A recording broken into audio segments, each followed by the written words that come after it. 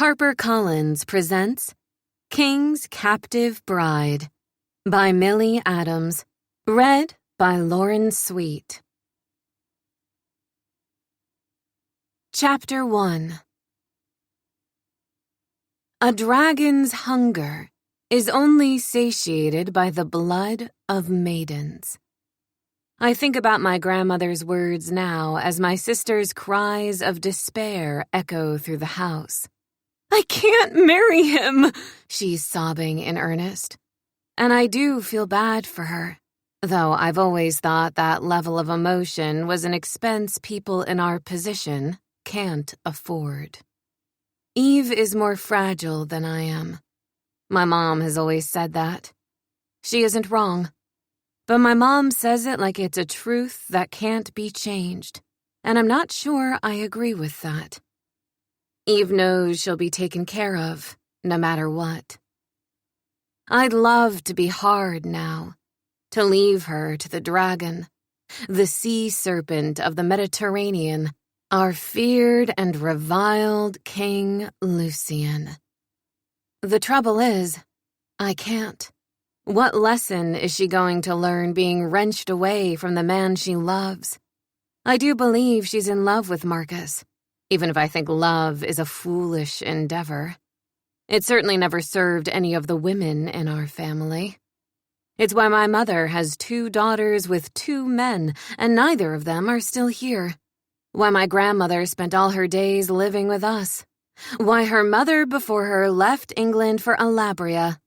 Because she'd fallen in love with a man she'd met in London who told her to come here. She did. She had his baby. He abandoned her. So we are 3 generations of women who have been abandoned by their husbands. Love seems stupid to me. I want more. I want to make a difference, to matter, to mean something. Love is fine. You can make a quiet life in a quiet house. I've already had that life. A life of struggle. A life where I am in the shadows of other people whether I want to be or not. What I can't understand is being so distraught by an arranged marriage, since no marriage has historically lasted till death in our bloodline. Though, with Lucian, death could come sooner than expected. On that, she has cause for concern. That's the real worry that I have. The real fear that sticks in the pit of my stomach and makes me feel cold. King Lucian has been married 2 times before.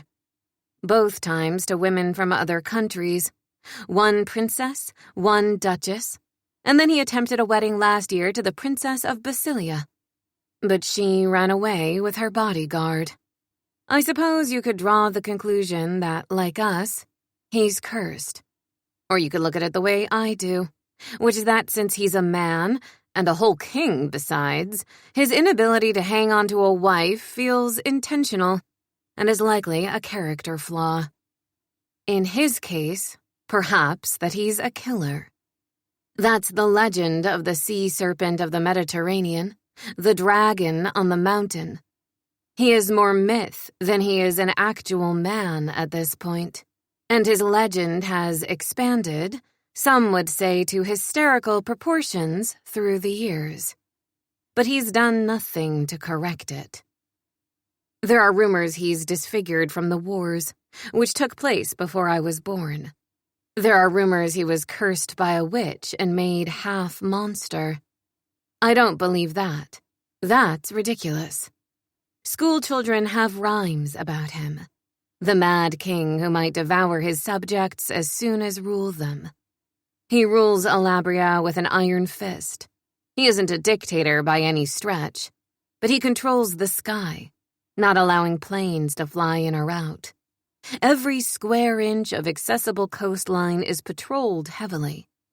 No one gets in or out without him knowing. We're allowed in and out, but... There was a war when he was born, way before my time. He's 40 years old to my 22. I came along after the violence stopped. I don't know how it would have shaped me. My mom did what she does best during that time. She smoked and drank and had a nice time. She met men she liked, and some she didn't. She worked, waiting tables or doing nails and hair for a while. She always took care of my grandmother and our modest house. It's Eve's beauty that put her on his radar. He was determined, or so it was whispered, to marry a woman from Alabria this time. A woman to represent the people, from the people. His scouts looked far and wide for the right woman, and they happened upon Eve in the salon she works at. The Beautician and the Beast. The headlines write themselves. My family doesn't want headlines. Mom has never really wanted to elevate herself, though the situation with money is a continual stress. If she didn't have to worry about bills, then things would be easier for her. If we don't do this, we may lose everything. If we do, my mother will never have to worry about money again. Maybe then she wouldn't want for anything. I suppose she would have liked to fall in love. I hope, for her sake, she still will. She's cheerful about our lot in life, even as she struggles. Grandma wasn't cheerful so much as she was determined. Eve is a dreamer. I'm a planner. I never planned to stay here. I've always wanted to leave. I wanted to go to Paris, to London. I wanted to see New York City. I've been saving and trying to arrange to get to university in another country. I have some money, and I have a collection of scholarships and aid awards and a few different options for school. I'm older for a university student, but it's taken time for me to piece all of this together. I want to be a scientist, a medical researcher. I want to matter far more than a peasant in a near-forgotten country. I want to change things, to make life better for other people. The churn of humanity overwhelms and comforts me in equal measure. We are, by turns, expendable and infinitely precious all at once. But I had thought that if I could change something for the better. It doesn't matter now. In my mind, I see a picture of my own closed fist, holding on to everything I've ever wanted. Everything I was so close to having. I imagine myself letting it go. I'll do it, I say. I stand up from the dinner table, planting my hands firmly on the surface. Eve is still wailing, and neither she nor my mom seem to have really heard what I said. I'll do it. The wailing stops. My mom looks at me. I'll marry him instead. Lilith. My mom looks like she pities me for a moment, and I can't figure out why that would be. It isn't like he knows Eve. Why should he care? Eve exchanges a look with my mother. He has seen me, she says. In photos. Oh, it's about Eve being prettier than me. They aren't wrong. She's redheaded with bouncy curls and vibrant green eyes. She looks a lot like his attempted wife who ran away from him, actually. I saw her picture splashed all over the news afterward.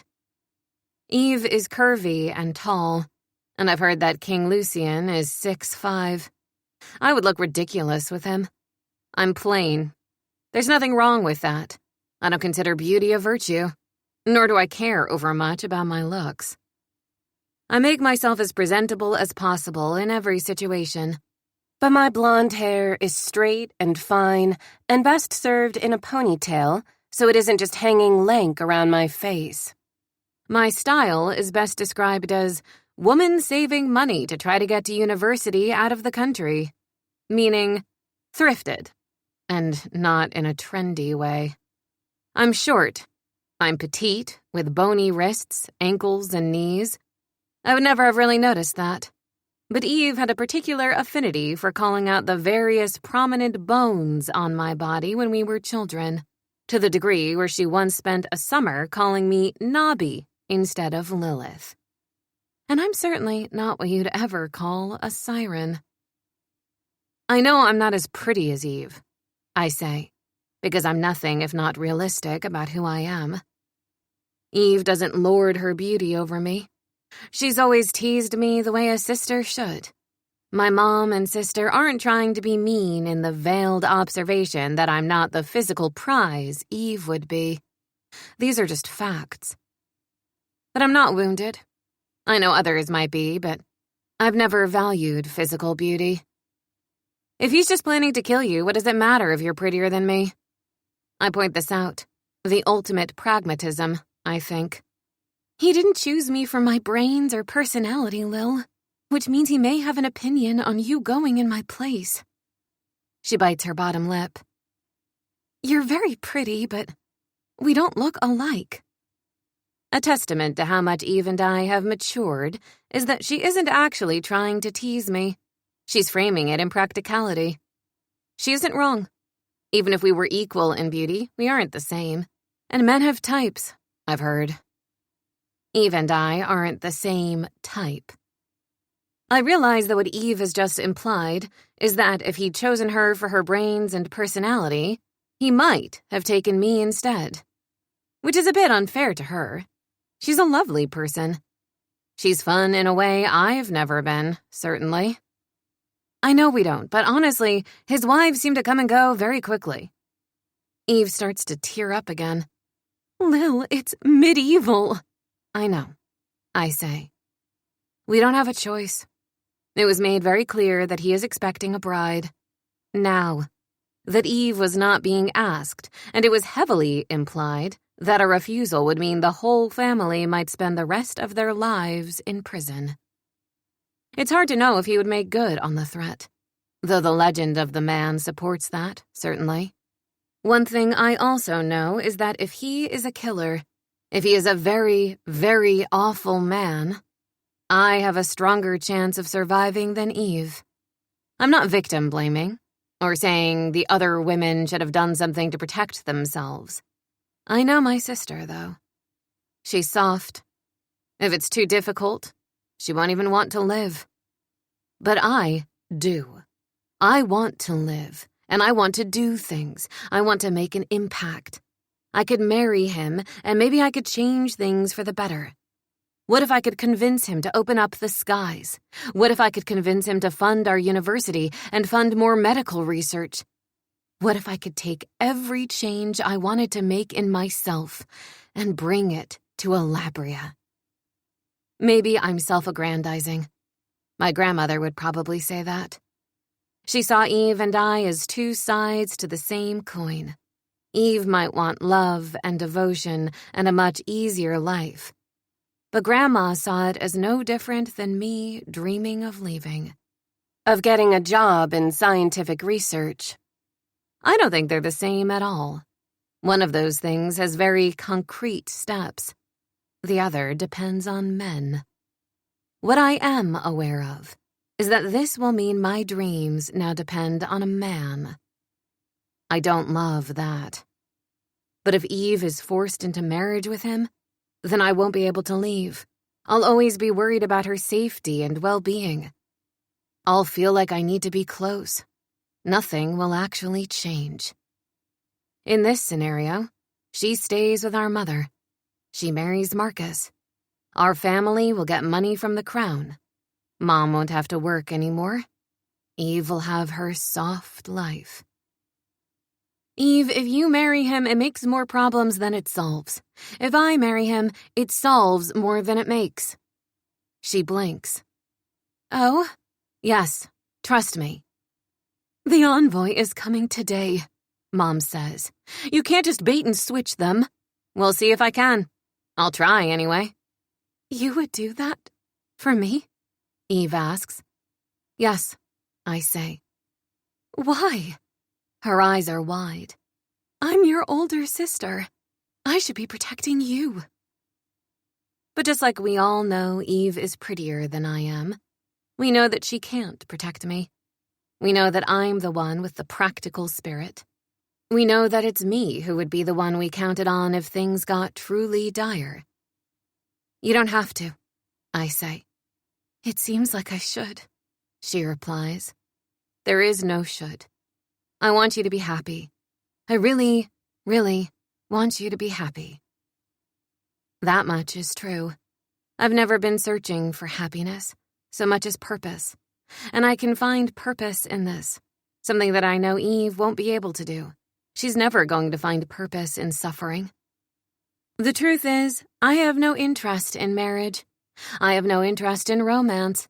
I don't even really have an interest in sex. I know about it. I know how to satisfy myself if need be, but I don't have strong fantasies of anyone or anything. It means that whatever the king wants, however he is, none of it matters to me. Eve is like my mom. She loves the romance of it all, the excitement. She loves when she meets a new man, and she has taken great joy in falling in love with Marcus. I don't think that it will last forever, which isn't low confidence in my sister. It's just her feelings are very intense. I don't think that necessarily makes him the best man on earth just because she thinks he is. But she'll fall in love maybe 10 times more and enjoy it every single time. Being in the palace will stifle her, if it doesn't kill her. He's very old, she says, wrinkling her nose. I laugh. I don't care about that. You'll have to have children, she says. I've never thought about that, because along with not caring about men and dating goes my general lack of thought toward having a family of my own. I'll save that concern for later. None of his other wives have made it to the point where they could bear his children. I don't want you to die, Eve says, sniffling. I won't, I say. I promise you that. Whatever happens, I will survive. I rely on my mind to solve everything for me, and it is perhaps unrealistic of me to feel like my mind can save me here. Nothing suggests Lucien will be charmed by a brainy bride. But then, there is no real information, and as far as I'm concerned, more information solves most things. I also simply can't imagine allowing a man to have me killed. Again, not victim blaming, and I realize this might be unrealistic, but if my brain can't picture it, it's not real to me. My brain paints a picture of my survival. I should go pack. I stand up from the table, and I make my way up the stairs. I begin to pack briskly. I've thought about this before, what I would take with me if I were to leave, because I've always planned on leaving. There is a light knock on the door. May I come in? I turn and see my mother standing there, her face lined with concern. Yes, come in. It would kill her, she says softly. I pause. I know.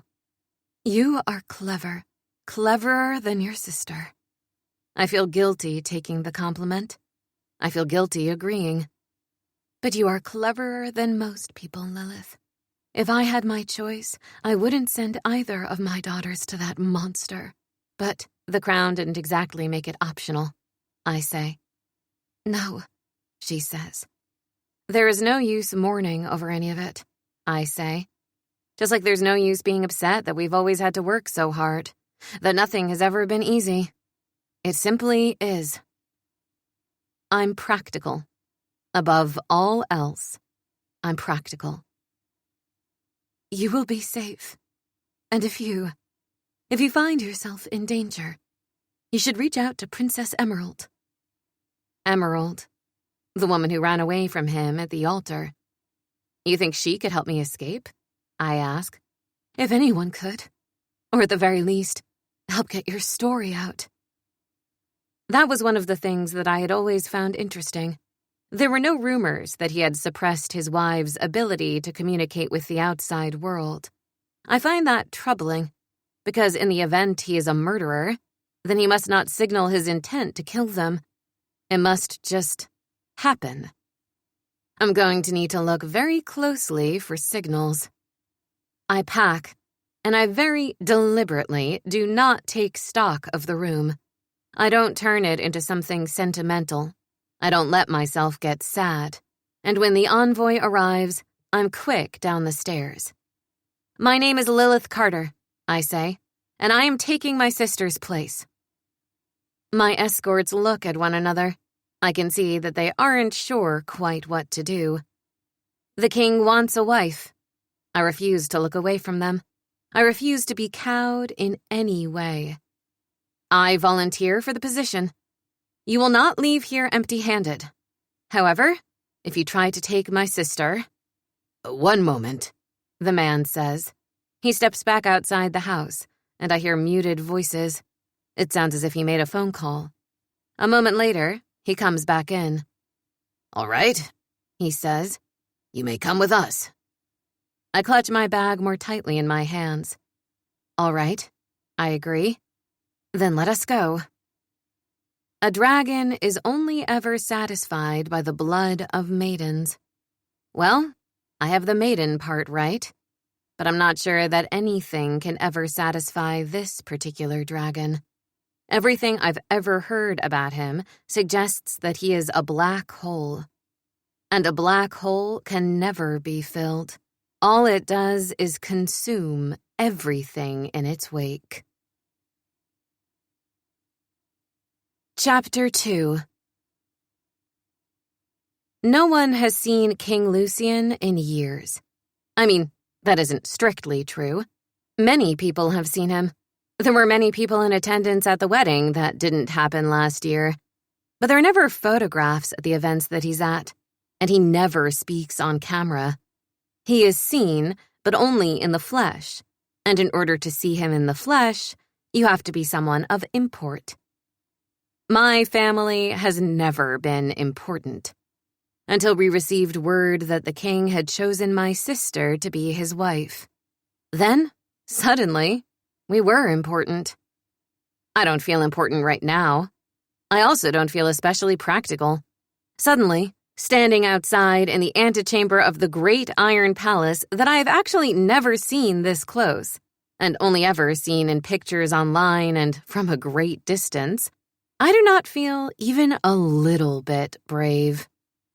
Suddenly, I want to go back home and hide in my room.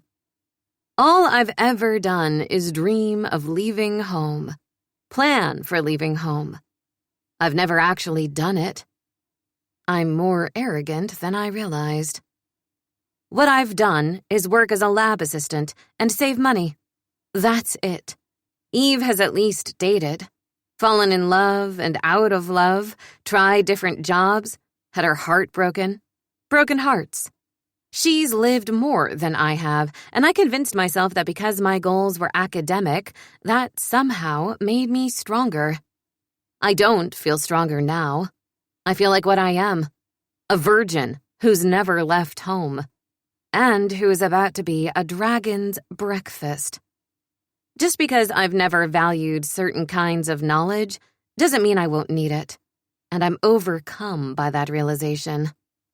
I try to conjure up the images I have seen of him. They exist, but there's just not new media of him, at least nothing not taken from a very distant position. Anything new is grainy and indistinct. Not that it matters how he looks, but I don't have a clear picture of him in my head as I both will the doors to the throne room to open and try to will them to stay shut forever.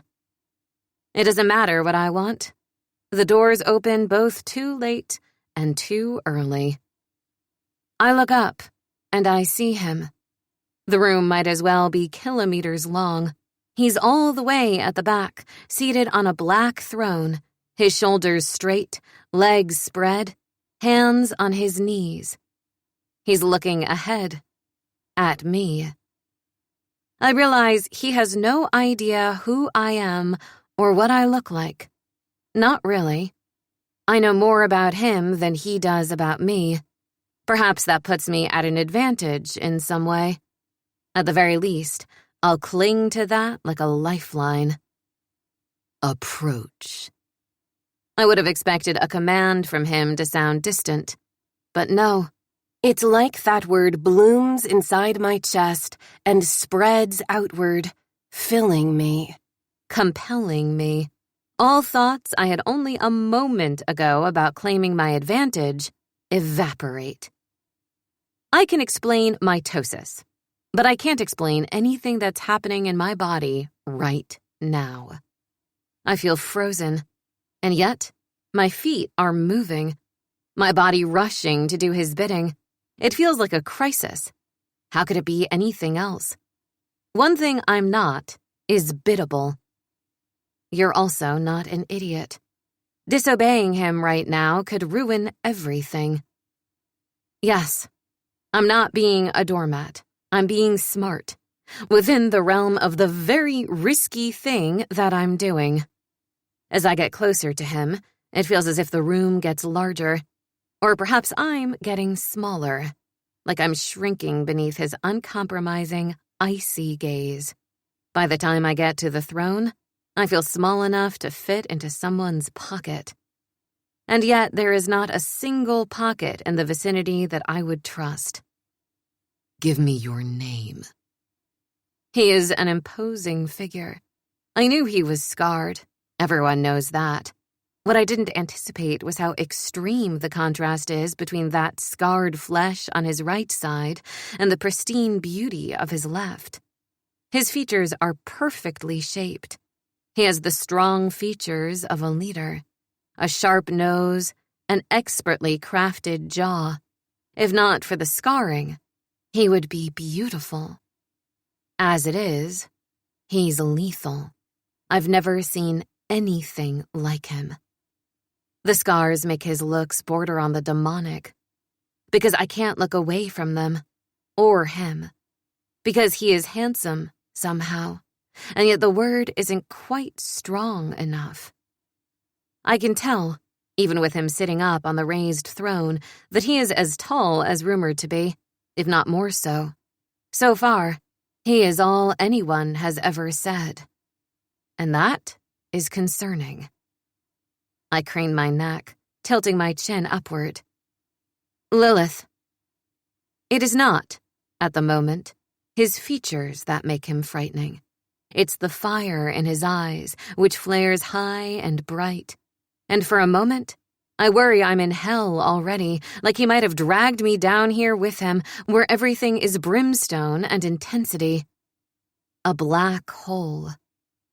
I look into his eyes, and they are fathomless. There is no end to his depths.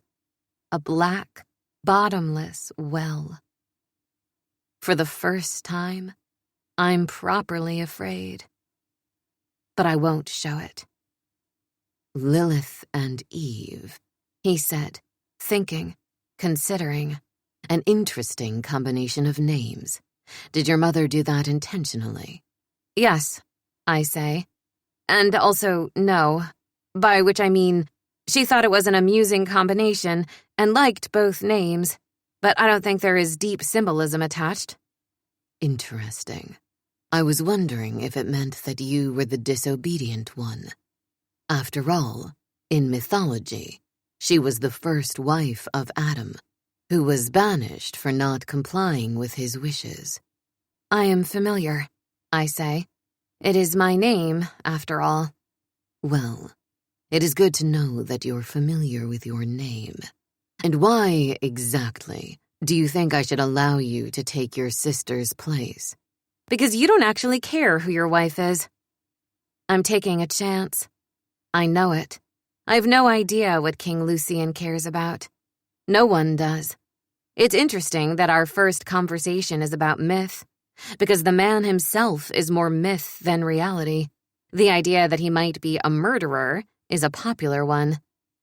But there are also rumors that he's cursed, destined to never find love because of a curse that a sorcerer put on his family before the start of the wars.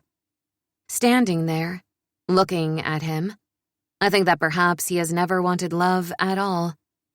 I have no idea what he wants. It's true, he says. I decided to select a woman from Alabria, a commoner. I thought that it might, perhaps, boost morale among the people, to know that one of their own rules alongside me. Do you intend to have your wife rule alongside you? He tilts his head to the side, and he reminds me rather of a snake considering his prey. I haven't decided yet. Tell me about yourself, Lilith. It is a command. I can tell that he has never had a command directly disobeyed. I can also tell that this is a test. Perhaps he's mad, because I see these warring things in him, the fire in his eyes, the darkness, too. He is a predator now, playing with his food, perhaps. Or is he just a jaded rich man looking to be entertained? If so, why hide away? He's a study in too many contradictions to make sense of him, which definitely suggests madness. And yet, for some reason, I find him more compelling than repellent. I would like to know more about you, I say. His lips curve, higher on the left than the right. So you are disobedient. Interesting. Did you want compliance, Your Highness? No, he says. What I would like desperately is to not be bored. This galvanizes me. I was right about him.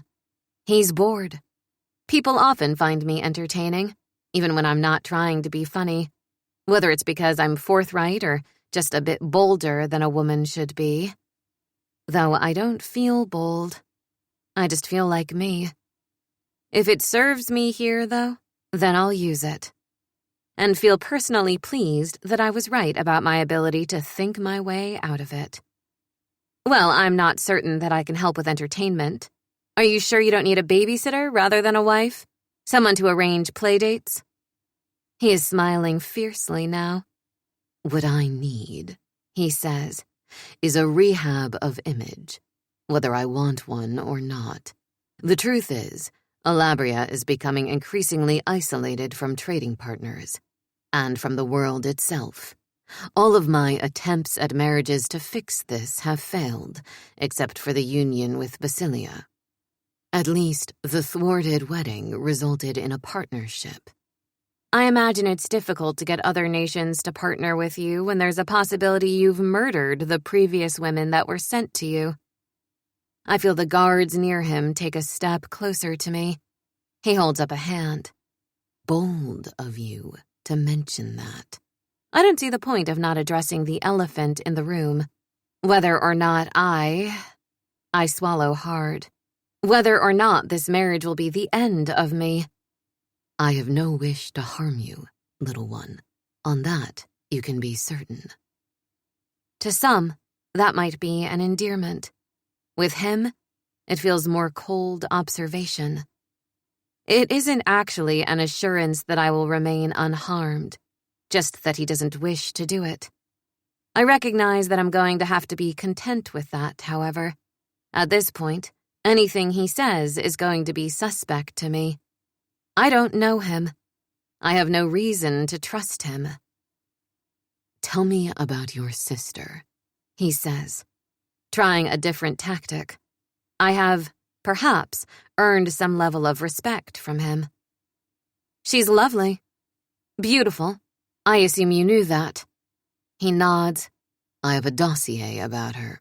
Your name is in it, but I confess that I know precious little about you. I did not ask for your information.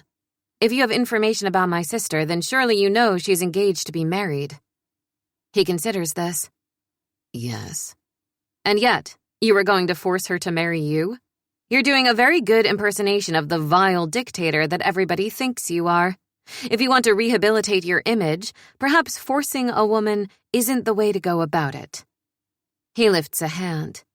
I am the king, he says, as if it is a great honor, as if no one could possibly want anything other than to be in his presence, to be his wife, not even to marry the man that they love, the man they are already engaged to. Not everyone wants power. He leans forward. You do. The words are soft, and yet they reverberate through me as a threat of recognition, like he sees something inside of me that maybe I've never seen in myself. It scares me, because it feels true, but I would say that it's not. I don't care about power. I care about education. I care about discovery. I care about being able to change my position in life and change things for other people. Though, I suppose what is wanting control over your life, but the pursuit of power? I would have said it was just a quest for agency. Funnily enough, I'm standing here offering to trade a substantial amount of mine away. And yet, it is a choice that I made. What I want is for my sister to be able to marry the man she loves. A martyr. How delightful. I've heard the blood of martyrs is particularly invigorating. You'll only find out if you marry me, I say. I could always go back to the drawing board, find a different family, a different woman. That he's open to finding someone new, without threats, makes me feel slightly dizzy. You could, I say. I hold my breath for a beat. Perhaps I'm about to get my freedom. Then I see that fire in his eyes again. I don't think I will, though. He snaps his fingers, and the guards move forward. Take Lilith to her new quarters in the North Tower. I'm not a prisoner, I say. No, he says, but you're not free either. This, likely, comes from his previous bride fleeing the wedding. His words send a shock through my body, and suddenly, I'm flanked by guards. I can go on my own. No, he says. Then he tilts his head again. I can't quite figure out what it means when he does that. He's assessing something, evaluating it. Me.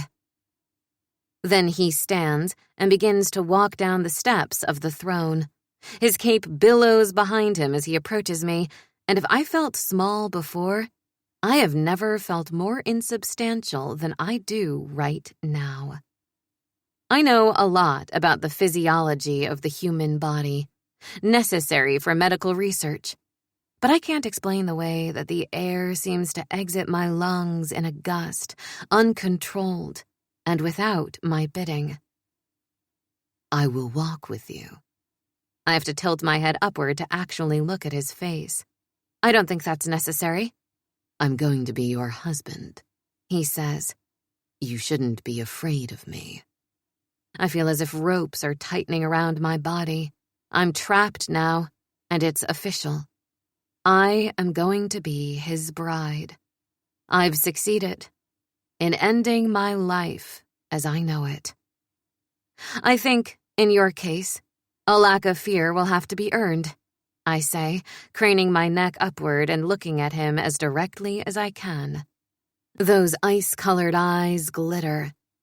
I don't think you're afraid of very much. No. He steps down off the last step and walks around me in a slow circle, like he's evaluating a horse. You're very small, he says.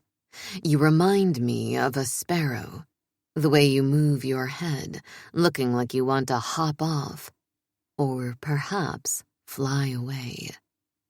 I don't like the characterization. My sister would have been some glorious tropical bird. Of course, I'm a sparrow, small and plain. I don't know why it bothers me. It shouldn't. And you're a dragon, I say, because for all that I am intimidated, for all that I feel unequal to this moment, shamed by it even, I have pride. Had he been a dragon in truth, I would have seen smoke curl out of his nostrils then. He smiles, the slow satisfaction spreading on his face, filling me with a strange sort of terror.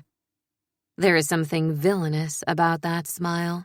It isn't a show of happiness or warmth. Come with me, Sparrow. He begins to walk away from me, leaving me to run to catch up with him. You can't walk that quickly, I say, my legs working as quickly as they can. You're too much taller than me. You seem to be keeping up just fine. I am overcome by a sense of surreality. This can't be happening. I cannot be chasing after the king of my country on the verge of becoming his wife. His wife. I am not meant to be someone's wife. I'm going to be a scientist. Except, no, I'm going to be a queen. There are so many girls who dream of things like this, of finding out that they're royalty, that they were always destined to be. Not me. But I think again of poor Eve and how much she wants to marry Marcus. And I think maybe I'm actually wrong. I'm not sure that most women dream of marrying strangers.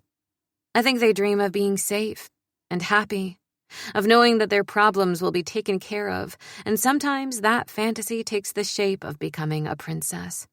But when given the choice between royalty and love, Eve chose love. And I chose love too. The love of my sister. I chose it over my own dreams. Not for the first time.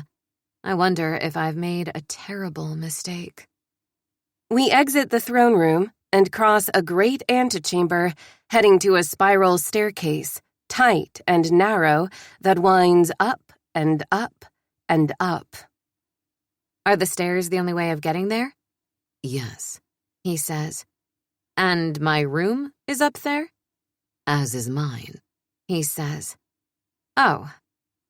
There's no way that we are going to share a room. Royalty doesn't do that. And I don't know him. You have a separate room, I say. He chuckles. Yes, of course, as is fitting. I feel mollified by this, but my thighs are burning and the backs of my calves are weeping for relief. There must be 500 stairs, and I'm dizzy from the tight spiral. This is medieval. You are such a small thing. I would think carrying yourself up the stairs would be easy. I'm more of a reader than a person who climbs. I see. And what do you like to read? Science textbooks. He makes a noise in the back of his throat. It sounds disappointed. I don't like nonfiction very much. I prefer the classics. Romantic literature. You do? Yes, he says. Why is that a surprise? Because I'm kidding, he says.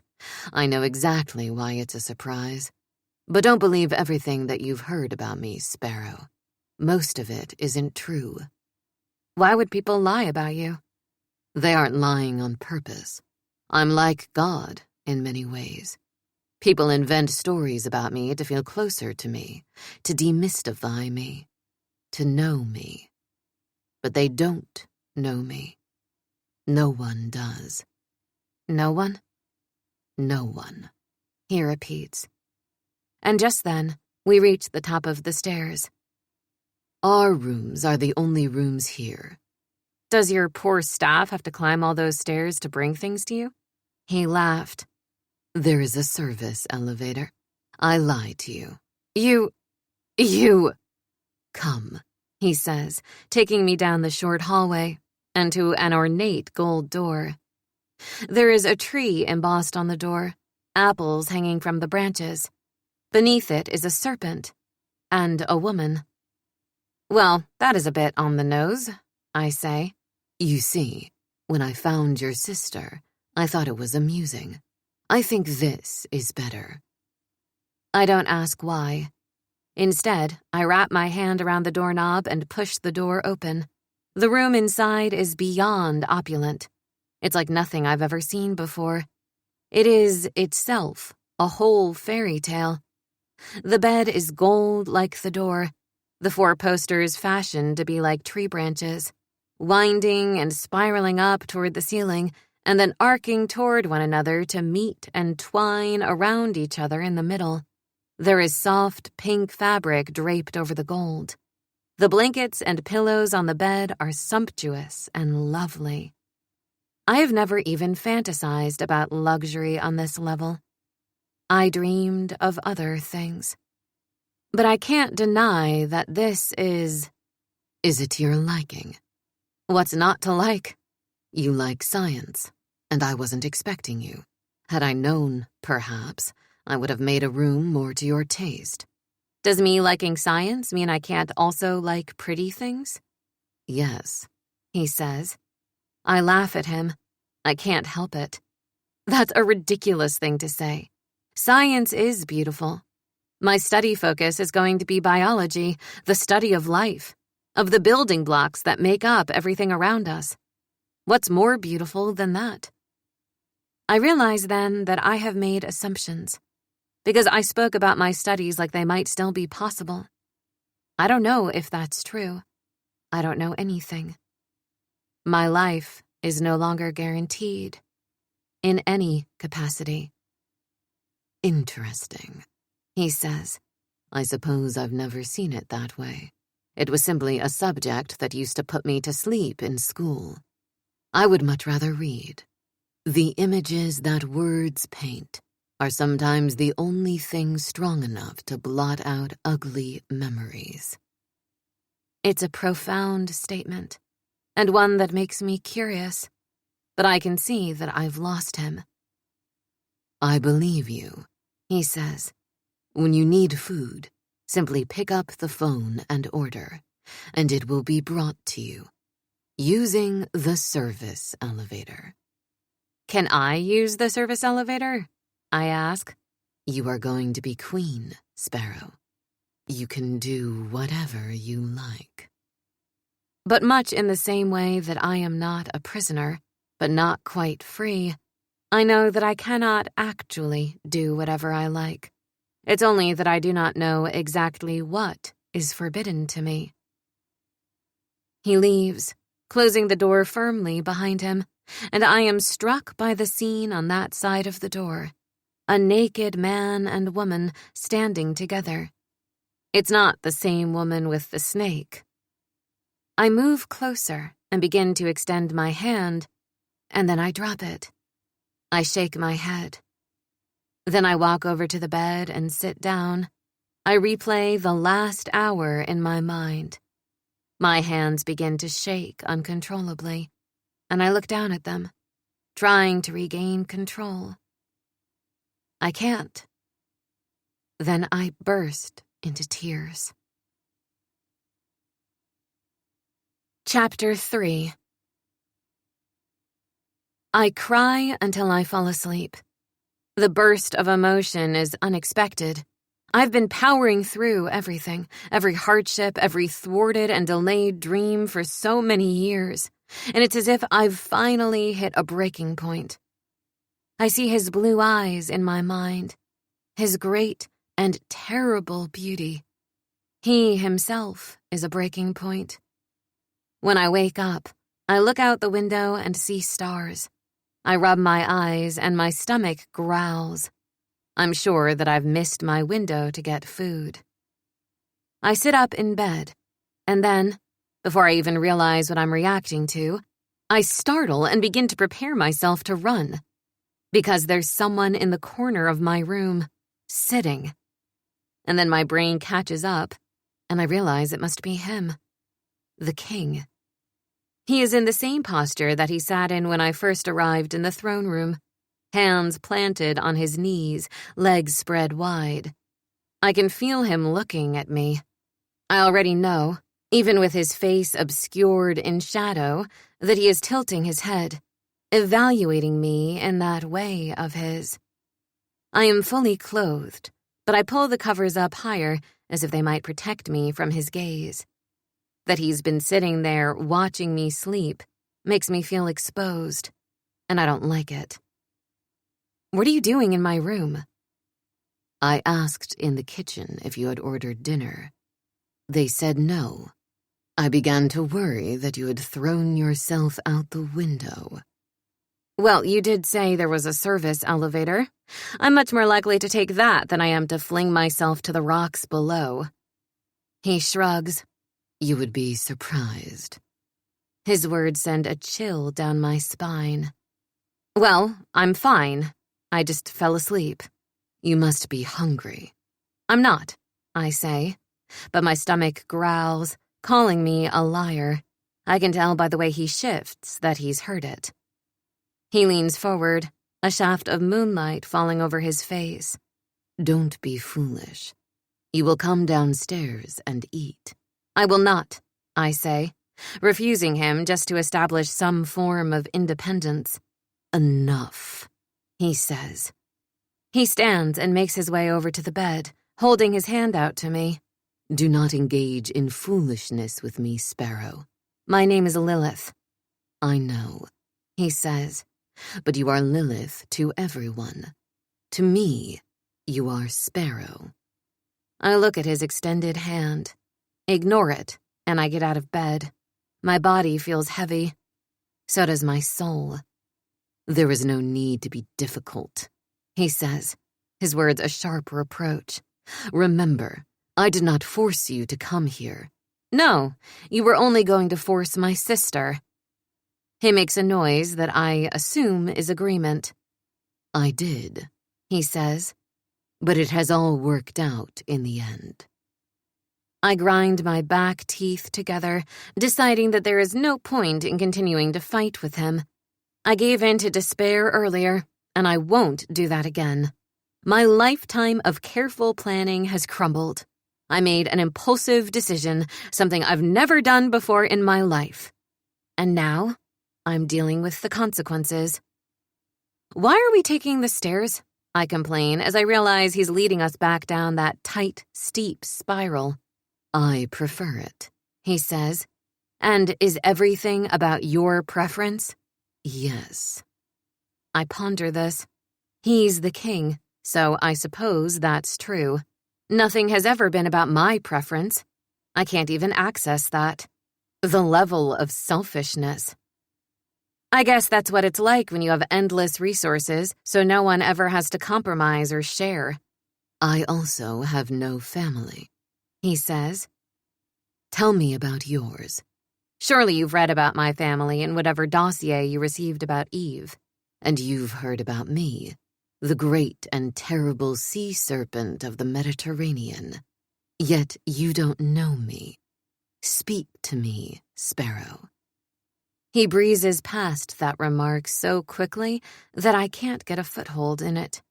Can't read his emotion. If there is any at all. It's my mother, myself, and Eve. For most of my life, we also lived with my grandmother, but she... My words catch in my throat. She died 3 years ago.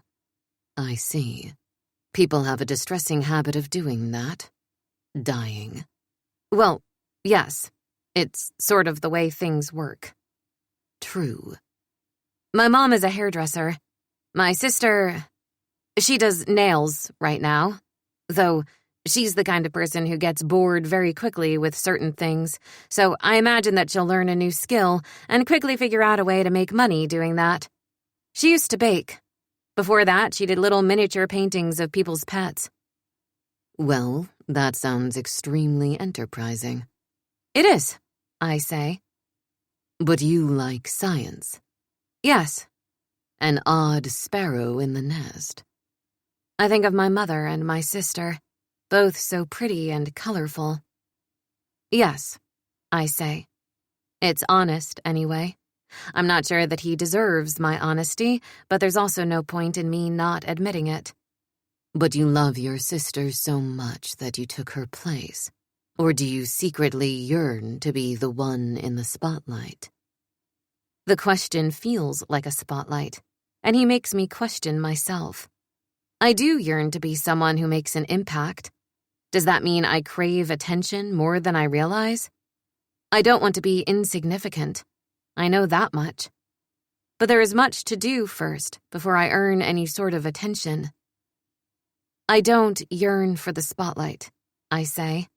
I yearn for university. To study biology. Well, yes, medical research. That's what I ultimately want to do. Interesting. I will take that under advisement. Finally, we exit the endless spiral staircase and are back in the big empty antechamber.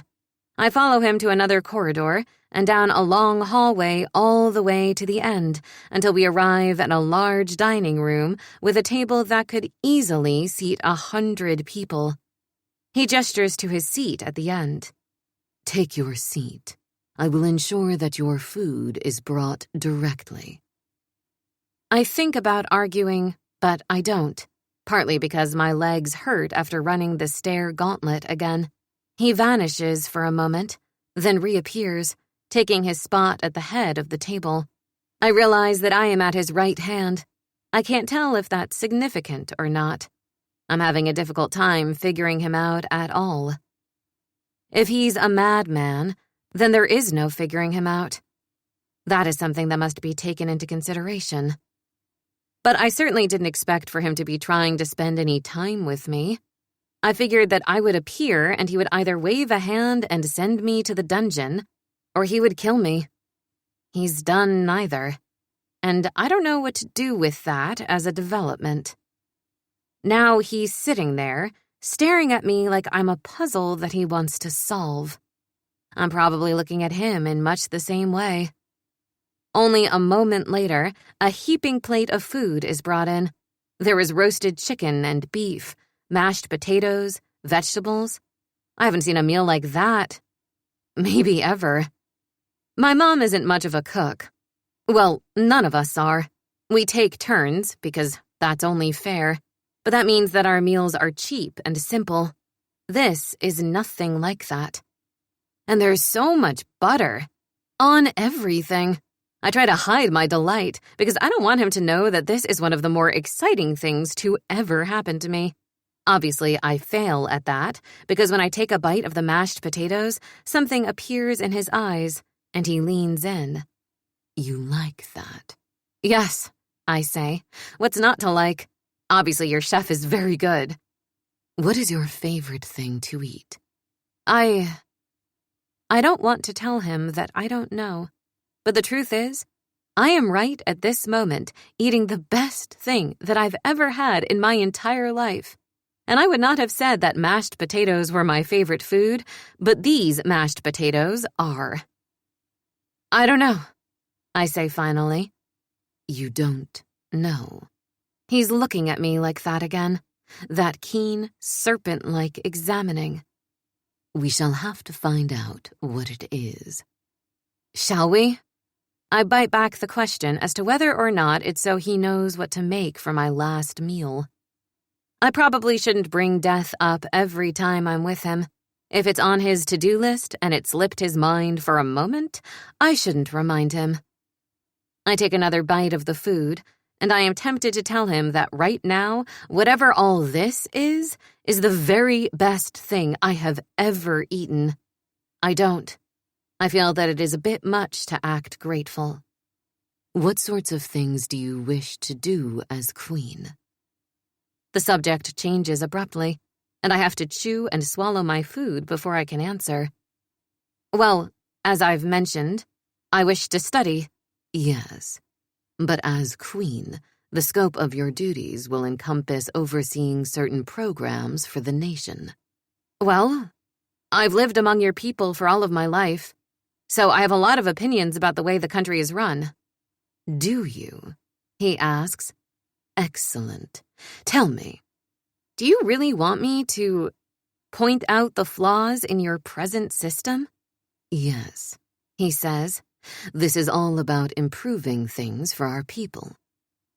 I'm surprised by this, but then I've been completely surprised by him from the moment I first met him. There are ways in which he's just like the stories, but also, he isn't. The myth of King Lucian is just that. A myth. Though I'm not entirely sure if the version that is sitting in front of me right now is better than those myths or worse. I can't tell if I'm being played with, like a mouse rather than a sparrow, or if he's being somewhat sincere. I would really like to see increased funding for education. The public school system as well as the universities here. The public universities in Alabria lag behind the rest of the world. I was going to go to university in England, most likely. I was looking at a few places around the world, but the idea of going here was never one I took seriously. The investment in research simply isn't there. Then we will invest in research, he says. You... just like that? You have the ear of the crown, Sparrow. And will I be able to study? Perhaps in a fashion. We will see. There is the matter of heirs. My stomach clenches tight. Yes, I am aware of that. But surely we can delay. I'm only 22. He makes a regretful sound in the back of his throat. So young. You could have chosen someone older. My sister is only 24. Alas, it is impractical when one must see to the production of heirs. That feels a bit unfair. It is a function of science, and I know well that science doesn't care about feelings. Even so, it is. He says, life is often unfair. I know that, and I'm not generally bothered by it. I've worked to make my life the best that I can in spite of the modest circumstances I was born into. I'm well aware that life isn't fair, that we aren't all given the same tools, the same resources, the same starting point. Hearing it from a king, the man who owns this palace and who now owns me, is grating. I've noticed, I say, especially when some have all the money and power and others have to scrape the crumbs of it from the floor. Is this how you feel about your own life? It's how so many people feel about their own lives. Are you anti-monarchy? He asks, studying me intently. I'm too practical for that. The abolition of government is unlikely as long as men want power. And spoiler, I don't think men will ever not want power. A monarchy is just one of the many imperfect and corruptible styles of government. You rid yourself of one, you only get another. Ask the Romanovs. A philosopher, then, if not an anti-monarchist. I blink. I don't think so. I'm only practical. Only practical, he asks. Is that all you are, little sparrow? I think about my life. All the years I've spent studying and working hard to get where I wanted to go, then how I demolished it all when my sister wept. No, I say. I'm not only practical. Sacrificing myself for my sister wasn't practical.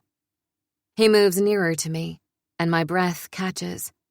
Then there are footsteps at the threshold of the room. Servants appear and clear our plates, and he has not moved away from me, but he doesn't move forward anymore.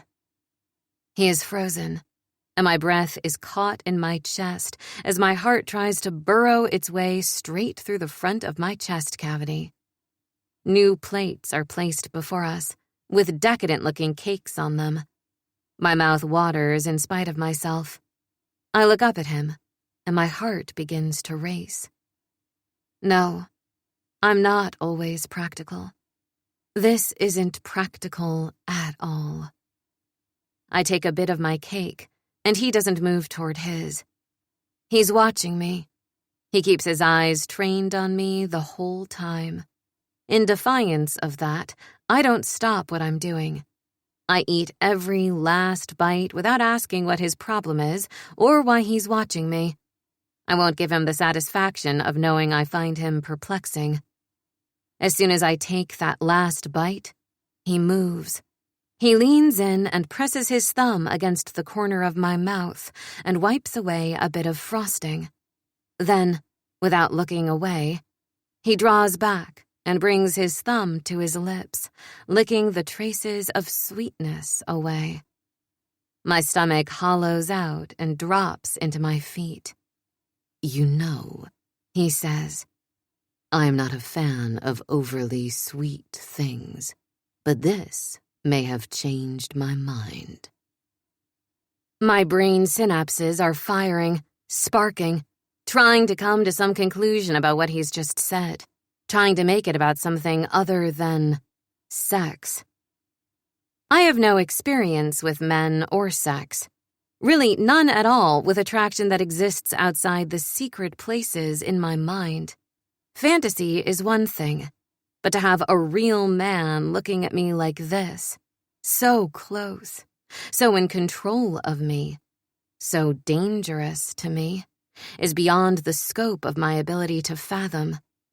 I say nothing, and then he takes hold of my chin, his thumb and forefinger squeezing tight.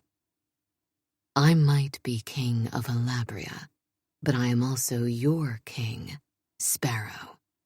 Isn't that the same thing? I ask, my voice trembling. He releases his hold on me, and I feel the impact of his ice-cold eyes all the way down to my toes. No. Then he stands, his impossible height dwarfing me as I sit still, my empty cake plate in front of me. Can you find your way back to your room? Yes. Good. I will see tomorrow. He gives no indication of what tomorrow will bring. Chapter 4. The Dragon. Hunger is nothing new for me. Hunger is a way of life. I have all the money and power in the world, and yet a keen sense of what I cannot buy, what I can't force, what I can't hold on to. There are certain things the universe will tear from your cold, bleeding hands as you weep and beg. There is no compassion out there among the stars. When you come into possession of something, all you can do is hold as tightly to it as possible. Imprison it if you must. Whatever you can do to hang on as long as you can. A sparrow cannot fly if you clip its wings. Chapter 5. When I wake up, I'm pulled out of bed almost immediately by one of the palace aides and dragged into a massive room with racks of clothing and a hairstyling station. I'm no stranger to having my hair colored, cut, and otherwise experimented on. After all, my mom and sister often had to have a guinea pig for new techniques they were trying to learn. But I find that I'm anxious about turning my hair over to someone I've never met. Yet, it's only hair. And on the long and vast list of concerns I have right now, my hair shouldn't be one of them. I can't figure out my future husband. I have no idea what he intends to do with me, or what my life will look like once he assumes control of it. Once he does, he already has. I let that truth sit and turn over in my stomach. I don't like it, but I can't deny it. The king has tasked us with overseeing your look for the wedding celebration in the coming days. Oh, I say. I have no idea what the wedding celebration is. If it's the wedding itself, I actually don't even know when we are supposed to be getting married. It's tempting to sit there, asking no questions, because I'm not entirely sure that I want the answers. But if there's anything I've learned from science, it's that inquiry is the only way to learn. Trying, failing, finding answers you don't like is all a part of reality. And the truth doesn't change just because you don't know it. Facts truly don't care about your feelings. And so if I want facts, I can't afford to care over much about my feelings either. And what exactly is the wedding celebration? The woman looks at me just as I feared she would. She's a very beautiful woman, and probably feels that she's more sophisticated than I am. Certainly prettier. She would be correct. I wonder if she thinks that she would be a better candidate for queen than I am. All of that is probably true. But still, I don't like being the object of somebody's petty jealousy when I don't even especially want to be in the position that I'm in. But then, perversely, that makes me want to lean into my ignorance here, because it will only make her think that I'm all the more unsuitable. And that will likely make her angry. There will be a party the day before the wedding, a time for all of the foreign dignitaries to come and celebrate your upcoming union. When would that be? She stares at me. You don't know? Yes. Our great and glorious king likes to keep me in suspense about everything, but most of all, my fate. I can tell that she's shocked that I would say something so dry about the man himself. But surely everybody who deals with him on a daily basis can see what a mercurial and difficult person he is. Even if he isn't a murderer, and I'm still withholding judgment on that, he doesn't do anything to make his movements clear, to make his intentions transparent. If anything, he seems to delight in his own opacity. The wedding will be Sunday, she says. I see. You must know, then, that there was another bride intended for this wedding originally. She nods. Yes, I was given an entirely different color profile, and I had to change everything. Also, your measurements are different. I laughed. Oh, I know. The original bride was my sister. I can tell that she's curious. Her curiosity is warring with her irritation at my existence. My sister is in love with someone else, I say. I stepped in because I'm not in love with anyone. And you get to be the queen. I didn't want to be queen either. This gags her. I'm amused. I can't tell if she likes me less or more after the admission, but she proceeds to show me clothing on a rack, dresses of so many different colors, and I confess that I have no idea what color suits me the most. I've never thought about it. You've never thought about what color looks best on you? She is incredulous. Yes, at no point in my life has that mattered. It has never gotten me anything. My sister is a great beauty, and in order for beauty to provide you with some sort of privilege or upward mobility, it must be a great and terrible beauty indeed. You possess beauty like that, I say to her. That makes her almost angry. And yet, you are to be queen, and I am a stylist. Are you in love with him? She laughs. Oh, no, he's terrifying. Yes, I agree. What's your name? She frowns. Allison. Well, Allison, if you would like to ask the king if he would approve of the two of us switching places, I really don't mind. I'm sort of kidding. Except, after the words exit my mouth, I realize I'm not. Maybe I can keep switching queens in and out, and eventually we'll find someone who actually wants the position, not someone who is simply doing it because they were commanded to, or to help someone else. Oh, you don't actually want to marry him. He's beautiful and powerful, rich. Those are all interesting things, I grant you, but less envious at the idea of me marrying him when you have to actually imagine what that would look like. I don't know, she says. I didn't realize that my attitude was so apparent. I apologize. It's an interesting fantasy. The idea that your whole life could change overnight because the king wants to marry one of his common citizens. But I guess it's only good in theory. I'm hoping that it won't be horrible in practice, but I won't know until after. Are you afraid of him? I think about it, about everything I've seen of him since I've arrived.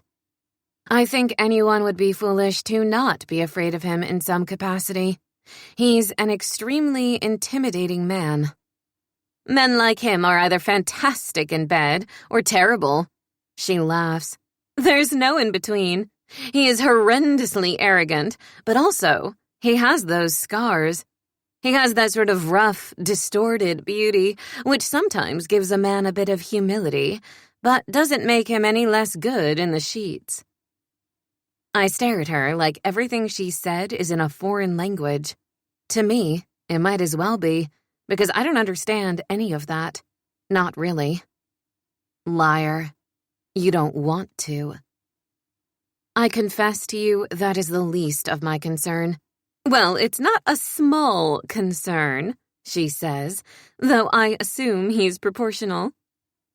I am caught on that statement while different dresses are taken off of me and put back on, as I am twirled and twisted in front of a mirror. Your eyes are very nearly green, she says. Blue and green clothes seem to bring that out. I stare at myself, wrapped in blue silk currently. I do see something a bit mossy in my eyes, versus the typical indistinct mud I would normally claim to have. It's also surprising to me how nicely the dress highlights what little I have in terms of curves. Again, nothing I've spent much time thinking about.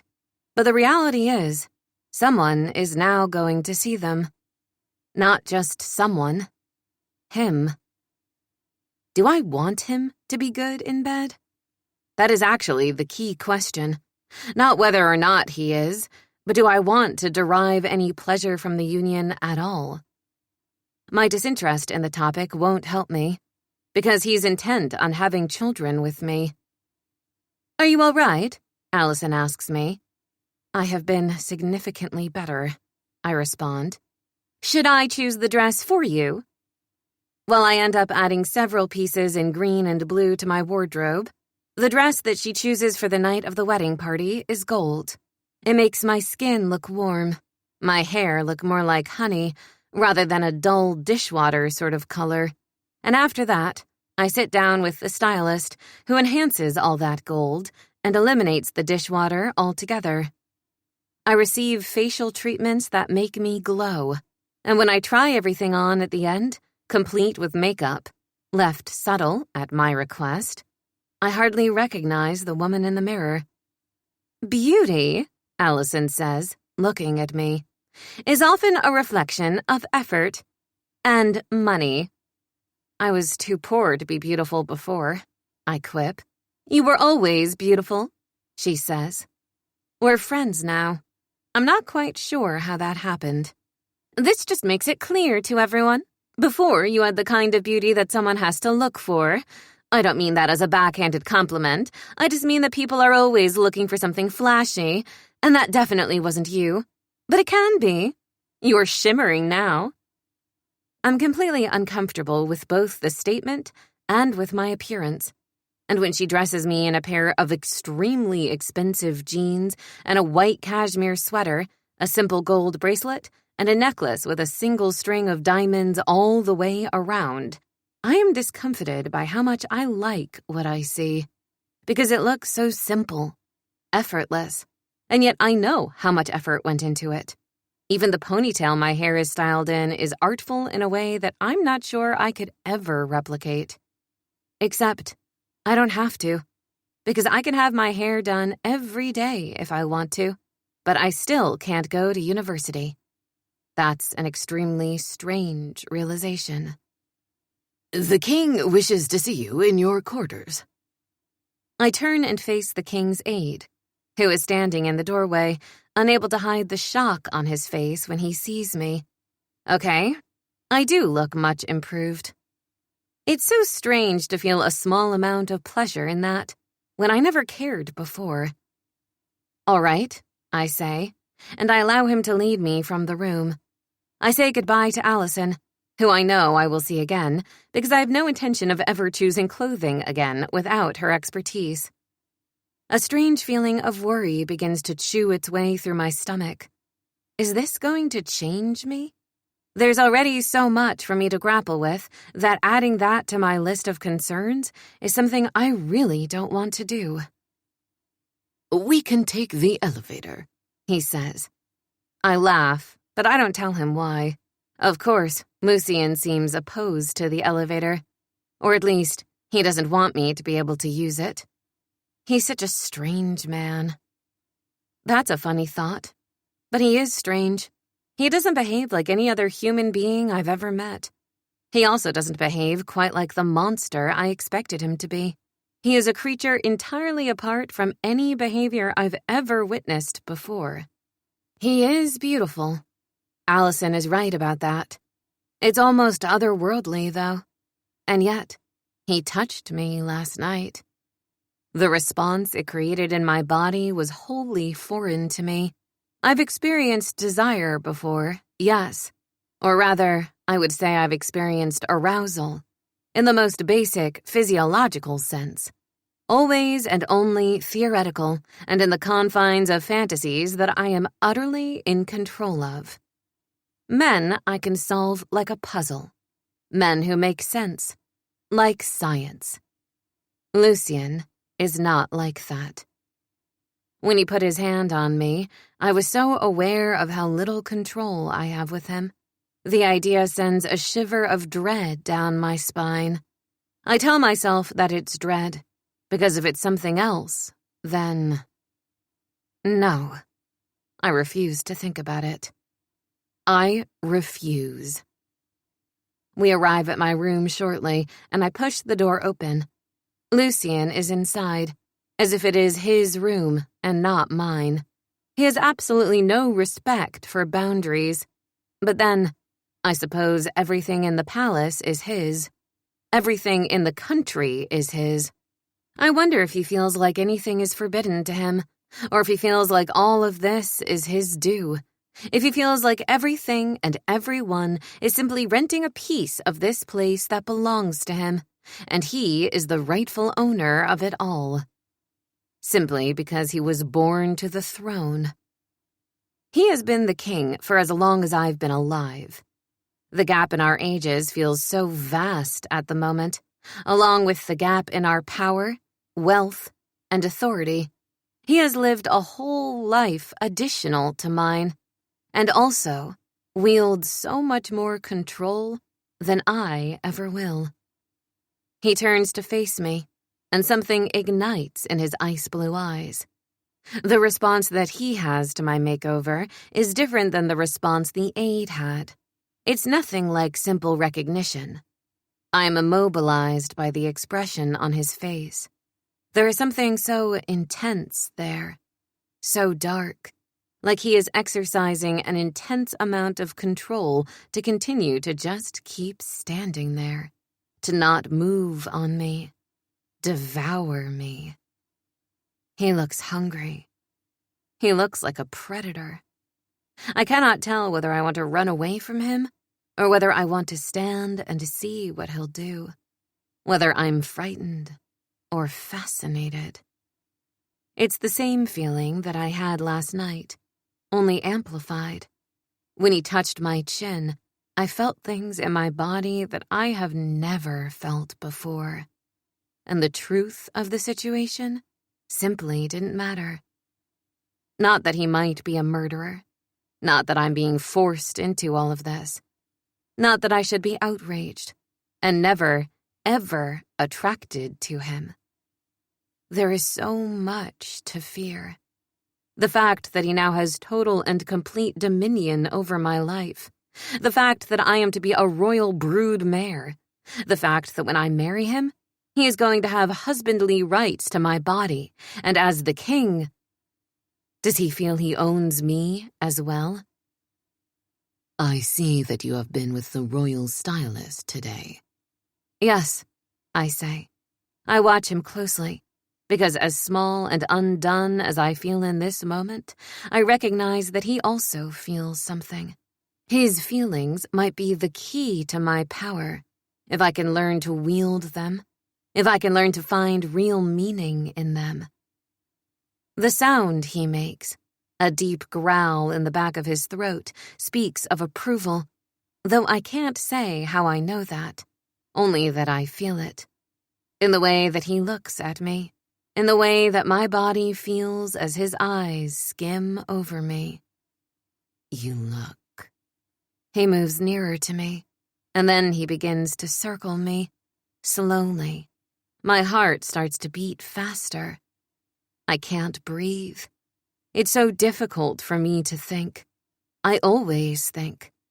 My mind is the one thing that I can count on. It's the thing I've been counting on for a very long time to get me out of trouble, to change my life. And I can't use it right now. There is nothing except for the insistent throbbing of my heart and the trembling in my body. Expensive, he says finally. You look expensive. I don't know what to make of that comment. I'm not sure if I should be insulted by it or complimented. I'm not sure if I should ever be complimented by him. I did choose this, but just because I'm a willing prisoner doesn't mean I'm less of a prisoner. My options are limited. Thank you, I say. But if I look expensive, it's only because it was purchased with your money. A better use of it I could not think of. He looks around my bedroom, and for the first time, I realize why he's called me up here. I was blinded by his presence. But now I see bookshelves, floor to ceiling, and entirely full. Except for this. What is this? I ask, feeling breathless. It is for you, he says. Your own private library. Obviously, there is room for it to expand.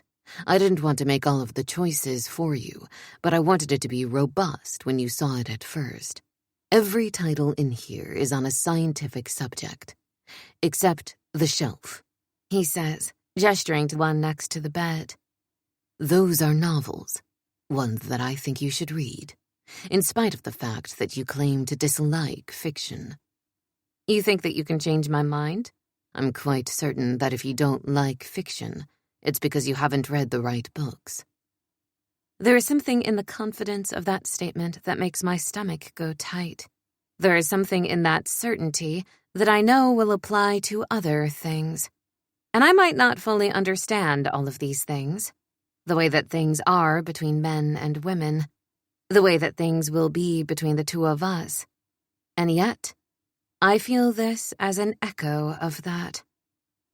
And yet, he's also given me shelves and shelves full of the books I do want. He cares about what I want.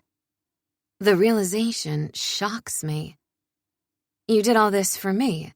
Of course, he says. I want you to like it here. I want you to be comfortable. You want me to like this? Of course I do, he says, as if it is the most ridiculous thing he's ever heard. The idea that this man who makes edicts out of other people's lives might not care about their happiness. Your time will be spent here, in the majority. You must have access to the things that bring you joy. I am rattled by this statement that I'm going to spend most of my time here. What about the potential for studying at university? We have the ability to bring top-tier teachers in for you to join in classes virtually anywhere in the world. There is no need for you to go to university. But I realize that it was a childish thought. I realize, of course, that there is no queen or king sitting in a classroom in a regular university, living in another country. That there's no way he would ever let me live away from him, especially not because he sees me as his potential baby factory. But hearing the words, fully having to accept it. Perhaps I wanted a different life more than I realized. More than education, but a chance to be away from here. I then realize how much I was hoping he would simply change his mind. How much I was hoping that he would realize that I was young and I deserved to do more. How much I was hoping that this would all magically work out. I thought that I was practical. I'm not. I'm just a girl, one full of hope that I have no right to have. One full of an unrealistic and shattering amount of optimism. I've walked myself into a prison, and I was so certain that because I had done it of my own accord, that I would have some control over when the door was locked. But this man is my jailer, and what he says is what will be. I had too much confidence in myself. I was hoping that I might actually go somewhere for school, I say. It is impossible, he says. Do you have any idea how dangerous the world is? Especially for someone with a raised profile as you will have. There is no way that you could ever safely navigate something like that. No, you must stay here. You said that I would be spearheading committees and— Yes, in the palace. I have enemies, Sparrow. You must be kept safe. You're talking about putting me in a cage. Yes, the cage will keep you safe. But look, Look at these books.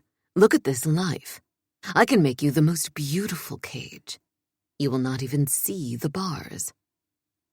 I stare at him, and I know that he believes this is true.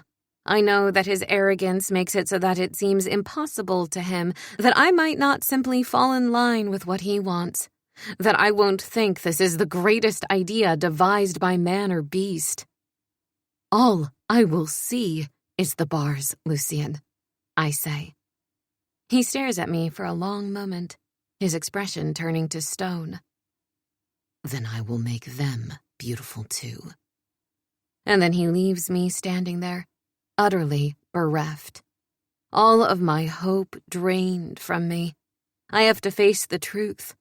I sold myself into marriage, and I have no control over anything. I don't want to meet him for dinner, but the king has summoned me, and I'm told that I have no choice. I weigh my options, because I know that I can refuse him. I can certainly stay in my room, force him to carry me down physically, or for him to get the guards to do so. I have more control than they want me to think, because I can opt to be uncomfortable. I can opt to make it a war. I decide not to, because I don't believe that it will help me. And as much as I would love to have a fight simply for the sake of it, I know there's no purpose to it. I take a deep breath, and I begin to walk down the spiral staircase. Now I'm taking the stairs simply to prolong the amount of time it will take before I have to face him again. When I walk in, he is sitting at the head of the table, looking thunderous. "You're late," he says. "Yes, I am," I respond, and then take a seat 2 chairs away from him, to be inflammatory, because I might not turn it into a war, but I may make it a small skirmish. "I find you ungrateful," he says. I'm stunned into silence. All I can do is stare at him with my mouth dropped open. "You find me ungrateful?" "Yes," he says. "You are entirely ungrateful. I had all those books sourced for you, and those shelves built in a mere few hours. You have any idea all the work that went into that?" "You didn't do the work. Point me in the direction of the people on your staff who did it, and I will send them a thank you." "It was my idea," he says. "It is also your idea to prevent me from doing the thing that I truly want to do with my life." "It was your idea to submit yourself to this marriage," he says. I can say nothing to that, because he's correct. Damn him. "Would you like me to swap you out for your sister? Because there is still time. And if you think that I won't because of public perception, then I need you to stop and think about me, about all the things that I'm willing to let the public believe. Do you think that I care about my image?" I thought that this marriage was about improving your image. "There's still time to commit a few acts of villainy before then, surely."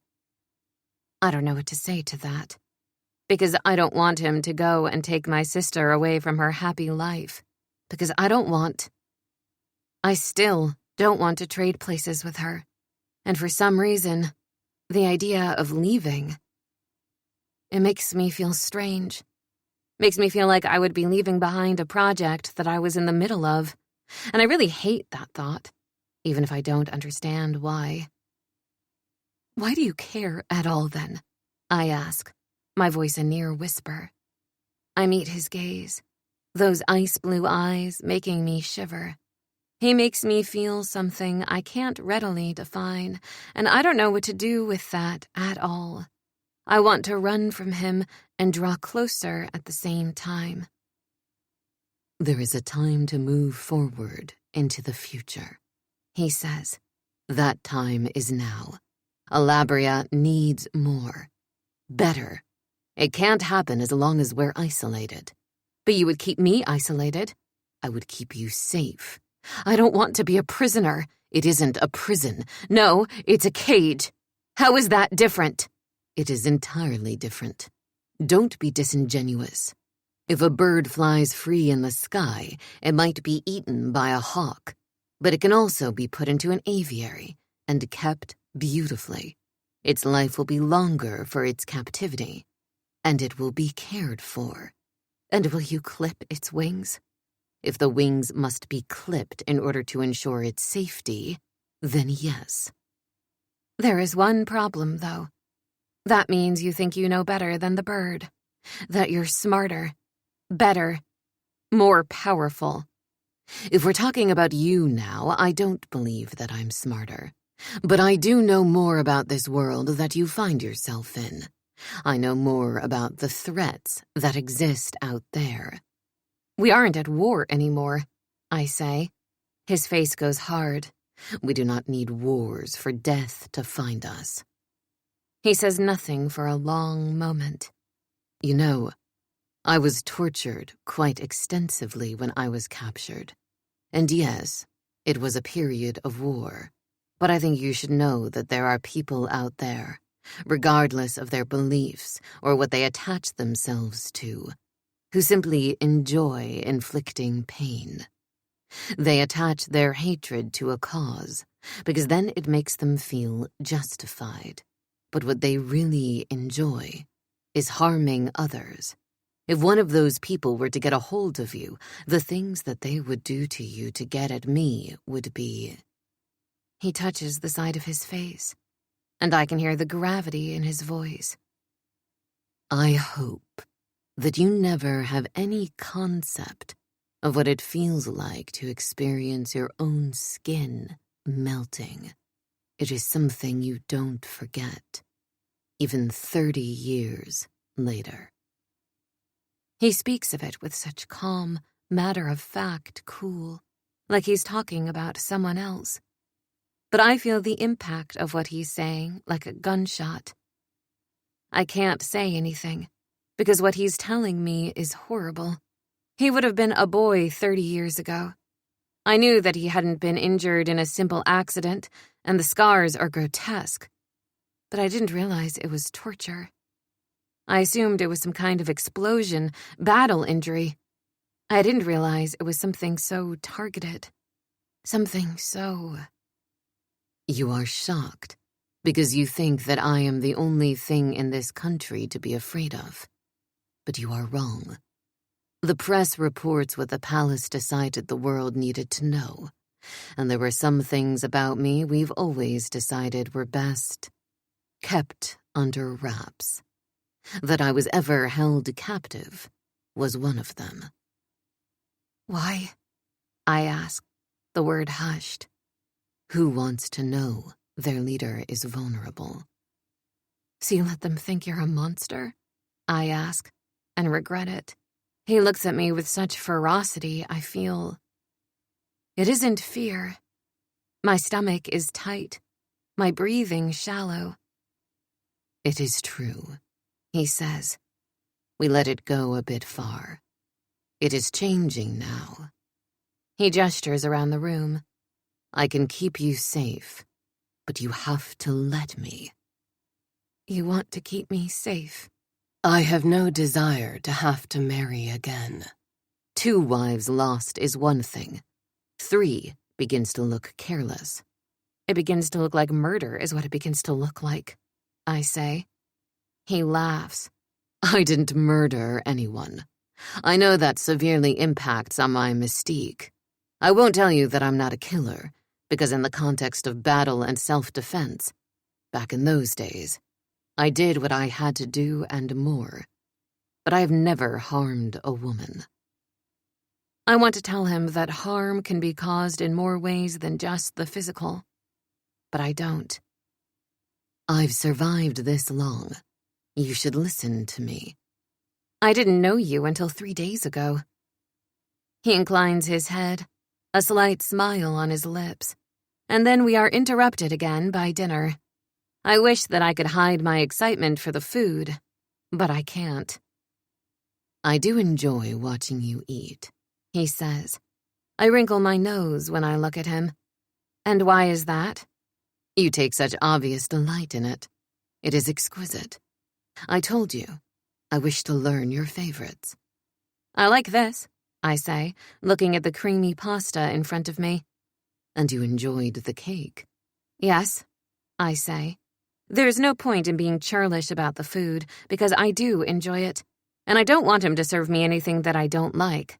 I have pride, but I also have to be somewhat realistic, and I don't want to be self-defeating. Tonight, the cake is strawberry. I do try to not look too pleased about that, because there is a line between pleasure and humiliation. I don't wish to cross it. But then, I never do. I try to keep my dreams manageable, cerebral, not emotional. I'm pleased, though, by the mention of strawberry cake, and I try to hide my pleasure on principle. He is looking at me in that way that he does, that way that makes me feel like my skin is covered with prickles, that way that makes me feel as if he can see straight inside of me. I don't know how he's taken me from talking about my own captivity, trauma, and war to strawberry cake. It's one of the ways in which I find him to be so dangerous, really. I can't anticipate him.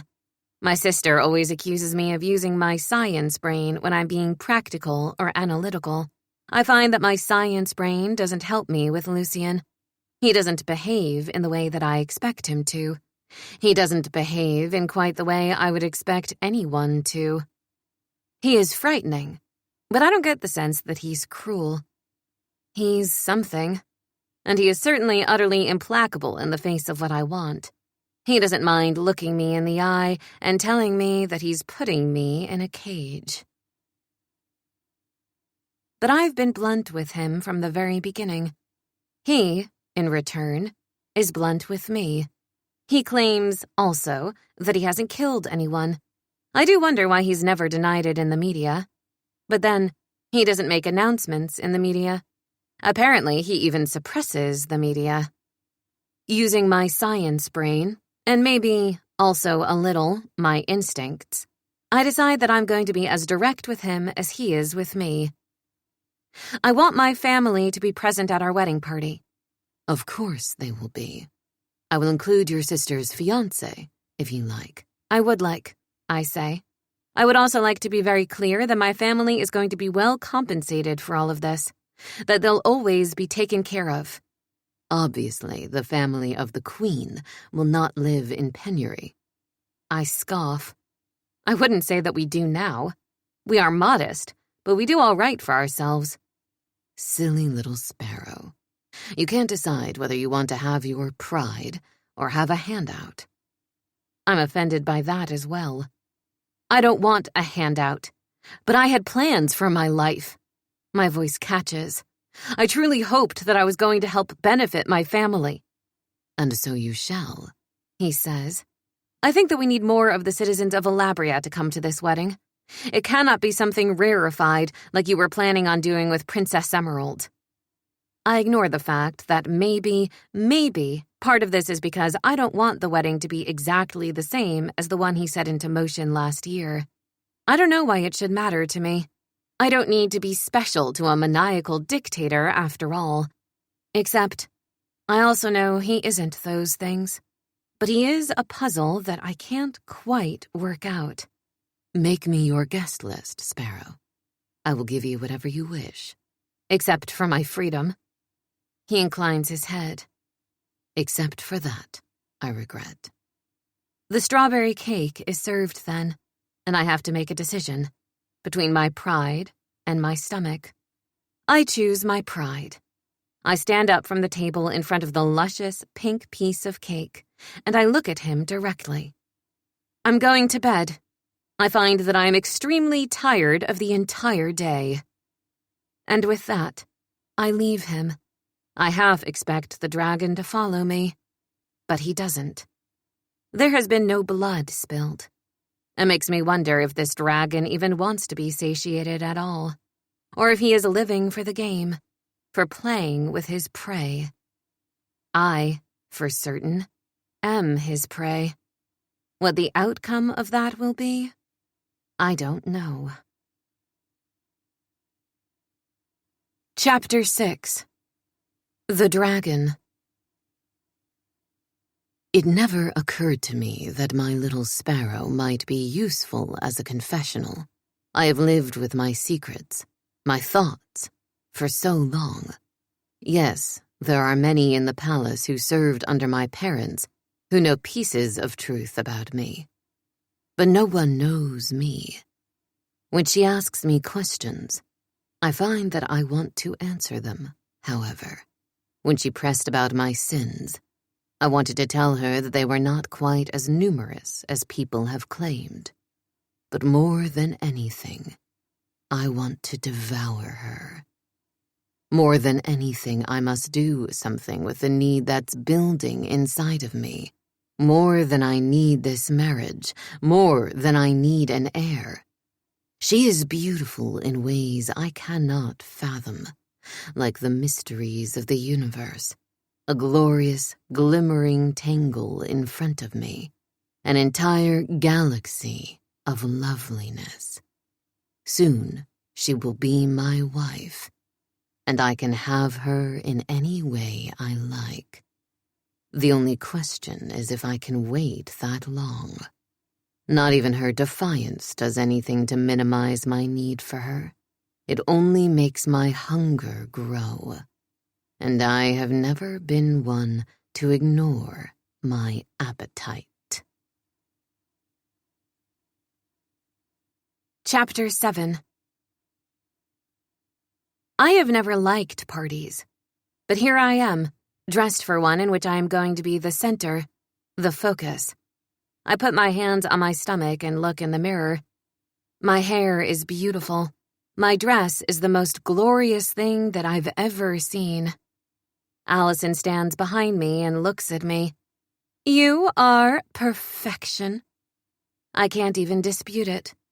My hair is done in curls, with little golden butterflies clipped throughout, and the dress accentuates every asset I possess. All I can think of is the way that he looks at me. That icy gaze always watching, the tilt of his head, the sharp cut of his jaw, the ruined skin on his right, the perfection on his left. What will he think of this? I have never worried about such a thing, whether or not a man found me beautiful. My stomach goes tight. I hate that I'm worrying about it now. Don't look so anxious, she says. I'm not used to things like this. No one is. It's a spectacle. I can't argue with this. And I find myself somewhat mollified by the truth that everybody will be caught off guard by whatever it is that's happening. He's had one of these parties before, but not including the more common citizens of the country, and it didn't result in a wedding. But ours will. I'm not going to run away. The certainty that I feel in that is frightening. I have signed myself away, and I fully intend to follow through. Whether or not I want to. When I set my mind to something, I don't change it. I gather up my courage and look at myself one last time. You are a miracle worker, I say to Allison. I've never cared about my beauty because I didn't think it mattered, but I feel like I have to be honest for the first time, even with myself. My sister is much prettier than I am, I whispered. It made it feel pointless to care over much about my looks. You are beautiful, Allison says. Every woman is, and certainly is allowed to be vain. I blink rapidly. I'm pleased that I've made this new friend, as alien as the entire situation is. Thank you. Though, as I walk from my chambers to the ballroom, I can't help but wonder how I'll fare when compared to my sister. She'll be there tonight. It doesn't take a team of people to make her look stunning. And I feel awful, because Eve and I have never been in competition with each other. We have always gotten along very well. We've wanted different things, and that has served us well. But she was once intended to marry Lucien. Now I am. So I can't help but feel as if I will be put in direct comparison to her. In some traditions, Lilith is the first wife of Adam. Eve is ultimately his chosen bride. What if he sees her and changes his mind? What if he sees what everyone does? That she's the real beauty? If she were to see Lucien? If she saw what I did? And if she wanted him? Why would that matter to you? I think of the entire room filled with science books, my beautiful, well-designed cage.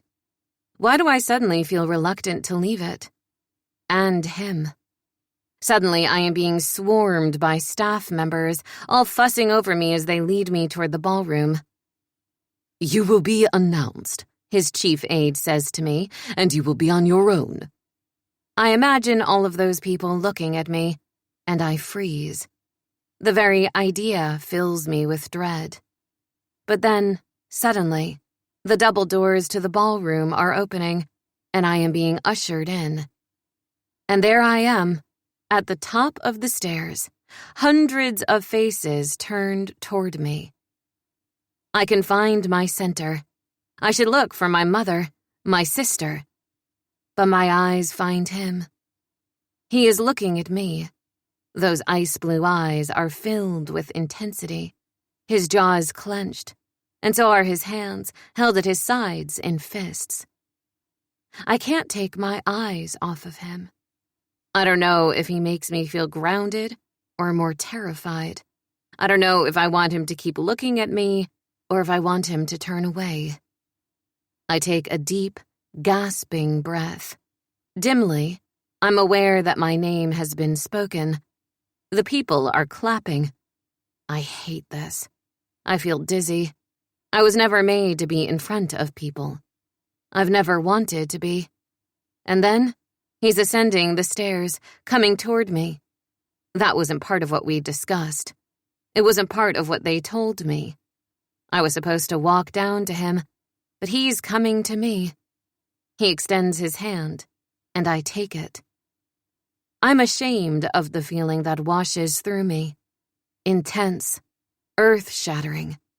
This isn't scientific, it's visceral. I was so convinced I'd survive here by using my wits, and that I'd figure him out.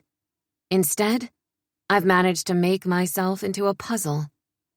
He holds my hand in his and begins to lead me down the steps, into the ballroom.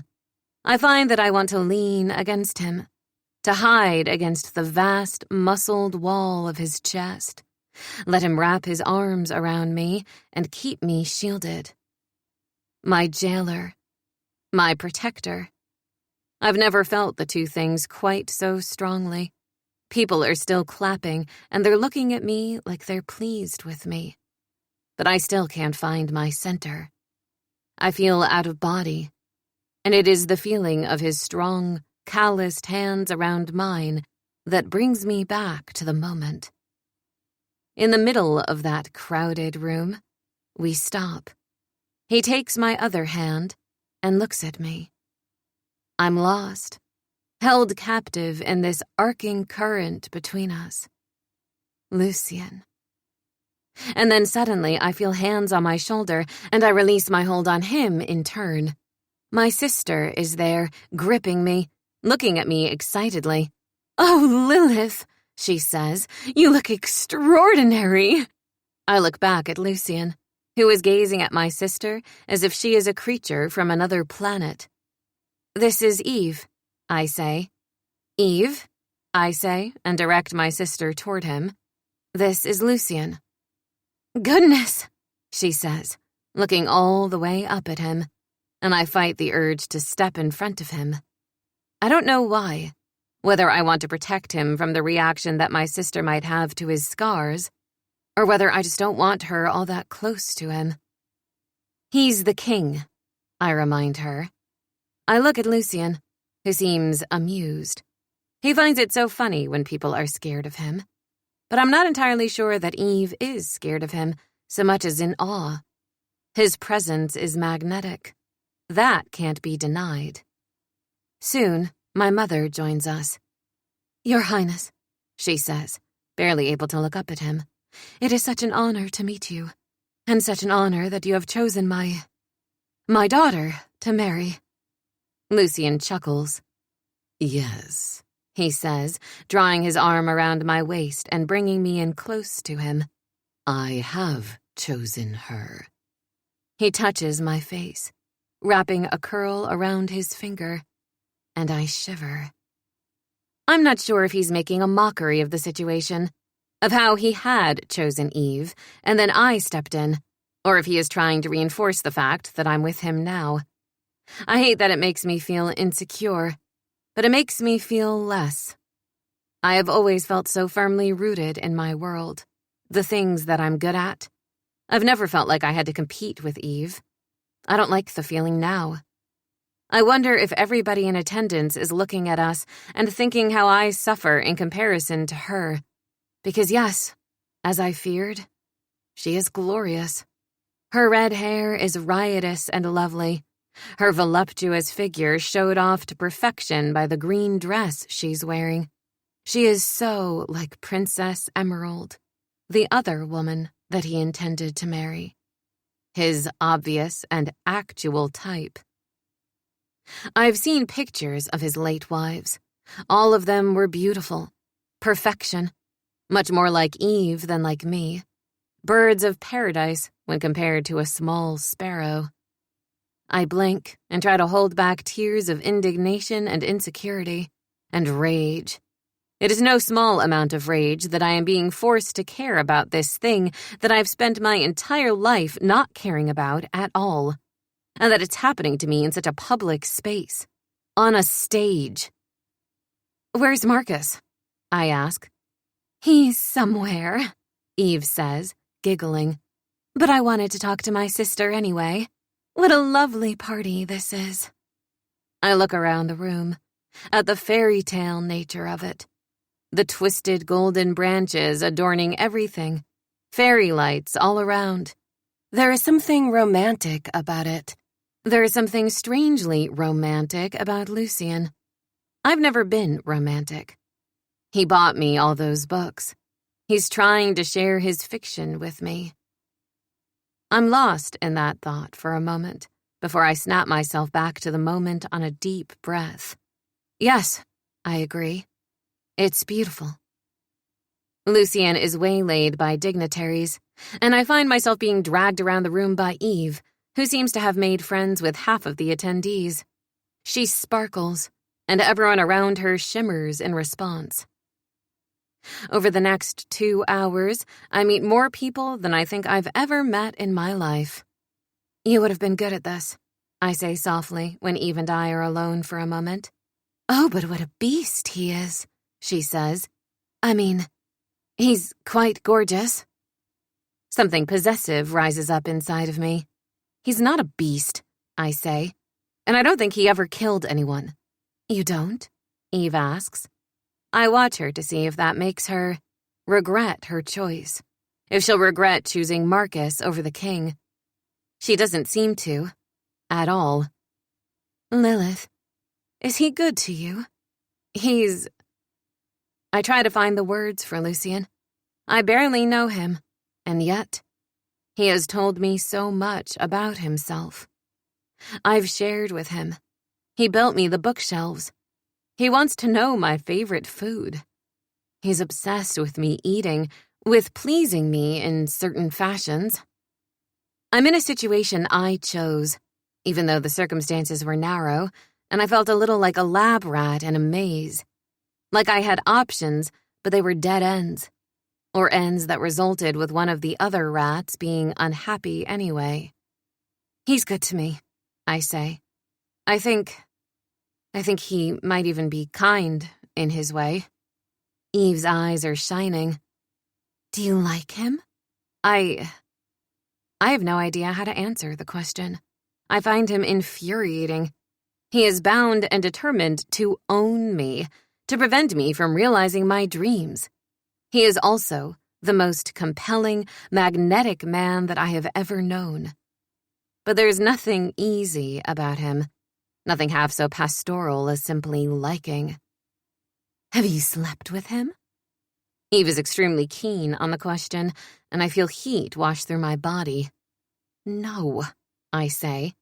Eve makes a comedically dramatic expression. "That is a pity, because he looks like he's good for that. I have so many questions, since this is the prevailing opinion of the 2 women I've talked to who have actual sexual experience when it comes to Lucien. I know that when I look at him, it makes me feel hot. I know that his touch sets off a chain reaction inside me I can't control. But I don't know why. I need one of these women with sexual experience to give me some actual details. After that, I am passed around the room, introduced to more people than I can count, and Lucien is across the room from me, but I can't seem to get to him, to cross this wave of people. Then I lose track of my sister, even, and I'm just left out there to drown in the social ocean. I swallow hard and slip back to the edge of the room. The crowd of people folds in, and for a moment, nobody's looking at me. Nothing has prepared me for this. None of the skills that I've cultivated. I take my opportunity and sneak out. There's a door to the garden, and I melt away, invisible. That's something that I'm good at. The studious one, the bookish one. I'm good at not being seen. Except, in all this gold, with the butterflies in my hair, I am much more conspicuous than I've ever been. Belonging to Lucien, I'm much more conspicuous than I have ever been. I swallow hard, walking away from the palace. I don't even know where I'm going. The evening is warm, and my hair is heavy on the back of my neck. The breeze smells of gardenia, jasmine, and other glorious flowers. I can't see, but I know they're there. The moon is full. The sky scattered full of stars. I close my eyes and allow the warm breeze to filter across my skin. I allow myself a moment of tranquility, a moment to remember who I am. Except, even that moment doesn't really help, because less than a week ago, I was university-bound, and I'd never experienced feelings even half as conflicting as the ones I felt tonight. A strange kind of possessiveness for a man who's holding me captive. Jealousy. The feeling of being the center of attention. All of these things are as far removed from the me that I know as any stranger could be. There is a hedge maze, and I dip inside, wandering through the twists and turns before I find a stone bench. I sit down and put my hand on my chest. Feel my heart beating. I know who I am. I tell myself that. And still, I can seem to find a way to ground myself. Sparrow. I hear his voice, and everything in my body responds to it, responds to him, as though I'm relieved to see my captor, as though I wish to be back in my cage. I am momentarily immobilized by how much I despise that, by how much I despise myself. But then he comes around the corner, and I see something genuinely like fear on his face. The moonlight illuminates his blonde hair, his eyes so pale they're almost white. What are you doing out here? I just needed a break.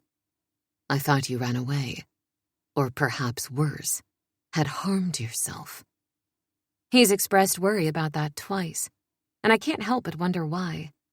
I already know he's nothing like any of the rumors suggest. He's interesting. He has the soul of a poet and the body of a warrior. He has the ruthlessness of a warrior too, but people can contain multitudes. He cares about my happiness, unless what I want makes him unhappy. He definitely cares about his own more. He's a mystery. I'm not going to hurt myself, I say. I didn't know, he says. He moves close to me, and he drops down to his knees in front of me. He's close, and as glorious as the garden smells, he's better. My heart is thundering so hard it's the loudest sound for me right now. My mouth is dry, my body is on high alert, and my science brain is nowhere to be found. He reaches up and touches my face, his thumb tracing the outline of my lower lip. "Do not run from me," he says, his voice rough. "I thought you ran away."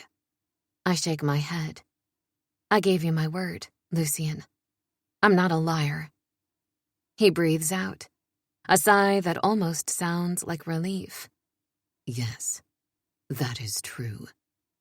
Then he shifts his hold on me, his hand going to cup my cheek, the hold possessive, firm. My heart is beating hard still, but this isn't fear. It's different. My chest aches, the sensation more of a throb right at the center of my breastbone. And then, more disturbing, I feel an answering throb at the center of my thighs. I can't help but think about what my sister said, that he looks like he would be good at sex. I've never given that a thought. Certainly Eve knows what sort of man might be good at it. I wouldn't. I would have nothing to compare it to, and very few fantasies to even call up and try to apply his image to. And yet, I'm not so foolish that I don't understand what's happening to my body. His closeness is making me want him. Want? What a strange thought. Me wanting this man who is holding me captive, this man who seemed scared at the idea that I might have run from him. He releases his hold on me and turns his attention to my ankle.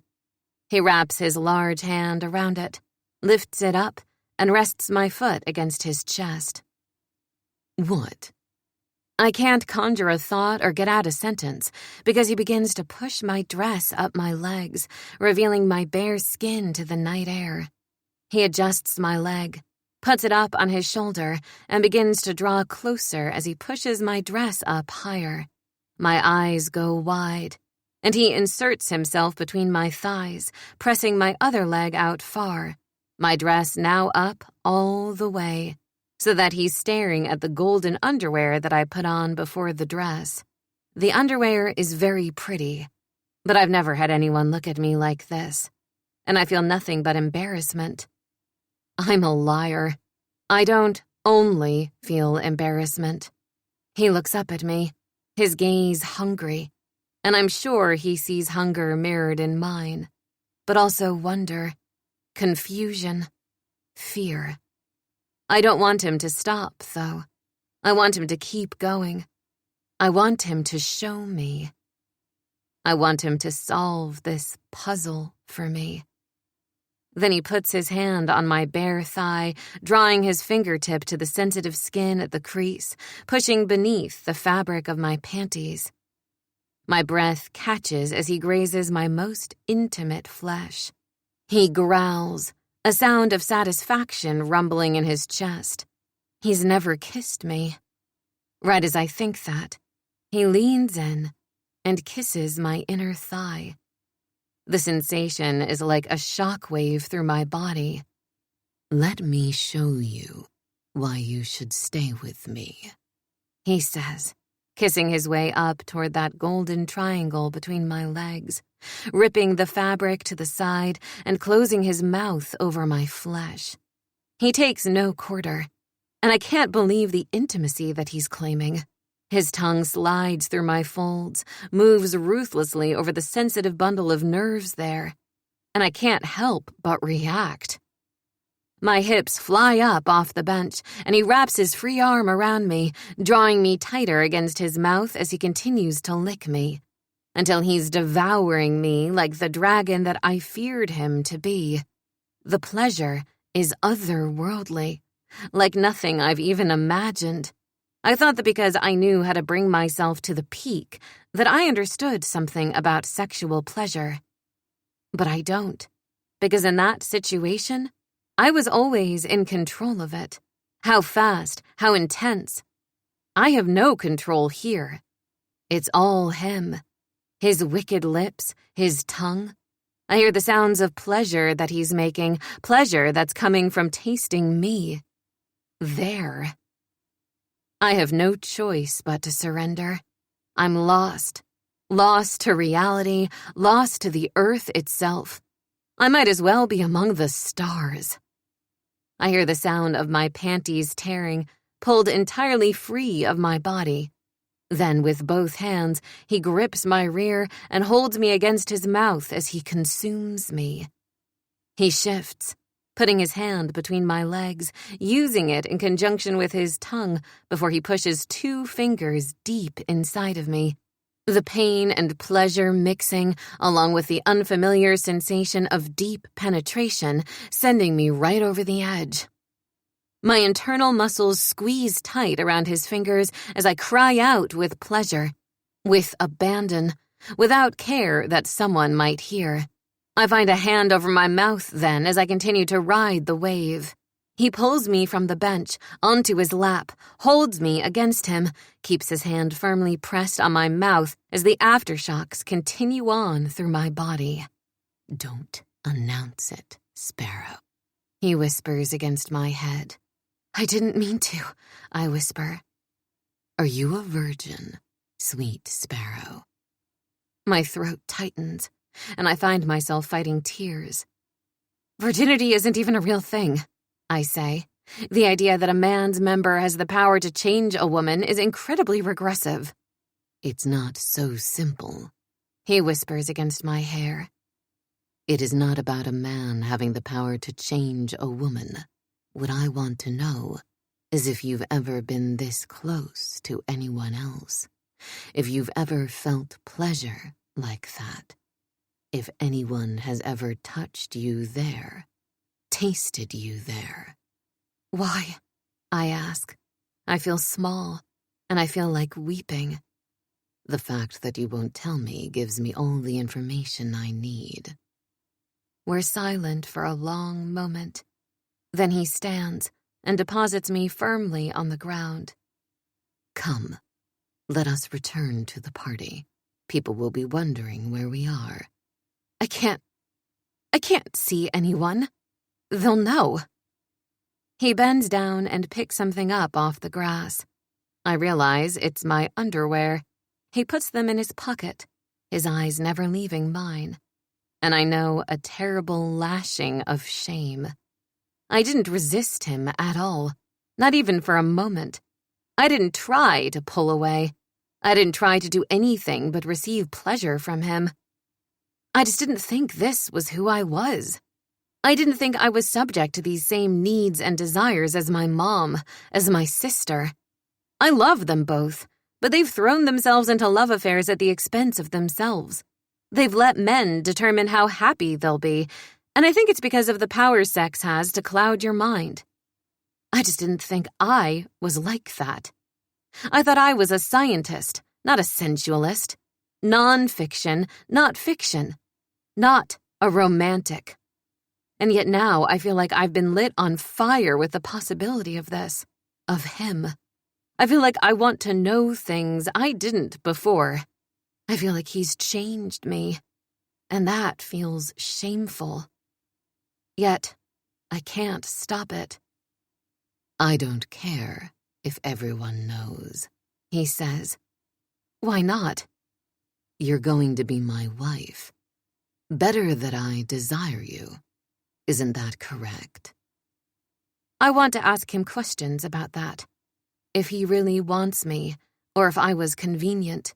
If he was simply manipulating me with pleasure because it was a convenient thing for him to do. I think he knows that I'm a virgin.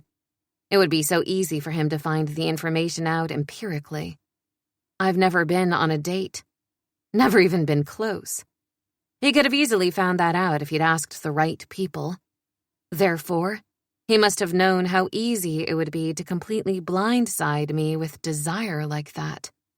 But he is leading me back into the ballroom, so I can't ask him that. I can't say any of the things that I want to say.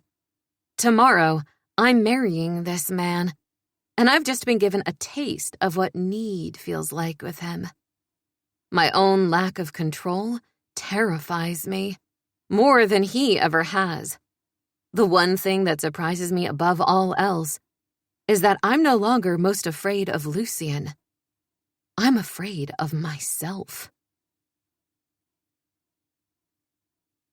Chapter 8. It's the day of the wedding, and I didn't sleep well. After the ball, Lucien disappeared. It was like nothing ever happened between us out in the garden. He didn't pursue anything else. He didn't ask me any more questions. I went back to my room and I went to sleep. I kept waking up, expecting for him to be there in the corner. But he wasn't. And then, worst of all, when I finally did go to sleep, I kept waking up aching and sweating, thinking about the way that he took my body and made it his. I don't even have time to think about it. I don't have time to worry about it. Because then early in the morning, I'm dragged out of bed by Allison and her team, and I am wrapped in the beautiful, custom-made wedding gown that has been worked on morning and night for me. The satin is heavy, glimmering, a glorious candlelight color that flatters me in a way that nothing else has. Even I have to admit that I'm a beautiful bride. But I wonder how much of that has to do with the way that I feel in my body today. It's like I feel more in touch with myself than I ever have. Like I'm aware of every part of myself, every dip and hollow and curve, and why each one exists. I'm furious with myself, because as I told him last night, the idea that the touch of a man turns a woman from an innocent into anything else fills me with rage. Yet I also feel as if I learned something about myself last night. If I had been asked my feelings if I'd had to give a dissertation on my feelings regarding oral sex, I would have said that it seemed vaguely distasteful to me. He made it seem perfectly reasonable. More than that, it was one of the more incredible sights I've seen. That large, powerful man kneeling between my legs, tasting me like I was the dessert. But the result is that I feel like a stranger in my own body, and even my thoughts feel like they belong to a stranger, because the Lilith that I was a week ago would never have thought such a thing, and certainly wouldn't have been thinking about when he might do it again, particularly not ahead of such a life-changing event. How could an orgasm rewire my brain like this? I should be thinking about the wedding, about the fact that I was officially committing myself to this and to him, not about the way it felt to have his hands on my bare skin, for his tongue to explore my body in such an intimate way. I gasp and look away from the mirror. I'm ready, I say. The trouble is, it's not time for the wedding to start yet. I find myself alone in a small room, waiting and waiting. I crack open the door and look out, and for the first time, I realize there are guards there. He's afraid that I'm going to run away. Still, he doesn't trust me. Apparently, my word wasn't enough for him, and I find that excessively outrageous, given the fact that he had his mouth between my legs. Are you making sure I don't run away? I ask the guards.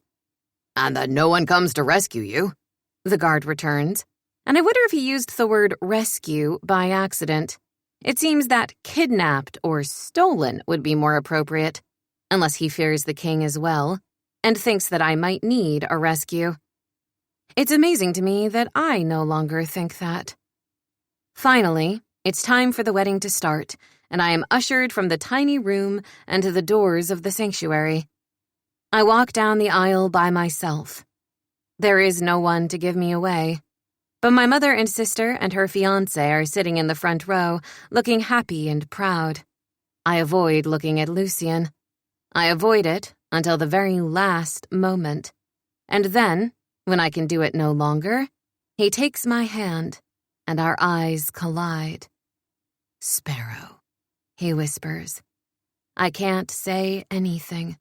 My throat is too tight, and as the priest presides over the wedding ceremony, Lucien continues to watch not only me, but the audience, the priest, everyone. I know that his last bride was carried away, and he seems like he's anticipating it happening again. I swallow hard, and I don't take my eyes off of his. I make my vows with an unwavering voice, and I'm not sure where that comes from. I'm not sure how I manage it. And then, the priest says that it's time for us to kiss. We've never done that. He has touched my face. He has licked me between my legs, but he's never kissed my mouth. And then, he leans in and captures my lips. I am overcome. His mouth is a conqueror, claiming me, my body, my mind. He thrusts his tongue deep into my mouth, and I capitulate to him, allowing him entry. He wraps his arms around me, drawing me up against his large body, and I cling to him. Lucien. His lips are a revelation. Kissing him is an entirely new experience. I don't know how many more new experiences I can possibly take, and yet I know there are more before me. I've married him. Kissing him should not be the biggest aspect of the moment, yet I find that it is. His hold on me is hard, uncompromising, and I don't want to resist it. I want him to cling to me forever. I want to cling to him. But then, it's over, and I find myself searching the audience for my sister, my mother. But I'm dizzy. He takes my hand and leads me down the aisle, his steps firm and decisive, and we are walking toward the tower. Lucien, I whisper, isn't there a reception? We had that last night. That's what the wedding party was. It was? I find myself impatient to spend time with my new bride. My heart moves up to my throat. Oh? Yes. There will be a party for everyone in attendance, but as I have managed to keep my bride this time, we will be consummating as quickly as possible. I gasp, and he doesn't stop. Even now, he doesn't take the elevator. Even now, he takes me up the stairs, turning and turning, climbing ever upward, my heart in my throat, and my entire body giddy with adrenaline. I don't know why, but I make a small game of guessing which room he'll take me to, mine or his. It's better than guessing what's going to happen, better than obsessing about what's to come. It's mid-morning. Not long ago, I was put into this dress. I didn't expect the wedding night to happen in the middle of the day. I thought there would be a whole wedding party, a whole prelude. The prelude, I suppose, has been this entire week. What happened last night in the garden was foreplay. It'll be a relief to have it over with, to know what it's like, to see him naked, to know what it is to have a man. I take a sharp breath, and then I find myself at the threshold of his room. I've never been there before. It makes sense, of course, that he would choose to do it here, not in the space that I've grown so accustomed to, but in his domain. He looks at me, just there in front of the door, reaches out, and takes hold of my chin with his thumb and forefinger. Are you ready for me? I'm not sure what to make of the question. I was expecting a claiming, and I certainly wasn't expecting him to look at me with tenderness. Yes, that's the expression on his face. I don't know what to say. I don't know how to speak. It's like I can't access my brain at all now. It's like nothing I've ever experienced before. Sweet girl, he murmurs. I feel very strongly that I should not react to that his words shouldn't send a shock of pleasure through me. But they do. Then he opens the door to his room and leads me inside slowly. Get on the bed, he says. My world narrows, and I can't take in the entire scope of his room, so I obey him. I walk to the bed, and I sit at the foot of it, my eyes trained on him. Very good, he says. He begins to take his clothes off. The black tie he's wearing, the white shirt. He sheds it along with his coat and reveals his heavily muscled body. There are scars all over his torso. Burns, terrible like the ones on his face. Cuts, twisting through his well-defined muscles. But he's incredibly beautiful. Mesmerizing. I know that every mark on his flesh tells the story, and I find myself hungry then to hear it.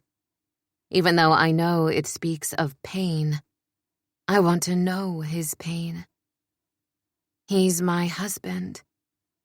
My husband. The word echoes within me. He moved his hands to his belt and undoes it slowly. He sheds the rest of his clothes with ease.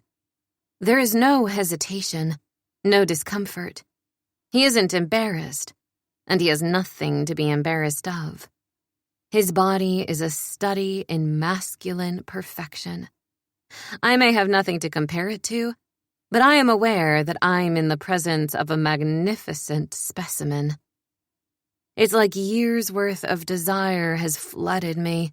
Like all the things that I've repressed all this time, kept myself from thinking of because I've been so laser-focused on the future that I can no longer have, crash in. I can't have university. I won't get my degree. I won't do medical research. But I will be the Queen of Alabria. I will be King Lucian's wife. And now he's going to claim me. He's going to show me what sex is like. He's going to give me more pleasure, I'm certain, judging by the look on his face. But he's also going to... He is a very large man. Everywhere. I think back to what Allison said to me that first day we met, about how he's certainly proportional. She wasn't wrong. He's also extremely aroused. From looking at me. From anticipating touching me. I don't think I've ever felt half so powerful in my life as I do right then, which is so strange, because I'm at a disadvantage. He has taken me upstairs, closed me in his room. He's the one with knowledge and experience that far outstrip mine. He's older than me. He's lived many lifetimes, been married before. Twice before. I'm the one who, until last night, had never been touched intimately by another person. But he wants me. Even if it's only the biological reaction a male has to seeing a female, I am powerful as a woman, even if I am not singular. Even if it's only because of my gender. That is power. Real all the same. I shift. Not quite sure what to do, moving as if maybe I should take my dress off. He shakes his head. I will remove your clothes. You will not do anything. Do you understand me? My sweet, virgin sparrow. This is about you. I'm going to teach you everything you need to know about pleasure. Everything you need to know to want to stay with me. I nod, my heart pounding hard, my ears buzzing. He moves toward me, his gaze intent on mine, and then he grips my waist, turning me sharply on the bed so that my back is to him. He leans in and kisses my shoulder, and I shiver. He unzips the back of my dress and lets it fall away. He strips it away from me as if it weighs nothing, as if it isn't a massive, complicated ball gown, and I feel a hollow ache at the center of my chest. I'm the third bride that he's undressed. For some reason, that makes me feel sad. For some reason, it steals some of my life, some of my power. What is it? His lips are close to my ear. He isn't even looking at my face. I don't know how he knows that I've upset myself. Nothing, I whisper, anticipation and fear warring with my emotions. Part of me just wants to get this over with, so that it isn't something I don't know anymore, so that it isn't something I have to fear. Don't lie to me. It's very important that we have trust. I'm naked, Sparrow. You are about to be. If I ask you something, I need to know that you're telling me the truth. I need to know I can trust you to tell me if something doesn't feel good for you, if you don't want something. I'm a man, he says, letting his knuckles drift down my bare back, the sensation pleasurable. And I want you, viciously. I need to know that it's safe for me to give in to that desire. I have to be able to trust you, to be honest. You've done this before, I say. I don't bother to clarify that I mean the wedding and not sex. Yes, he says. His voice softens. Does that bother you? I was just thinking of all the other wedding dresses you've removed. He nods. I can feel it. The first one was 20 years ago. Yes, I know. I have lived more life than you. That means I have a past. But you will be my future. We don't talk about the second wife. We don't talk about the third one he tried to have. He might not have had a third wife, but he had a third whole wedding. His words, though, do something to soothe the ache inside of me. I am surprised by the revelations of the past 2 days. I want to feel special more than I realized. I blink back tears, and he kisses my neck. The feel of him touching me helps banish my sadness. And then, I find myself getting lost. His mouth moves over my tender skin. His hands begin to skim over my curves, going to cup my breasts. He pulls my bra down, exposing my breasts, those rough hands now against my skin. Then he lifts his hand and turns my face, capturing my mouth again. This kiss is slow, unhurried, but no less deep than the one that we shared during the ceremony. He makes quick work of stripping the rest of my garments away, leaving me naked on the bed. He moves away from me, and I find that without him touching me, I begin to feel panicked again. But he is in no hurry.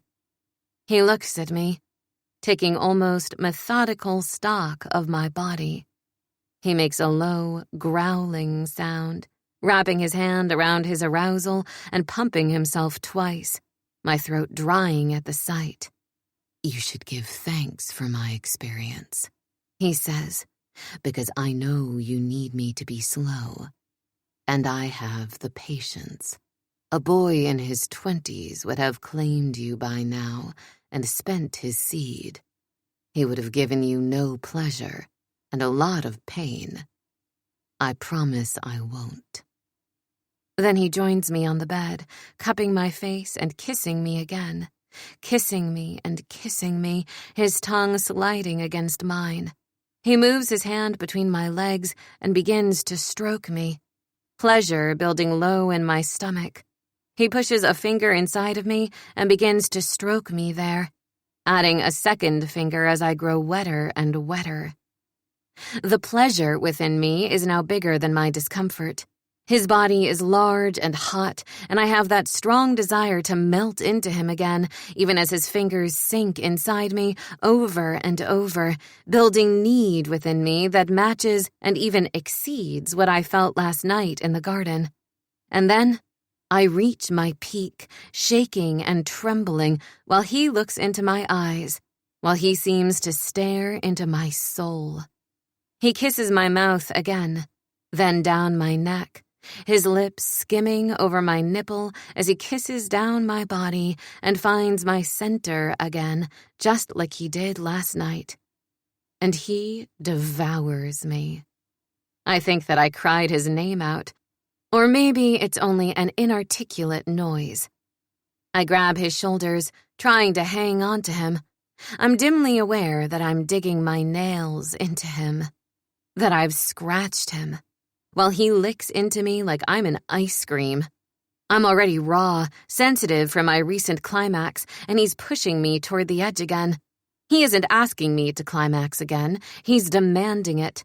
His tongue is merciless, and I hold on to him so hard, I'm quite certain that I've drawn blood as I cried out his name. I look at his skin, his shoulders, drops of red. I'm the one that's drawn blood, before the dragon had a chance. Perhaps it's his blood that speaks to the satisfaction of the maiden. Though, then I looked down at the most masculine part of him, and I'm reminded that I have yet to bleed. If this were medieval times, he would be hanging the sheet out the window of the turret, announcing his conquest of my virginity. And I'm sure there will be ample evidence of it. He keeps his eyes on me and pushes his fingers into his own mouth, licking them clean as he watches for my reaction. I shiver, and he holds me against him, kissing me slowly and softly, and he lays me down on the bed, positioning his body just so, the head of his arousal against the entrance to my body. "This will hurt," he says roughly, "but I promise you I will make it worth it all the nights after." He presses into me, slowly, stretching me. I find my body giving to accommodate him, but as he goes deeper and deeper, his length stretching me, I find myself whimpering. He kisses me, swallows my cry of pain as he thrusts deep, and then he just holds me, like that, buried deep within me, this man who was a stranger a week ago. I'm bewildered by the thought, overcome by it. Because how can that be? How is it that I didn't know Lucien even 7 days ago? And now he's inside of me, blood that I've drawn on his shoulders, the flavor of my pleasure on his tongue. There is something so deeply uncivilized about this, and I've surrendered to it. More than that, I participated in it. Then he kisses me, and all of my thoughts vanish. He begins to move inside of me, and the discomfort begins to fade, transforming into something beautiful.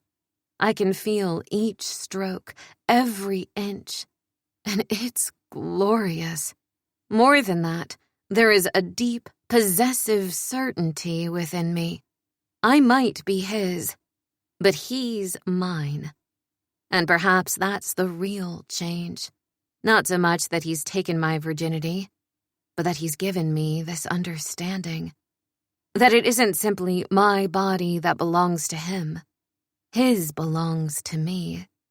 Yes, he's taken other women out of their wedding dresses. He's probably deflowered other virgins. Part of his lore is how he's rough and brilliant in bed. A monster, true, but a sensual talent. I don't care now, though, because there is no room for any of that in this moment. We are as close as two people can be. How extraordinary, yet again, that this enigma of a man now knows me in ways no one else ever has. And I know him. I watch his face as his movements begin to pick up pace, as those measured thrusts become fractured, as the control leaves him. He's mine, my captive in that moment. Everything that I felt when he kissed me, touched me, licked me, he feels now. I try to hang on to my control. I try not to give in to the rising tide of pleasure within me, because I want him to be undone when I am in control. I want to feel the same satisfaction he must have felt. But I can't fight the desire he's creating inside of me, that sweet friction deep within me. "Please," he grits out, "come for me, beautiful girl." And I do, because he asked, because he said, please. And I am undone by such an arrogant man begging. I arch my back against his and cry out, and his own roar follows mine as he spills himself deep inside of me. I've given my freedom away. It wasn't the vows that did it. It was this. I let him come inside of me. I've surrendered my freedom for a taste of pleasure. I didn't worry about protection at all, and I could get pregnant. But it wasn't a concern, not when I was so desperate for me. And as he lingers over me, looking at me, I want to regret it, but I can't. I've always felt like maybe I was smarter than other people, and it was my compensation for the poverty I was born into. I have a brain that can think me out of so many situations, one that was going to take me straight to university, out of this country. But in this, I am just like everyone else. I've given everything away for a taste of sexual desire. I am no better than anyone. I thought I was more sensible than my sister because I'm not a romantic. But isn't it worse to have surrendered to need without even a promise of romance? But then he wraps me in his arms, and I feel something like romance. My heart begins to expand inside of my chest, and I want to believe that this expression of tenderness is care, and not just manipulation. But then, I find myself getting so sleepy, and I don't want to think anymore. Thinking isn't a comfort. I just want sleep. And for Lucien to hold me. I surrender to my feelings, and I let my thoughts drift away. Chapter 9. I wake up on a gasp, sitting and clutching the bedclothes to my chest. My naked chest. I'm in Lucien's room, in the center of his gigantic bed. It's dark outside, and I'm alone. A sob rises up in my throat, and I lie down, trying to get a hold of myself. There's no reason to be hysterical. There is certainly no reason to cry. I chose everything that happened today. Tears gather in my eyes, and I close them. My stomach growls, and I feel so alone. I'm not sure if I'm grateful that he's left me or... The door opens. I stay lying like that, not giving any indication that I'm awake. Sparrow?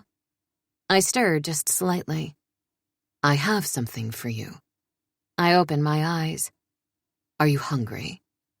Yes, I say softly. I have something for you to dress in, darling. Darling.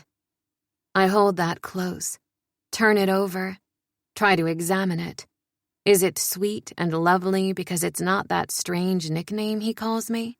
Is it personal, or is it something he has called every other woman he's married? He moves to the bed, wrapping me in the softest robe I've ever felt against my skin, and touches my cheek. You were lovely tonight. The simple compliment takes me aback. I blink, trying to catch my breath. Then I find myself being lifted from the bed. You don't have to carry me, I say. I want to, he says. He carries me out of the bedroom and to the elevator. Oh, come on now. When I'm not walking, you don't take the stairs? I will not gamble with your safety, he growls, closing the elevator door, still holding me while it descends. I loop my arms around his neck, hold on to him until it reaches its destination. The doors open, and he sweeps me out, down the hall into the dining room. My jaw drops. He sets me gently down, and I move deeper into the room. The lights are off, but the table is covered in candles. Held high in golden candelabras, and there is a feast laid out before me. Dishes that I don't have names for, things that look exotic and familiar. Gourmet foods and comfort foods. And besides that, behind the banquet table, an entire spread of dessert. Are we expecting an army? Only you and I, he says. Then why all this? Because you deserve it, he says. And I wanted to give it to you. I walk down the length of the table, looking at all of the bounty. and I sit down, unsure of where to start. He picks up a large plate. What can I serve for you? I don't know, I say, and he begins to pile the plate high, with a bit of everything. He sets it before me and moves to sit next to me. He tucks my hair behind my ear and kisses my neck. I don't know what to do with this side of him, this sweetness and care, except something inside of me cautions me. Lucien does not have a reputation for being kind, not in any capacity.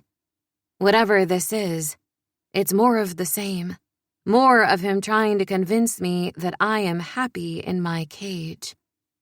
I can't afford to forget that. But I take my first bite of the meal, and it's so glorious that I do let myself set my worries aside for the moment, because they won't change anything.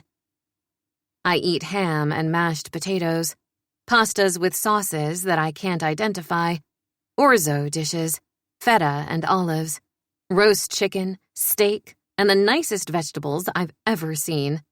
And then it's time for desserts. Strawberry, he says. I owe you a piece of strawberry cake. When you are not mad at me. I'm not mad at him now. That is true. Though I do feel lightheaded and on guard. I'm trying not to feel too satisfied or too happy. Because part of me feels like I have to resist this. Even though I've made the choice, part of me feels like it's a betrayal of the dreams that I used to have, to allow myself to be happy with him when he's laid down an edict that I don't like or accept. But then, if I'm not a romantic, surely I should be able to separate my feelings from my thoughts, the feelings in my body from emotional feelings. Surely. Except, he is waging a war, not just on my body, but everything, because this is nothing if not psychological warfare. But I eat the strawberry cake anyway, and it's wonderful. And then, when he leans in close and asks me, "What is your favorite?" he steals my breath with his beauty, and I let him kiss me, rather than even trying to answer the question. He strokes my face, my hair, kisses my lips, down my neck. Then he parts my robe, cupping my breast, right there in the dining room, like we're in a locked room, like we don't have the chance of being interrupted at any moment. He growls, undoing the belt on my robe and opening it entirely, his chair facing mine as he looks at me, his eyes feral as he takes in the sight of my naked body. I do have power. That is the truth. It wasn't something that I hallucinated up there in our room. His desire for me is pushing him. It's making him act like this. The one thing I don't know is if he's always like this. I need to see a crack in his armor. I need to know. He overwhelmed me upstairs. His lips, his hands, making me forget all of my questions. But I have the advantage of having had 3 orgasms only recently, and as much as I want him again, I am sustained by the recency of my pleasure. I need to know, I say. Is this your wedding night routine? Have you brought all of your virgin brides to 3 sobbing climaxes before bringing them to a feast? No, he says. Did you want them all, like you want me? Never, he says. I have wanted no woman the way that I want you. That doesn't feel true. It doesn't feel like it can be. But if he feels that way now, then I'm willing to suspend my disbelief. Because if that's what he thinks, then what does the truth matter? If he doesn't remember how strongly he wanted the other women, then that's just as good, isn't it? At least, that's what I want to believe. Even while I'm frustrated with myself that I need it. But the truth is, the need he creates in me has overtaken me to such a degree, has turned me into such a stranger to my own self, that I need to know he's suffering from it too. I need to know that I'm not alone. The light in his eyes, like a fire, tells me that I'm right. He wants this, in a way that renders him powerless. With a shaking breath, I roll my shoulders back, thrusting my breasts up, letting the robe fall down just slightly. Then I part my thighs before I can talk myself out of it. His gaze lowers, the expression on his face one of hunger. He unbuckles his belt, undoes his pants, and frees himself, standing stiff and tall against his stomach. He curves his hand around his manhood and begins to stroke himself. I lick my lips, and I reach out, wrapping my own hand around him. His breath hisses through his teeth, and he claps his hand over mine. "Careful," he growls. I stroke him, from base to tip, reveling in the feel of him, and how it makes me feel to touch him like this. Powerful, and like the sort of goddess I have never fancied myself to be. I've never thought about the foods that I liked. I've never thought about feeling beautiful. I've never thought about desire. And now, I feel like I'm satiating myself on it, like I'm a glutton for these things that feel so good, these things that I've ignored entirely out of fear that I could never really have them. It's a frightening, out-of-control feeling, but at least, holding him in my hand like this, I know that he is out of control too. He reaches around me, lifts me up out of my chair, and draws me onto his lap, kissing me, lowering his head and taking one of my breasts into his mouth. He sucks my nipple in deep until the pleasure is so great that I have to cry out. I feel my power slipping away, but it's such a glorious surrender. He turns me into this creature of overwhelming need, and I welcome it. All the resistance from a moment before is gone. He lifts his hand, pinches my nipple hard, the pleasure-pain combination brutal and glorious. In the candlelight, he is fearsome. I put my hand on his bare chest, run my fingers down the dips and hollows on his body, his muscles, his scars. It is a privilege to be so close to a man like him, one who is so terrifying to everyone else. But when he came apart before, he trembled inside of me. I cup his face and I kiss him on the smooth side of his face, and then I move to kiss his scars. He groans beneath my mouth. I kiss down his neck, learning the texture of those scars. He moves his hands down my back, down to my hips, lifts me up and positions me over his cock, lowering me slowly so that I can take him inch by inch into my tender body. I'm sore, but it's more than worth it. He grips the back of my head, fingers pushed through my hair, and he closes his fist as he seats me on him completely, tugging hard as he thrusts up inside me. And then, I'm lost in the primal nature of it, the rhythm of it. The glow of the candles, the feel of him, the sounds that he makes, the sounds that I make. Whatever I was before, whoever I was before, maybe I'm simply not her now. I told him that a man didn't have the power to change a woman with sex, but my head is swimming, and I think that I might have been wrong about everything. Because how has he done this to me? How has he taken me, sensible, cerebral, and turned me into a creature made entirely of my own desire? I would beg him for anything. There's not a single thing he could ask of me, demand of my body, that I would find distasteful. Not in this moment. Everything feels more than reasonable. It feels desirable. It feels wonderful. When he leans in and kisses me, then bites my neck and soothes the sting away with his tongue, licking me, I only want more. He cups my face, his forehead pressed against mine as he thrusts up within me, growling each and every time. his fingers digging into me as he roars his completion, sending me over the edge into my own pleasure spiral. We hold each other, breathing hard. I forgot that we were in the dining room. I forgot that anyone could walk in. I forgot everything, even my own name. But I didn't forget his. "Come," he says, "let us go to bed, my queen." He takes me naked from the room, and if there were any staff lingering, they dissipate, as though they sense that the king needs privacy. I find myself deeply unconcerned with the logistics of it, especially when he takes me back to his room, lays me down in the center of the bed, and tucks us both beneath the covers. When he strokes my face and kisses me lightly on the forehead as I begin to lose consciousness.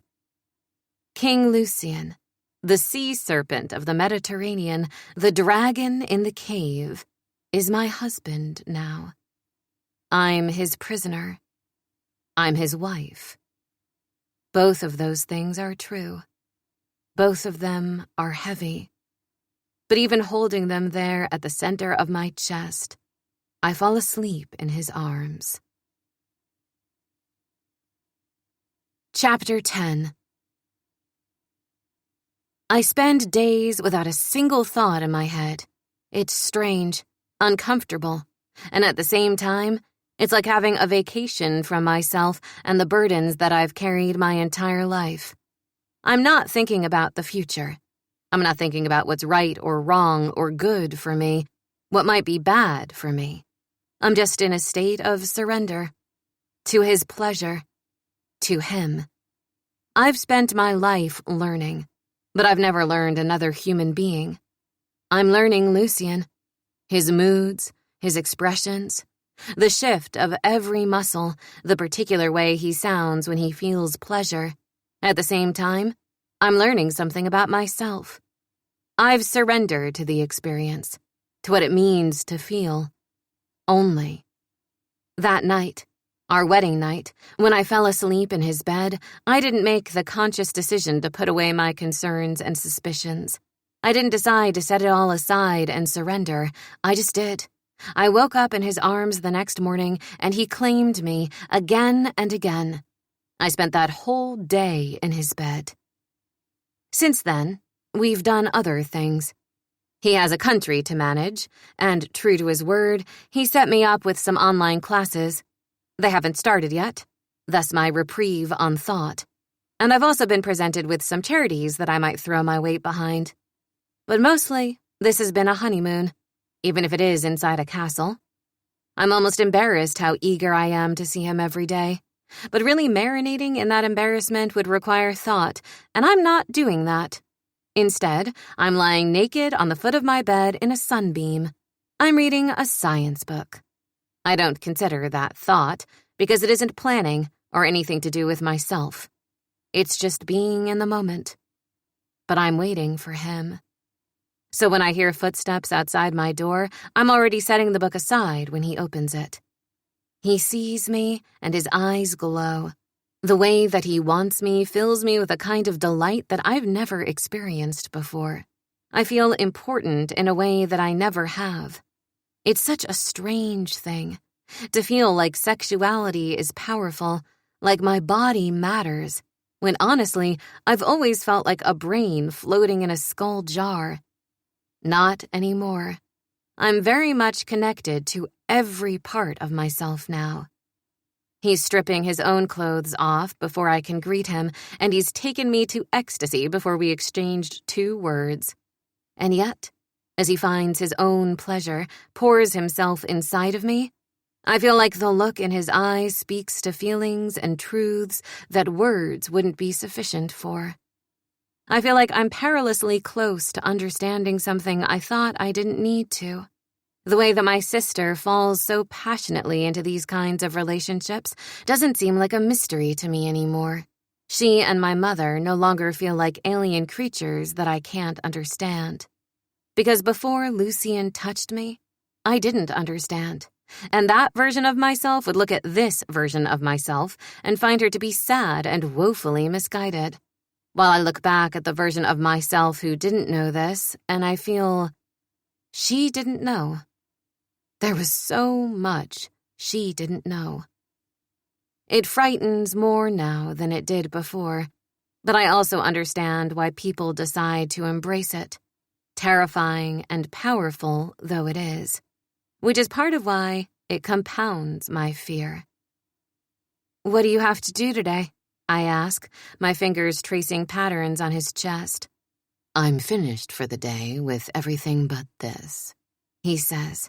He takes hold of my hand and lifts it, kissing my palm. Then he picks me up from the bed, along with a bundle of blankets, and moves us down to a sunny patch on the floor that's big enough for the two of us. It's right in front of the bookshelves, and it's a cozy nook, but funny, because we could just stay on the bed. But I enjoy the strange things that he does, the ways in which he's oddly romantic. I wouldn't have ever said that I was a romantic person. Maybe that's why I like his version of it. It's not hearts and flowers. It's midnight feasts and nests of blankets. It's endless orgasms and the way that he studies me like I'm a fascination. "Have you read any of the novels that I've given you?" "No," I say. The look he gives me is stern, and it does something to me. Makes my insides feel like they're melting. Makes my stomach drop. I curl into him, and he puts his arm around me. "Shall I read to you?" "You want to read to me?" "If it's the only way I'm going to get you to discover the merits of fiction." That is how we spend the afternoon, lying on the floor in blankets as he reads The Secret Garden. It's a children's book, but it makes me cry. I watch his face as he reads, and I wonder what speaks to this man about that book. I wonder how it reaches him. What it meant to him when he was a boy, and what it means to him now. He looks up from the book, eyes connecting with mine. "What?" "Which one are you?" A crease appears between his brows as he considers this, and I can't help but marvel at the hard-cut lines of his face. I see his scars differently now. They shocked me at first, and while they never detracted from his beauty, they added to his beastliness. Now I see them as part of him. "Are you the girl who came to live there? The one who discovered the secret garden? Or are you the boy?" I press. He considers this for a moment, his large hands cradling the book, an expression on his face that's almost soft. Almost. "Both," he says. "I spent my childhood in a certain amount of isolation. My imagination was an important part of my survival. But then, I've also been shut in, lying in bed, trying to heal." "But you didn't have a friend to come and draw you back out?" He shakes his head. "No. And my parents were dead, so that meant that I was king." "How old were you?" I'm hungry for his story. I know that it's printed in history books and the like. I know the dates. But somehow, looking at him, really taking in the reality of it, I need to personalize it more. I need to hear it from him. His feelings on what happened, the facts beyond what the press printed. "I was 13 when I officially became king. There were advisors who handled things for the 6 months prior to that. The press, official statements. I was too injured to do much of anything." "Lucien." "It's all right. It was a long time ago." "But it hasn't faded." I lift my hand and touch his scars. "It has," he says, taking hold of my hand and lowering it. "What you see, that is nothing in comparison to how it was." "What were your parents like?" "I don't mean as king and queen, I mean as parents." He makes a low noise in the back of his throat and looks up at the ceiling. "Busy. I loved them very much. My mother was exquisitely beautiful. My father tall and strong. I wanted to be like them. They had grand parties, and I remember watching them from the balcony in the ballroom, gazing down at all of the opulence. Then the wars started, and they closed the palace. My mother grew fearful. She stopped dressing up. My father became short-tempered. I understand, of course, the toll that it took on him. And truthfully, their anxieties were not misplaced. I was taken from the palace by someone that they trusted, held captive, tortured. I'm the reason my parents are dead, you see, because they did try to rescue me. And when they did, it left them vulnerable to attack. It was demanded that they both appear to come and claim me. But they let you go? He laughs. No, my father was not a fool. When he went that day, he had men lying in wait. Unfortunately, they could not save my parents, but they did save me. Imagining him as a boy, one who had been hurt like that, then lost his parents, wounds me. But I know he doesn't want me to weep over him. He's telling me this with grave matter-of-factness, and I know that he won't welcome me being overly soft about it. So I just try to listen. That was actually what ended the war, the death of the king and queen. Other nations intervened at that point. They squashed the rebellion. He takes a breath. The very sad thing is I understand what the rebellion wanted. I've tried to give some of those things to the people. More freedom, more resources. Though based on what you have said, I still fall short.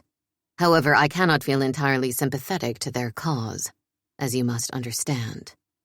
I nod. I understand. Books were my only friends, he says, and something of a guilty pleasure, particularly after I became king. They didn't want me reading stories. They wanted me reading up on world events, on diplomacy. But I was still a boy, in many ways, surrounded by adults. Responsibility. The picture he paints is so poignant, almost especially so because of how evenly he tells it all. Like this is another story he's reading to me, not painful memories from his past. How did your myth start? He lifts a brow. My myth? Yes, you know, everything people say about you. That you're the sea serpent of the Mediterranean, the dragon of the castle on the rock, half monster, half man, all mad. The sound is somewhere between a hum and a growl. When I wouldn't make appearances, it started. They were right, too. It was because I was disfigured, because I had fits and rages and mercurial moods.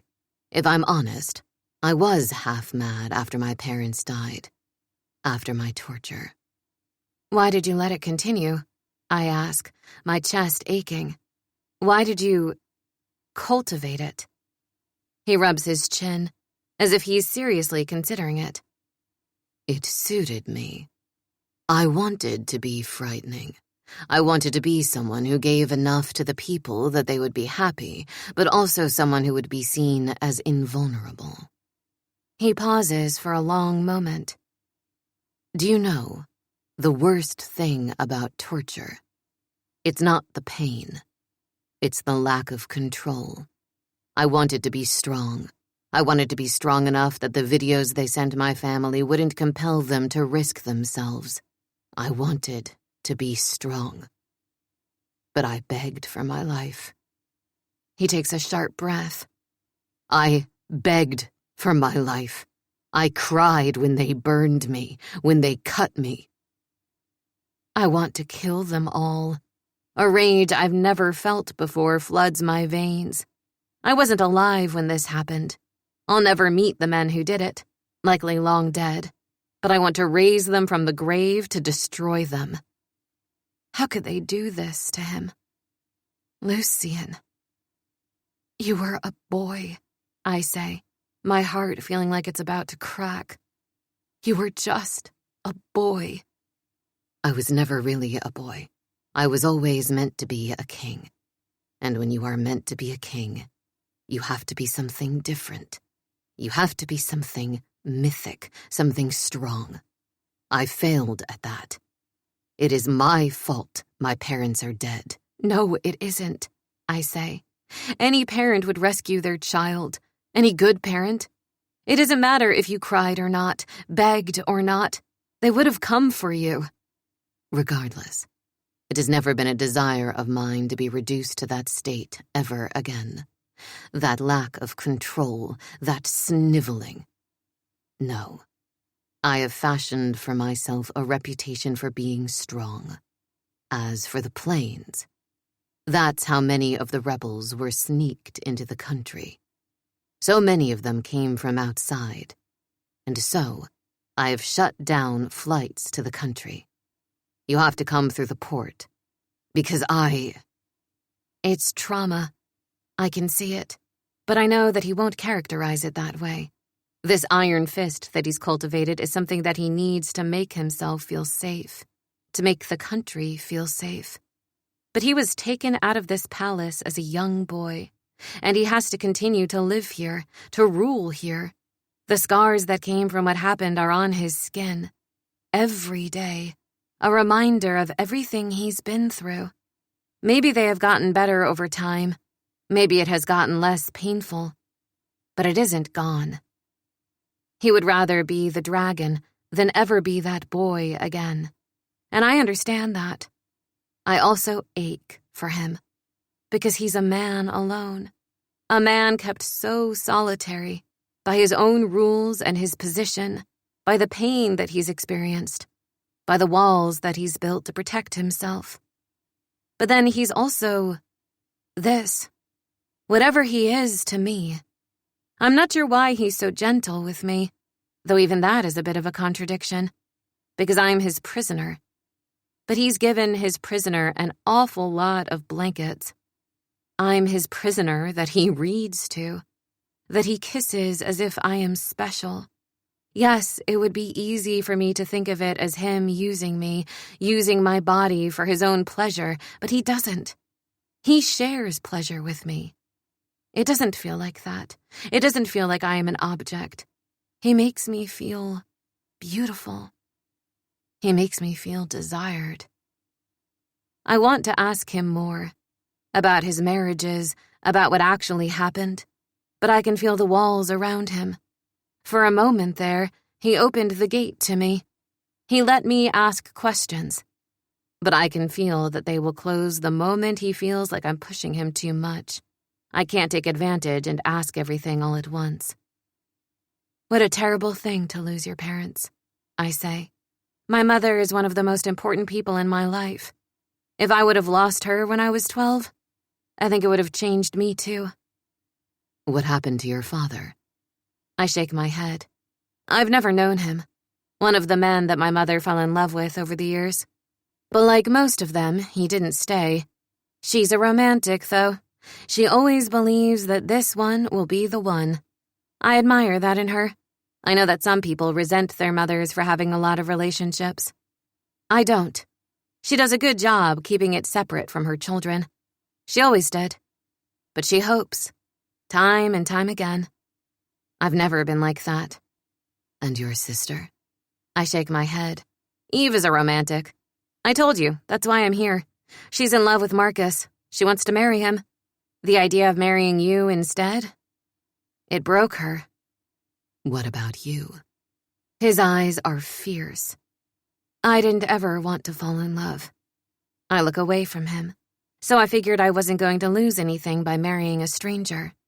You wanted to go to school? I nod. Yes, but I weighed the consequences. I had some hope that perhaps I could still... But they were silly hopes. I made my decision. He makes that growling sound in his throat again. Yes, you did. At 22. And you were king at 13. I didn't have a choice. Neither did I. Meaning? I shake my head.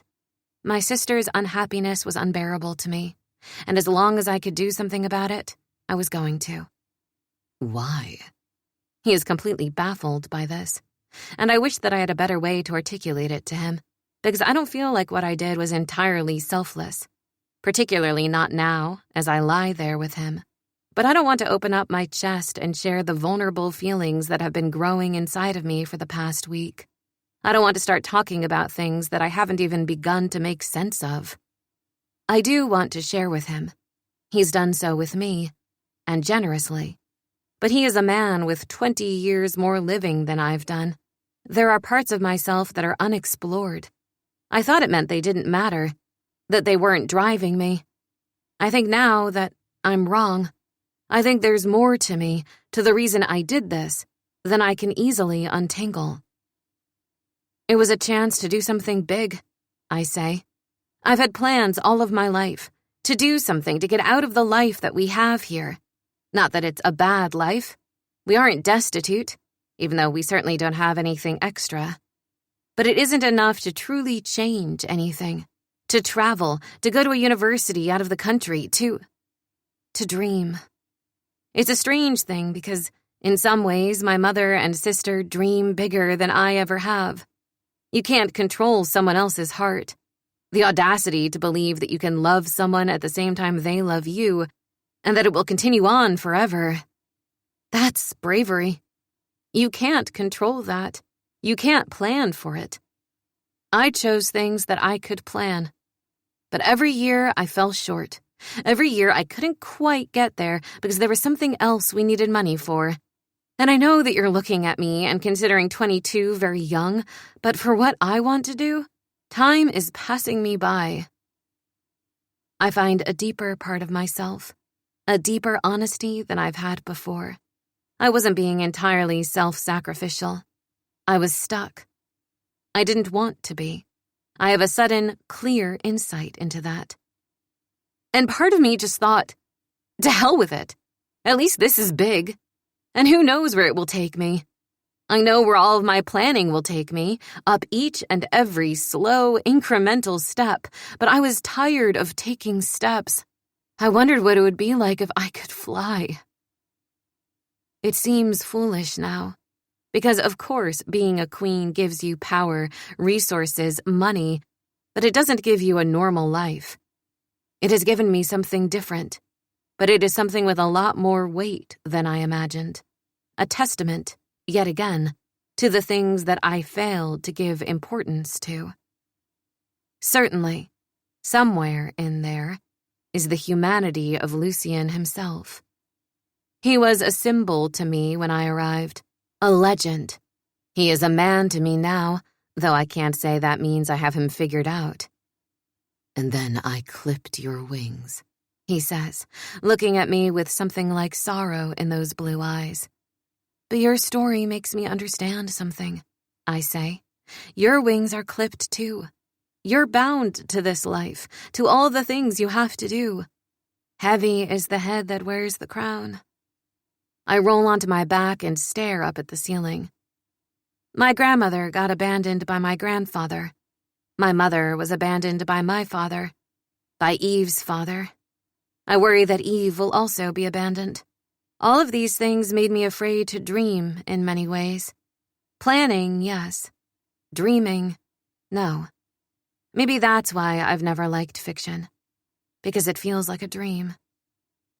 He shifts, looms over me, brushes his knuckles against my cheek. Will you dream of me, sparrow? What else is a caged sparrow with clipped wings to dream of? But I don't ask him that. Instead, I kiss him. I kiss him with every ounce of desire that is in me. Not just the desire that I feel for him, but this reckless, endless desire that I have for my own life. This need to soar, to succeed, to do something and be something. This impossible paradox that now I've become a queen but won't recognize my dreams. That now I am more important to the world in some ways, but my own life has become smaller and smaller. Smaller, but... He lifts his head and looks at me, and I grip his face and kiss him, push him onto his back and climb over top of him. I sit astride him, looking down at all his masculine glory, as he allows me this power, as he allows me to assume this position, this role. That's what it will always be, what he allows. Because he could push me off at any moment. He could claim the dominant position. He is allowing me to feel powerful. Can I accept that? Can I accept a life where everything is what he allows? I don't know what other option I have. Not now. His hands span my waist. He moves them up my body, thumbs grazing over my nipples. For all that he has made my life smaller, he has made it so much bigger, too. And that is another thing that's hard for me to reconcile. Without Lucien, I would never have felt my body like this. I would never have realized how much this part of me mattered. I had locked this part of myself away. I was so afraid. I already want so much. I would never have been able to bear life if I wanted more, if I wanted a man to look at me and think that I was beautiful, if I wanted to be touched, kissed, held, if I wanted to be someone's wife. It was out of reach enough to want to make it to university. I could never have borne the weight of more dreams. They are dreams. Whatever I've spent all these years telling myself, I'm a dreamer. I just didn't want to be. Suddenly, I'm overcome by the weight of those desires, of everything that I want, everything that I can't have. No one can have everything, I suppose. This man, this king, has been denied so many things, tortured, isolated. How long has it been since someone has loved him? The question terrifies me, so I push it away, shut it down deep. I don't want the answer to that question. I don't want to be confronted by it. I don't want to have to think about it. Thinking is the enemy right now. Why can't I just keep on feeling? God, but the feelings are overwhelming. They're expanding in my chest, moving all through my body. I want him. I maneuver my hips, arch them back so that I can take him inside me. It's not close enough. I want him, and it's driving me, tearing me to pieces. I want more. And I don't know what to call that. I want more from everything, for myself, from him, from the world. I feel like I'm being remade into something new, and it is painful, unimaginable. And yet it's also beautiful and wonderful and the most glorious thing I've ever experienced. Lucien is unlike anyone I've ever known, awakening things in me that are strange and wonderful and brilliant. He has shown me the power in feeling, but that is a double-edged sword, like everything else with him. I ride him until I cry out, until he grips my hair and flips me over onto my back, drives us both into oblivion, then kisses me like I'm made of glass. He has taken things from me. He has given things to me. He has made my life smaller and larger. And I'm left wondering what I've done to change his. Chapter 11. It goes on like this. The way that we want each other is almost like torture. The passage of time does nothing to stop it. If he's with me, he's inside me, which is why it's an incredible shock when I start bleeding. My cramps are terrible, and I can't get out of bed. I would have thought that a man working so hard to produce an heir would surely be rewarded with one. Particularly because it seems like even biology wouldn't dare defy Lucien. But mine has. For the first time, a strange new fear winds through me. He chose me to be his bride. Well, he allowed me to trade places with my sister, and we never established whether or not I was actually fertile. There are options, I know that, but I don't know what he considers to be an option. And yet again, I'm left with the wrenching push and pull of my own desires. In some ways, I'm relieved that I'm not pregnant. I can't imagine being a mother in 9 months' time. I can't imagine being a mother. It just wasn't part of my plans. And it's going to take some time for me to wrap my head around the fact that my whole future is going to be different. Knowing it, and truly being able to imagine it, to accept it, are different things. But I also feel strangely sad. Worried, anxious. That could also be my hormones. My PMS tends to take the form of anxiety. It chews at me, Makes me want to plan things, set things into motion, something to protect me from the relentless crush of time and all of the things that I can't control. I take breakfast and lunch in bed, and by the afternoon, Lucien comes for me. Are you quite well? I can see the tension on his face. Is he hoping that I have morning sickness? I'll spare him the anticipation. I'm not pregnant, I say. I'm on my period. My cramps are particularly vile today is all. Except that's not all, because how could it be? He doesn't say anything. He disappears from the room. Of course, I'm no use to him as long as I'm bleeding. He can't even get satisfaction, and I'm not carrying his baby. What a useless wife. My thoughts are such a dark, grumpy cloud, and unfair besides. He didn't say any of that. But I'm in a terrible mood. When he reappears with a tray containing 2 large pieces of cake, 1 strawberry, 1 chocolate, a heating pad tucked underneath his arm, I don't even know what to say. He sets the cake on the bed beside me, drags a chair to the side of the bed, and places the heating pad on my stomach. I look at him, lower it just slightly to where I need it. Thank you. Have you not realized by now that I'm not a monster? He has been content to let everyone else think so, but never me. Not from the first, and I don't understand why. I can't speak, because I'm afraid I'll cry, which is a horror I don't even know how to cope with, because I'm not a crier. Though, I've cried more times since coming to this palace than at any other time in recent memory. Twice, which still isn't a lot, but is notable. I know you aren't, I say. You're upset, He says. Yes, I am upset. Why? Is it something that I did? It's everything, I say, ready to lash out, ready to be mean because everything inside of me feels jagged. I'm not pregnant, and thank God, because I'm too young to have a baby. But here I am, married to you, expected to have a baby. We never had protected sex, and we have sex all the time. I think that we have sex more than anybody in the whole world. It might actually be a problem. His expression remains measured. Do you find my attentions unwanted? I shake my head.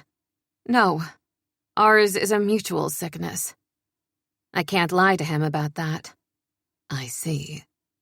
You are infected as I am. Yes, I say. There's a lump in my throat, and I'm furious. But having a baby would really mean giving up on all my dreams. I can see how that would be. You've taken all my dreams anyway, I say. He says nothing. His jaw tenses, his mouth flat. What if I can't get pregnant, Lucien? Because perversely, that is my other deep and terrible fear. Because then he might get rid of me. He's already had 3 wives, why not 4? What if he has taken me, shown me all of this, upended my life, and he'll just put me back out if I can't produce his heir? Then you'll go on like it never happened. That won't be so bad. It won't be. You have had this time where you learned all about sex and experienced living in a castle, and then you could just go on. I want him to say something, and he doesn't. He doesn't leave either. He sits there with me, saying nothing, his expression grave. He leaves eventually and returns with a fresh heating pad later. I'm served dinner in the room after that. He doesn't come and visit me over the next couple of days, and I'm furious. Even though what he did was kind, I've decided to internalize being angry that he was more distant when he couldn't have sex with me, because it does something to feed my insecurities. My hormones are monstrous, and I want to embrace it. After 5 days of that, I have some clarity. My hormone fog has cleared slightly, and I don't feel as unreasonable. It's also interesting, because the reprieve of sex, not being around him, has made me feel a little bit more like myself, too. The feelings inside of me are unfamiliar, but I am still me. Going back to reading textbooks, to reading new studies, that makes me feel a little bit more centered. Just because I'm not going to school doesn't mean I can't keep learning. I have my classes that I'll be starting soon online. I don't have everything and I want everything, and that's difficult. So much for being practical, I suppose. I'm just not. With some trepidation, I go down after dinner and move into the library where I know I'll find Lucien. I'm not disappointed. "Good evening," he says, looking up at me. "I'm not bleeding anymore," I say. "Glad to hear it. Is it always particularly tough on you?" I admit I do get quite emotional, though I think there were some contributing factors. "I can see that," he says. I'm annoyed because I think he sounds a little bit amused, and nothing was funny about the way that I felt. He smiles, and I'm enraged. "Do not look at me that way," he says. "Sit down." I do, but seriously. "Why are you angry with me?" Because I don't know.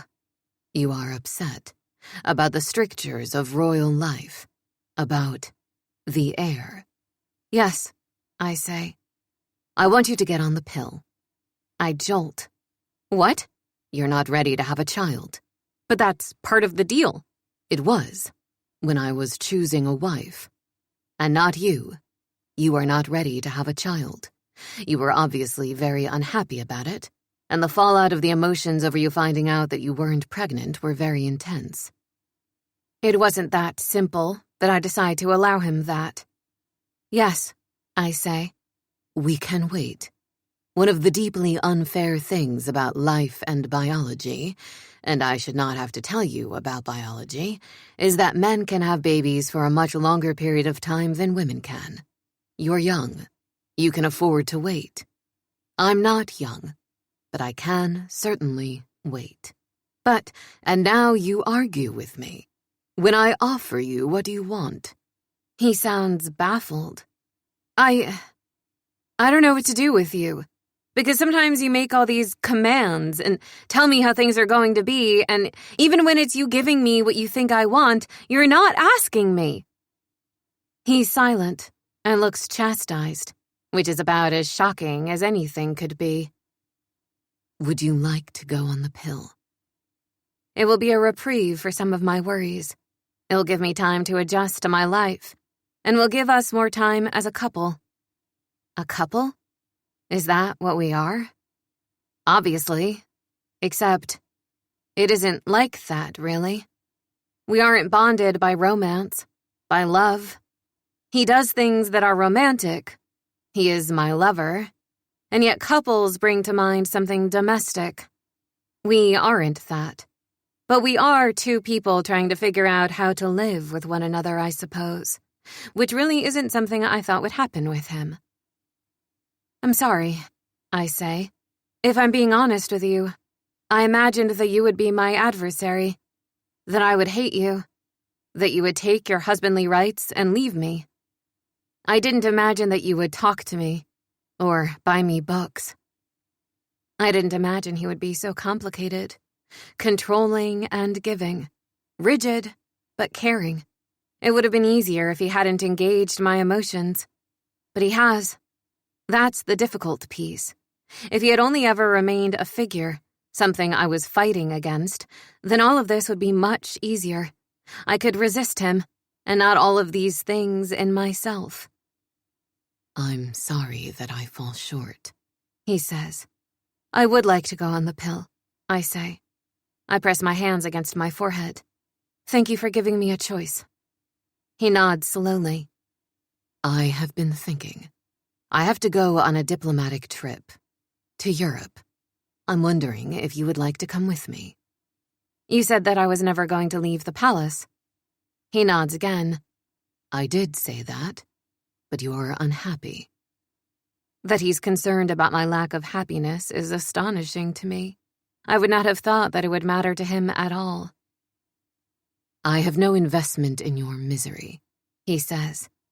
"But you have heard my story. My reason for not allowing flights into the country other than my own. You're afraid, I say. With good reason. I don't want for anything to happen to you. It's such a strange admission, because there is no current danger, but he's projected his anxiety onto me, knowing that he cares in some capacity about me personally. But of course he does, because I know him well enough to know he isn't controlling for the sake of it. He's not a cruel man. Nothing that he's done would ever lead me to believe he was. I know you might find this difficult to believe, but I lived in the world for all of these years without you. But you weren't tied to me. His voice is rough.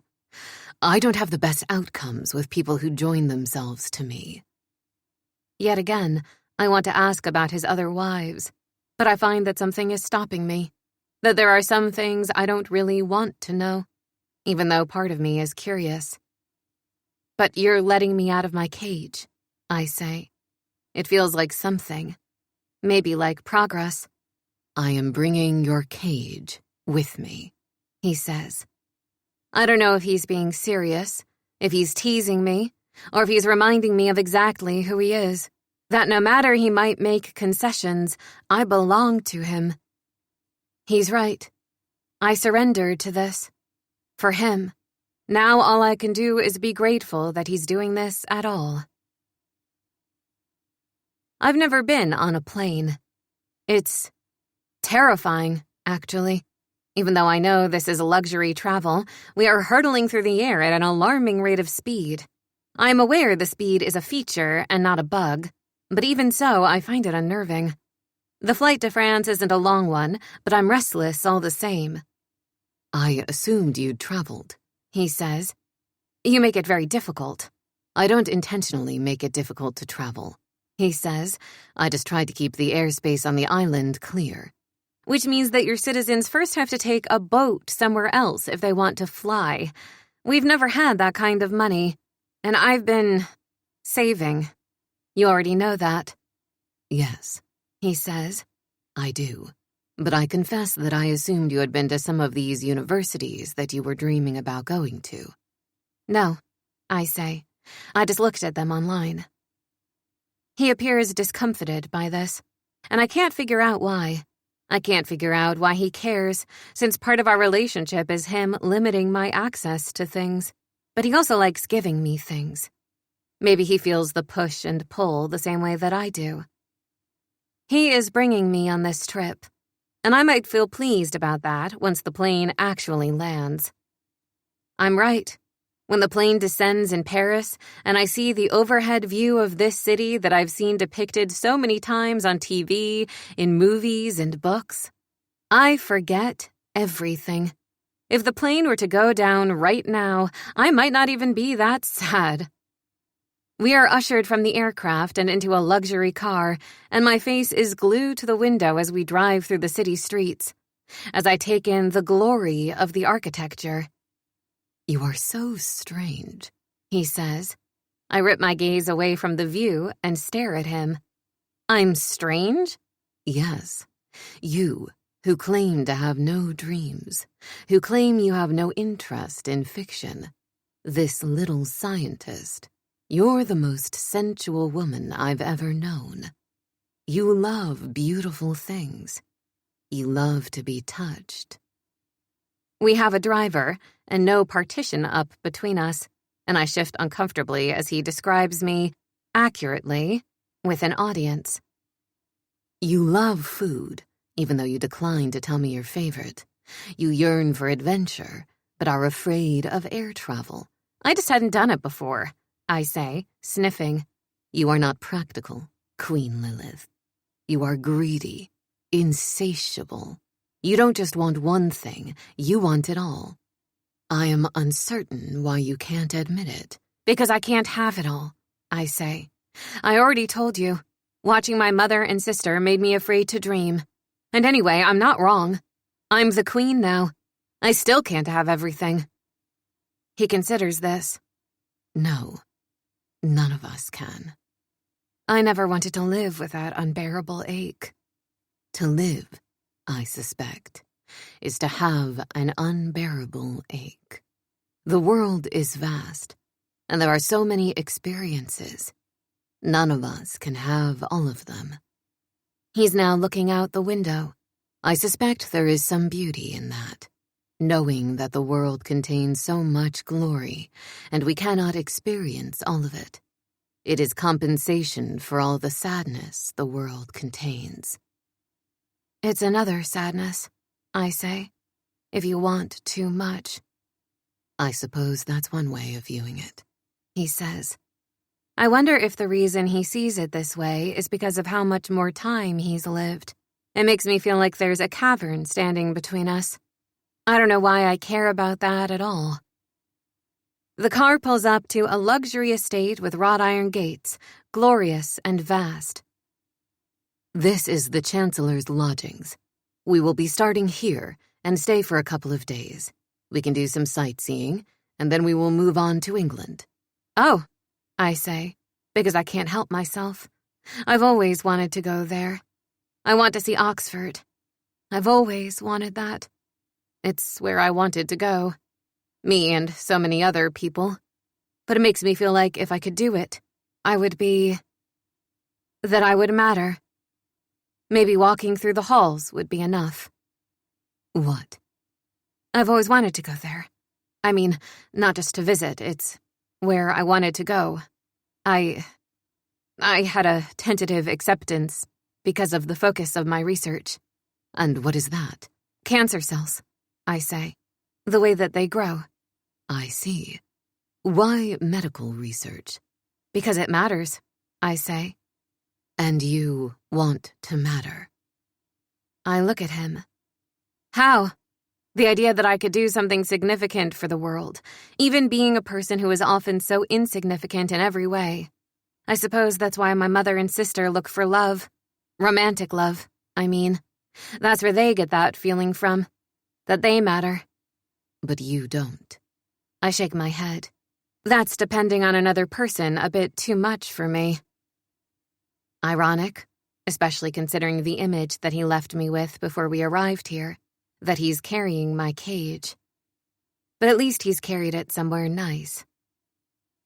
We're sharing a room in the estate, and practically, we often do, but we have our own separate quarters that we can go to otherwise. So this is interesting. A shared space for several days. He has diplomacy during the day, and I'm allowed to see the city with security detail. I go to the Louvre, and I find peace in art in a way that I never thought I would.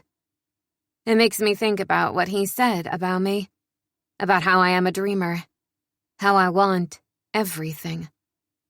But I don't have everything. He's not even here with me in the museum, and I find that sad. But that night we dress up and go to a dinner with the diplomat, his wife, and a few other key political people. The person I'm most interested in is Dr. Isabel Swift, who I'm starstruck to meet, honestly. She's a pioneer in the field of infectious disease research, and even though that isn't my focus, I've read a lot of her work. I just finished reviewing the Stanford study, I tell her, as I take a sip of the finest wine I've ever had in my life. For a moment, I feel like I do have everything. She looks surprised. You read medical studies for fun? I didn't expect to meet anyone here who knew what I did at all. Oh, I was studying to go to school to do medical research, but obviously I can't do that now. I can still have an education, just not the way I want it. Why can't you? She asks. I married a king, I say, which, as far as furthering career goals goes, is a bad move. What did you want to do?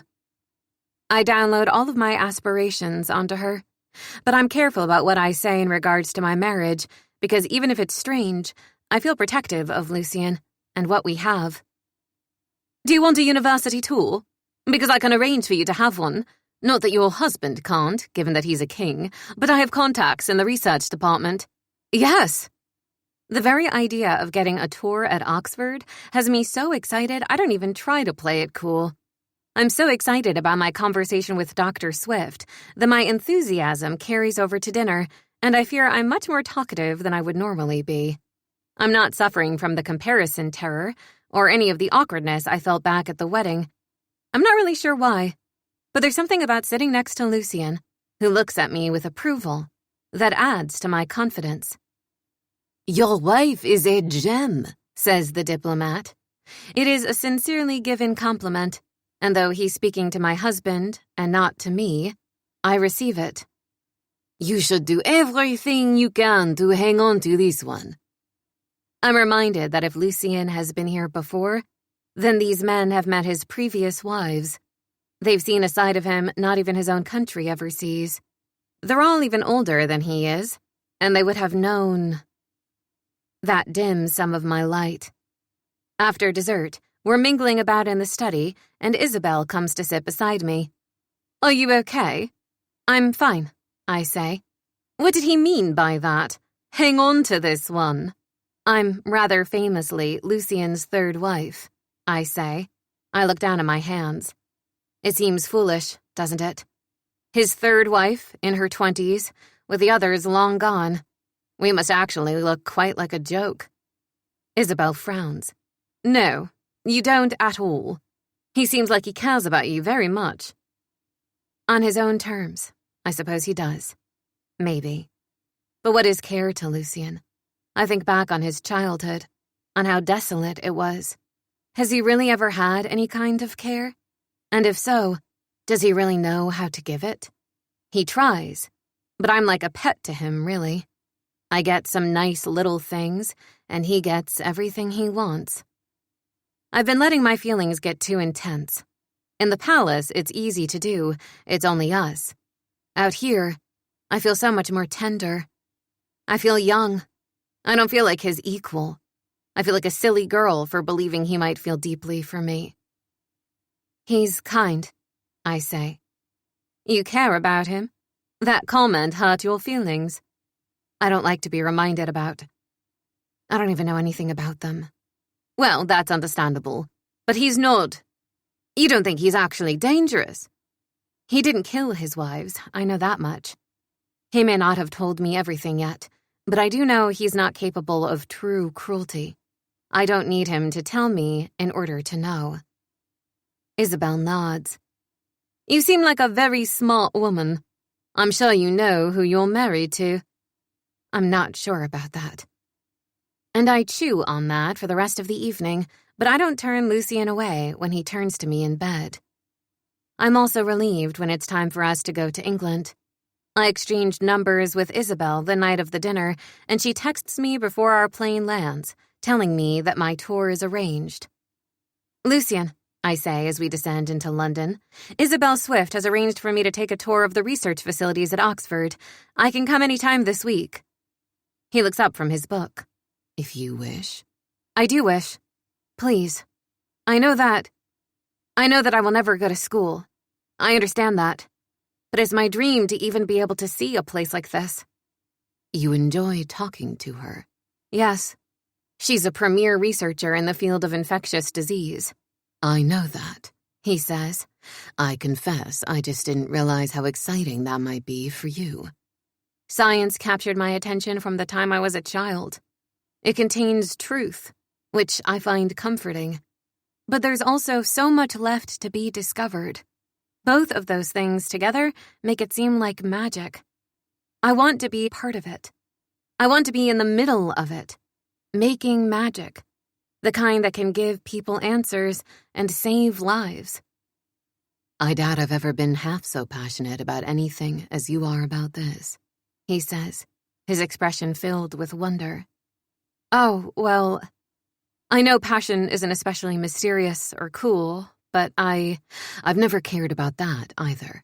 It's only that my ability to love much of anything was taken from me a long time ago." "I know," I say, a reminder to me that he isn't really my enemy. My feelings were hurt, and I let myself get wounded. There's no need to be like that. He hasn't done anything to me. "Do you think that you might be able to do some of the sightseeing with me?" "I will be busy doing negotiations, but I will at least try to do the Oxford tour with you." "I would like that," I say. That's when I decide that I'm going to arrange something nice for him as well. The morning of the tour, we take a private train car from London, And even though it feels strange with all our security detail, that's when I spring my surprise on him. Our walking tour of the favorite haunts of C.S. Lewis and J.R.R. Tolkien. He looks at me as if he's been hit in the head. When did you plan this? When we got here. I mean, to England.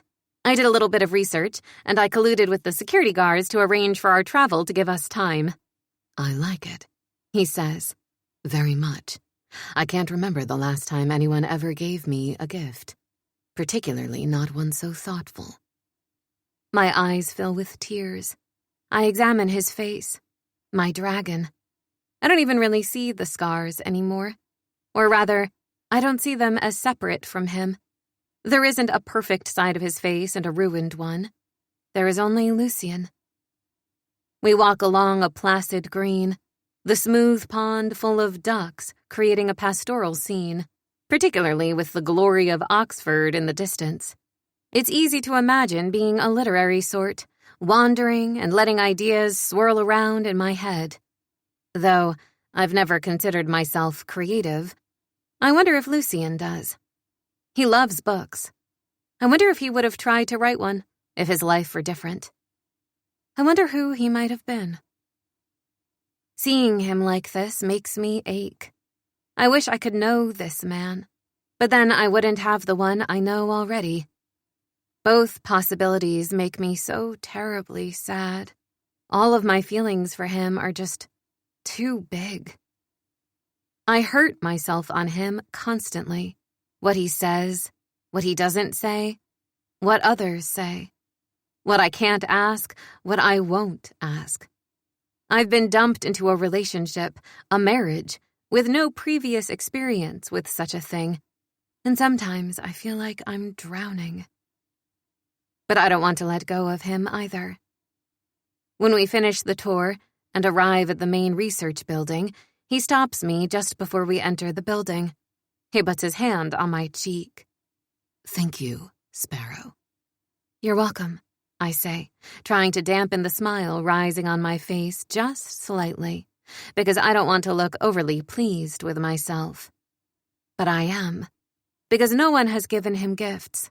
But I have, because I know him, or at least I'm starting to.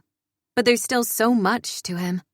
He is a cavernous vault, containing a whole dragon horde, I assume, of years, experience, knowledge. He doesn't want me to access it. He doesn't want anyone to. It isn't personal. He's told me things, so many things. But I want more.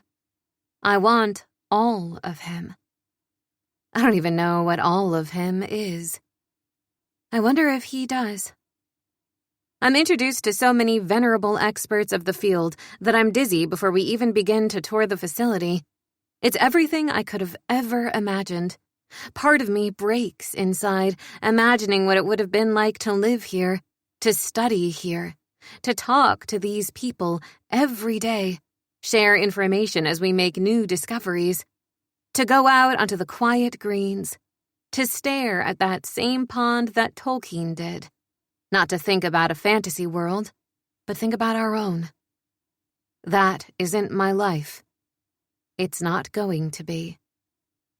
I had a dream, and I have to let it go. Admitting those things to myself is difficult.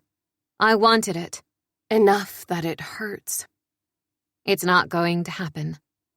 I don't want being here to be a sad thing. It's a dream of a kind to even get to stand here. It's something more than what I was going to get, and I just have to be grateful for the afternoon. We don't travel back to London.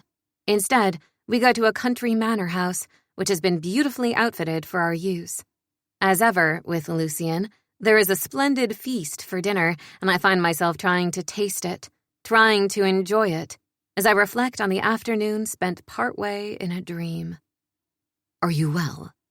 Just sad, I say. But thank you. Why are you sad? He sounds genuinely concerned. Because it was a little window into a life I might have had.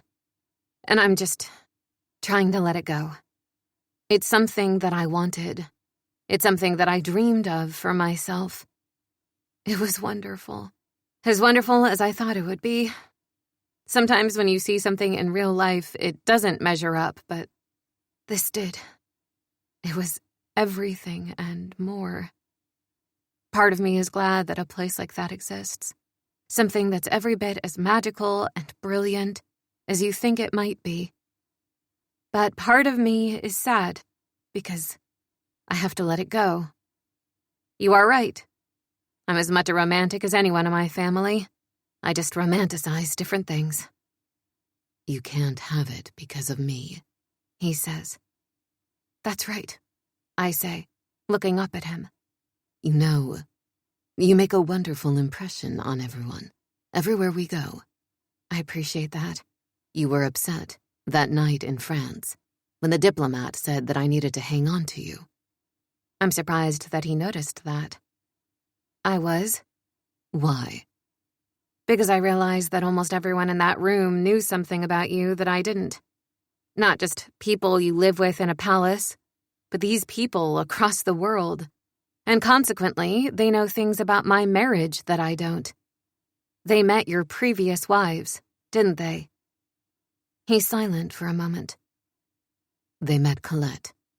I don't think anyone ever met Andrea. Colette, I say. I test her name out. That was his first wife. I know her name. Everyone does. She was princess of one of the other Mediterranean islands in the Sunbelt. Their wedding was supposed to be a celebration, a demonstration of unity, ushering in a new era. Instead, within 2 years, she was dead, and many people blamed Lucien. After all, there had long been rumors about his madness, his rages. A beautiful queen, who never bore the king a child, dies in a country that verges on medieval, and people begin to suspect the medieval thing. We were very young when we got married, he says, younger even than you. I was 21. She was 19. Oh, I say. He's silent. And I need to know, even if part of me doesn't want to know. Did you love her? He doesn't answer immediately. It looks like he's in another time, another place, like he's searching for something, for answers, or a memory. I thought I did, he says, at the time. She was beautiful, and she was. He looks as if he's weighing the words in his mouth. She was my first woman. You do feel quite like you are in love after your first time when you're so young. He looks at me with no small amount of irony, and I want to slide under the table. I don't like how clearly he sees me. I also don't like how clearly I'm able to see him. And I feel jealous. Yes, that's what it is. Jealousy. Because at one time, there was a woman who had him, young and a little bit less hard, maybe. A version of him who was discovering desire rather than wielding it expertly as he does with me. A woman who had that sort of giddy feeling with him that I do sometimes. A feeling that I'm certainly alone with. I'm surprised, I say, that there was no one before her. He brushes his knuckles down the scarred side of his face. There were reasons I didn't pursue sexual relationships. You know I was not well. Not just physically, but I had many concerns about the physical. When I knew I had to take a wife, I also knew I had to get over it. He laughed. I did. I rather thought we were something like happy. For a while. We didn't need to talk about the past. I just tried to play the role of husband, and she was my wife. She was very good. She liked people. More than I ever did. But she wasn't happy? He shakes his head. No. Colette had quite a long struggle with depression. For most of her life, actually. Not just when she was married to me. But I didn't know. His gaze gets extremely distant. When I found her body on the rocks below the tower window, I was so sure someone had done it to her. That the palace had been breached again. That it was like when my parents and I were taken. until I found her note. After that, I began to learn more about her, the real her. All the things she wrote in her diaries but never told me. How sad she was, and had been for years, even back to her childhood. It overwhelmed her.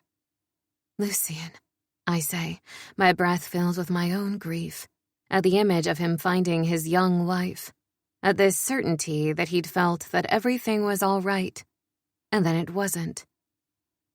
That night in the garden, when I couldn't find you, I was very worried that you might have harmed yourself. I have learned that I'm not good at identifying the signs of what someone else is actually feeling. I don't want you to be sad, Sparrow. I'm trying to make you happy. I blink, my eyes filling with tears. Depression isn't as easy as happy or sad. It actually has to do with how your brain functions. That's not my area of study, but I've done quite a lot of reading about it. In many ways, she might have been happy with you, as happy as she could have been. It's only that her brain might also have been making things feel so heavy, unbearable. You know, you can see it on a brain scan, the way that some people can't produce serotonin and dopamine. I know, he says. Still, I regret it all the same, all these years on. What a horrible thing that I feel jealousy still, over the deep emotion this man must carry for her 20 years later. I see it on his face. The pain. The regret. It's ridiculous to be jealous. She's gone, and his emotions are still there. And that seems fair. A tribute to her in some ways, since she's not here anymore. But I'm his wife, and I find that I feel tender over it. Why did you let people think? What am I going to say? In her culture, what happened is seen as a disgrace, a weakness. We said that it was an accident. People didn't believe it. In order to clarify it, we would have to tell the truth, and that would change her story and her legacy. It didn't seem fair. In many ways, I felt like perhaps I did kill her. That life with me was the thing that made it too unbearable. I didn't think so. I thought we had enough happiness, enough love that the difficulty wasn't so terrible. I was wrong. If you think I'm difficult now, you should have seen me then. Perversely, I'm jealous of that too. I want to know him. The version of him then, the version of him now. Every version of him, always. What about Andrea? He laughs. Not dead. What?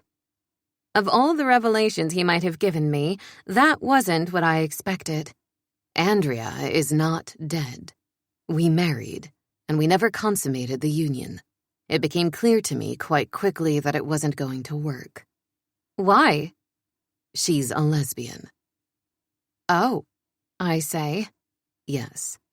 Which she told me after we married, and also told me that she would try to lie back and think of England, so to speak. I told her I wasn't interested in such a sacrifice, but there was no going back to her family. They would only have married her off to someone else. They never would have accepted her. They were from another time. So we hatched a plan. We annulled the marriage in secret. The priest knows it couldn't be helped, but as we never consummated, that was easy enough. I helped her fake her death.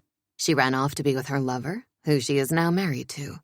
She's living under a different name in America, far away from her family, and far away from any prying eyes. So you took the blame for that as well? It became part of my legend, did it not? And as I said to you before, it felt somewhat fitting and beneficial. At the time, it seemed like a decent idea. All these years on, it is ill-fitting. But then... You're punishing yourself, I say, letting people think all these things about you. I don't know that I'm punishing myself, he says, but I had no investment in my own reputation. Not when there are aspects of it I deserve. All you did was care for a woman who suffered from depression. All you did was help another woman going to live her life. Yes, I suppose so. It's awful of me to be relieved that he didn't love Andrea, that they didn't even have an intimate relationship. Though, then I have follow-up questions about all the other women he might have been with. Who do you sleep with? You, Sparrow. Before me. He lets out a slow breath. There are always women who want danger. I'm happy to oblige. I told you, my reputation suits me, and in many ways it's well earned. Do not think that I am some kind of tragic figure or a savior. The fact of the matter is, I have leaned into this for all these years. You would like to hear that I'm actually good and celibate, wouldn't you? I am so sorry. I cannot count how many women I've taken to bed. And I don't know their names, nor do I care to learn them. He's saying that to distance me. It's also true, though. I see it in the tortured lines of his face. What I also see is he's not proud of this. It isn't nothing to him. He doesn't like the man that he's become, and that is a stark, shocking revelation. He's made the world hate him. But even more than that, he hates himself. He is pushing me away here, and I'm not quite sure why. If his marriages really are a source of pain, or if it's something else. Well, as long as everyone consented, I say, looking down at my dinner. He laughs. A funny thing coming from you. What's that? Many would argue that you didn't consent. I did, I say, and have 100 times since. Our age gap is very problematic, he says, and I am a king. You were forced into the marriage. I want you, I say. You didn't choose me. I don't know exactly what you want me to say. I didn't choose you. I don't hate you. And you aren't forcing me to do anything. Ever. When we have sex, I actually feel like I understand you. Or something close to it. You should go to university. Suddenly, his prickliness, his relentless pushing me away, makes some sense. But that's the only thing that makes sense. What? I'm shocked by what he's saying. You had a tentative acceptance anyway, didn't you? He asks. Yes, I did, but I am absolutely certain that if I make a phone call, you will be admitted to the university. I don't want you to get me admitted. I worked hard for this on my own. You cannot have everything, he says, his tone stern, angry. Please don't be unreasonable. I don't understand you, I say. You told me that there was no way that I could do this. You told me that I couldn't go anywhere, and now we're in England, and then you told me that you were simply carrying me in a cage. So what is this, and what am I supposed to make of it? I'm trying to give you what you want, and you are being fucking ungrateful. I'm confused, I say, because you've made it clear that while you want me to have the things I want, you mainly want it your way. You don't care about what I want exactly. I care, he growls. I don't want you to jump out a tower window, Sparrow, because I've clipped your wings and you cannot fly. The heavy regret in his voice stabs at me. Of course. He's afraid that I'm going to hurt myself, especially after the conversation about Colette. And as much as I want to take him up on his offer, I'm also not going to manipulate him into it. Not with his feelings. Or maybe I simply don't want a gift that's actually something that belongs to another woman. A dead woman.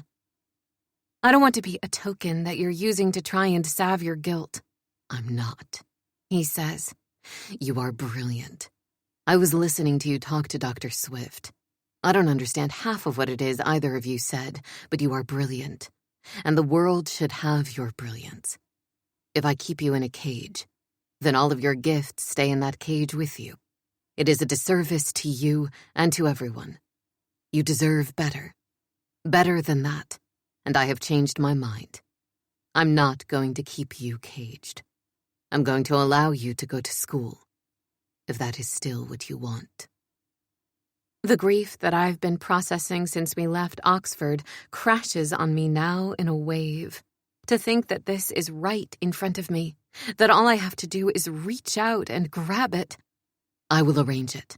You don't even have to return to the palace. I will have everything you need sent here.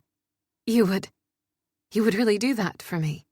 Yes, he says. As I've said before, you are young. You are young, and why shouldn't you try to have as many of your dreams as you can? I stand up, and I move to him, thoughtless, wrapping my arms around his neck and sitting on his lap, burying my head in his neck. You're really doing this for me? Don't, he says. I'm doing nothing for you except getting out of your way. He melts me with that, and I can't be angry. Not anymore. Thank you, I say, lifting my head and looking at him.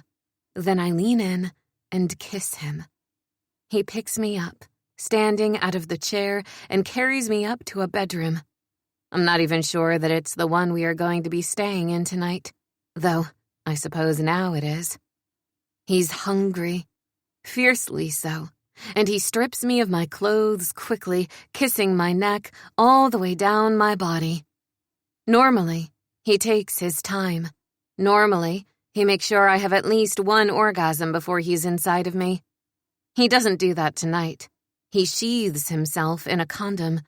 He's been protecting me ever since we decided that I would start taking the pill, waiting for a long enough period to pass to ensure that it's working, and thrusts inside of me. I cling to him, trying to ride the wave of his ferocity, but I can't control it. All I can do is surrender to him.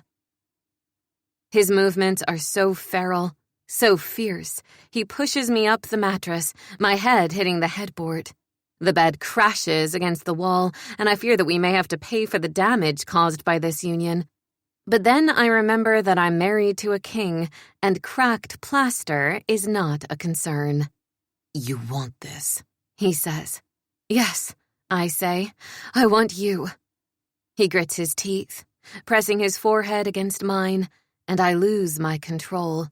I cry out his name, and he breathes out mine, and then we hold each other after, like it's the end of something. You will go to school, he says, because it's what you wanted. It's what you wanted before you were forced into this, because you have to. What happened to me taking classes online? It's never going to be the same. It's never going to be your dream. You won't be in a room with all of these people who share your passion. You won't be able to live independently in a dorm. God, I'll be living without him. Something I've done for 22 years, granted, but not something that I imagined doing again. I've never lived alone. He is right about that. I've never had this experience, and it's one that I wanted. How will we see each other? There are breaks. And I am a king.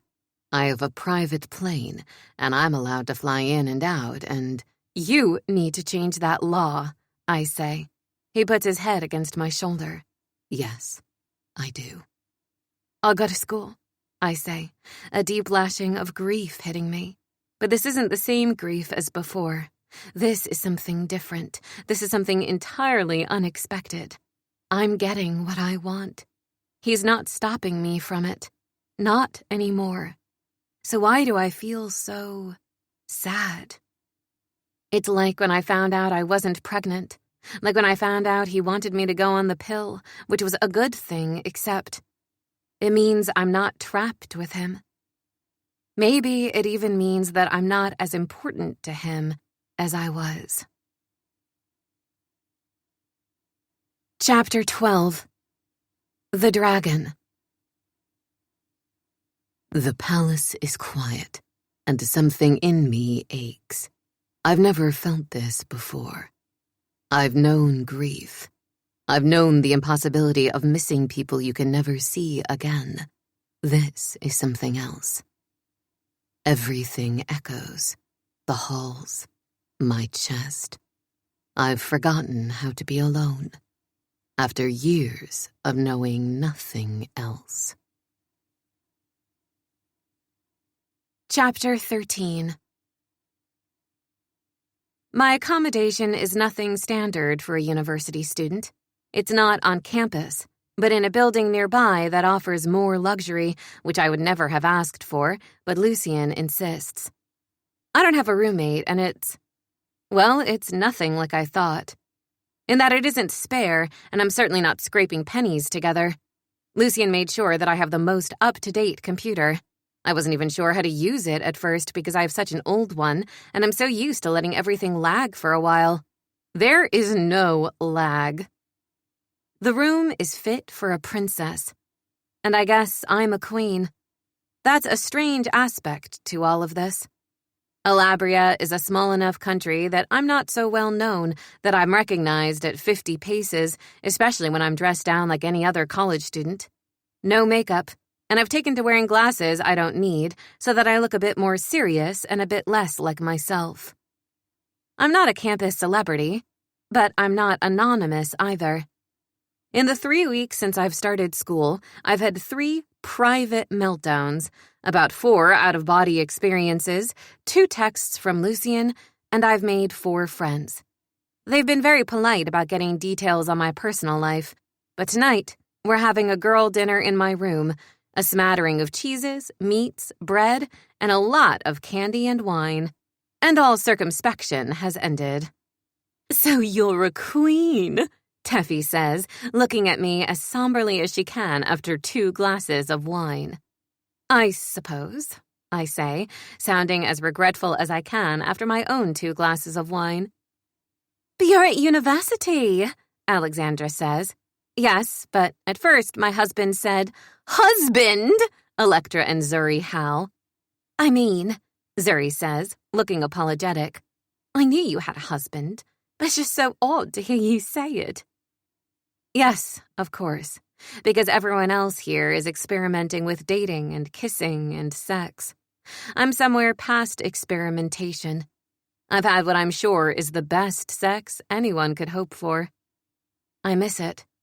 I miss him. Lucien de Mornay, King of Alabria, age 40. Lord, girl, that's dodgy. Teffy is eyeballing her phone with the stats she's just Googled on my husband. "And you're his 3rd wife? Blink if you need help." She's giggling, but I wonder if she's half serious. "No, for real, were you trafficked?" Yes, she is serious. "No," I say. "He's paying for me to go to school. I'm not a prisoner or anything. And yes, he's older than me and he's got a past, but he..." "Is it a love match? Or are you in a marriage of convenience?" "Complicated," I mumble, grabbing a pillow and holding it to my chest. "Oh," Teffy looks wide-eyed now. "You love him." "Well, he's great in bed." I say this to get a reaction out of them, and maybe even to sound experienced, which, in some ways, I am, because Lucien is a creative lover, even if he's been my only one. "That's something, anyway," Electra says. "Not a small something," Zuri says. "All the boys I've slept with here are shit." Teffy laughs. "That's what you get with an older guy, I guess. Skill." I snort. Yeah, well, there is that, but also the added complication of the other wives. "He doesn't still have them, does he?" Zuri asks. "Did he murder them?"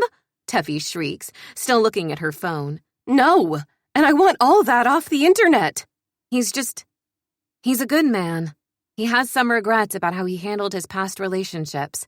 Not murder regrets, but he's trying. I think he's trying to handle me differently. I'm trying to defend him without giving away his secrets. "Well, now you're in another country," Electra points out. "You can handle you however you want." A couple of months ago, I would have been very clear about what I wanted.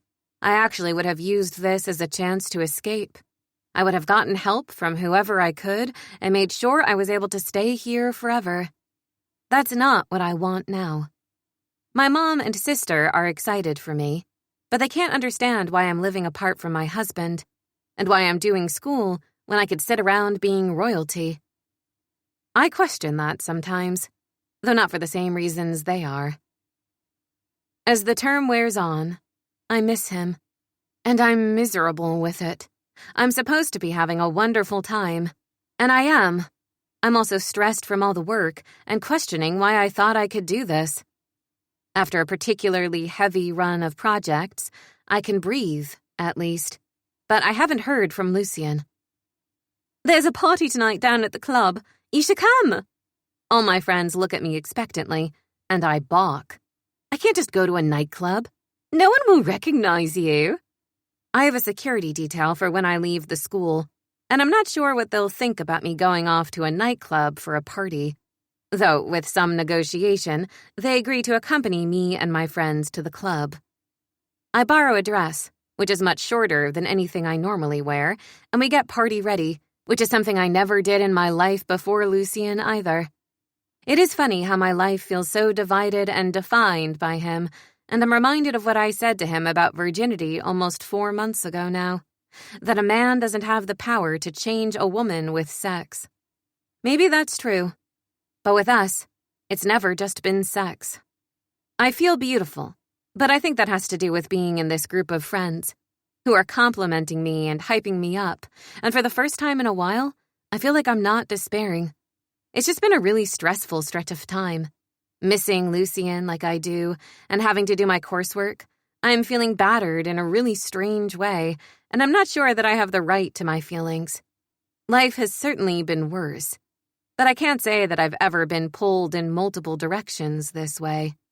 And tonight feels like permission to indulge in something else, something that has nothing to do with any aspect of my life. My security detail gets us a limousine, which feels ridiculous, but it does fit our entire group, and get us to the club in relative style. The level of outrageousness is over the top. My friends are howling about how we actually look quite tacky, and I can't disagree. But when we get into the club, I forget everything, because this is a whole new experience. Fun for the sake of it. I can't say that I've ever done that before. My whole life before Lucien was about earning my way here. Then everything with him has been intense. I wouldn't call our relationship fun. It brings me to a place with myself that I've never been before. It's interesting, I can't deny that. And I miss it. I can't deny that either. But fun still isn't the word. Then there's this long-held dream of mine finally happening, and I'm not sure that I could venture to call that fun either. But this is.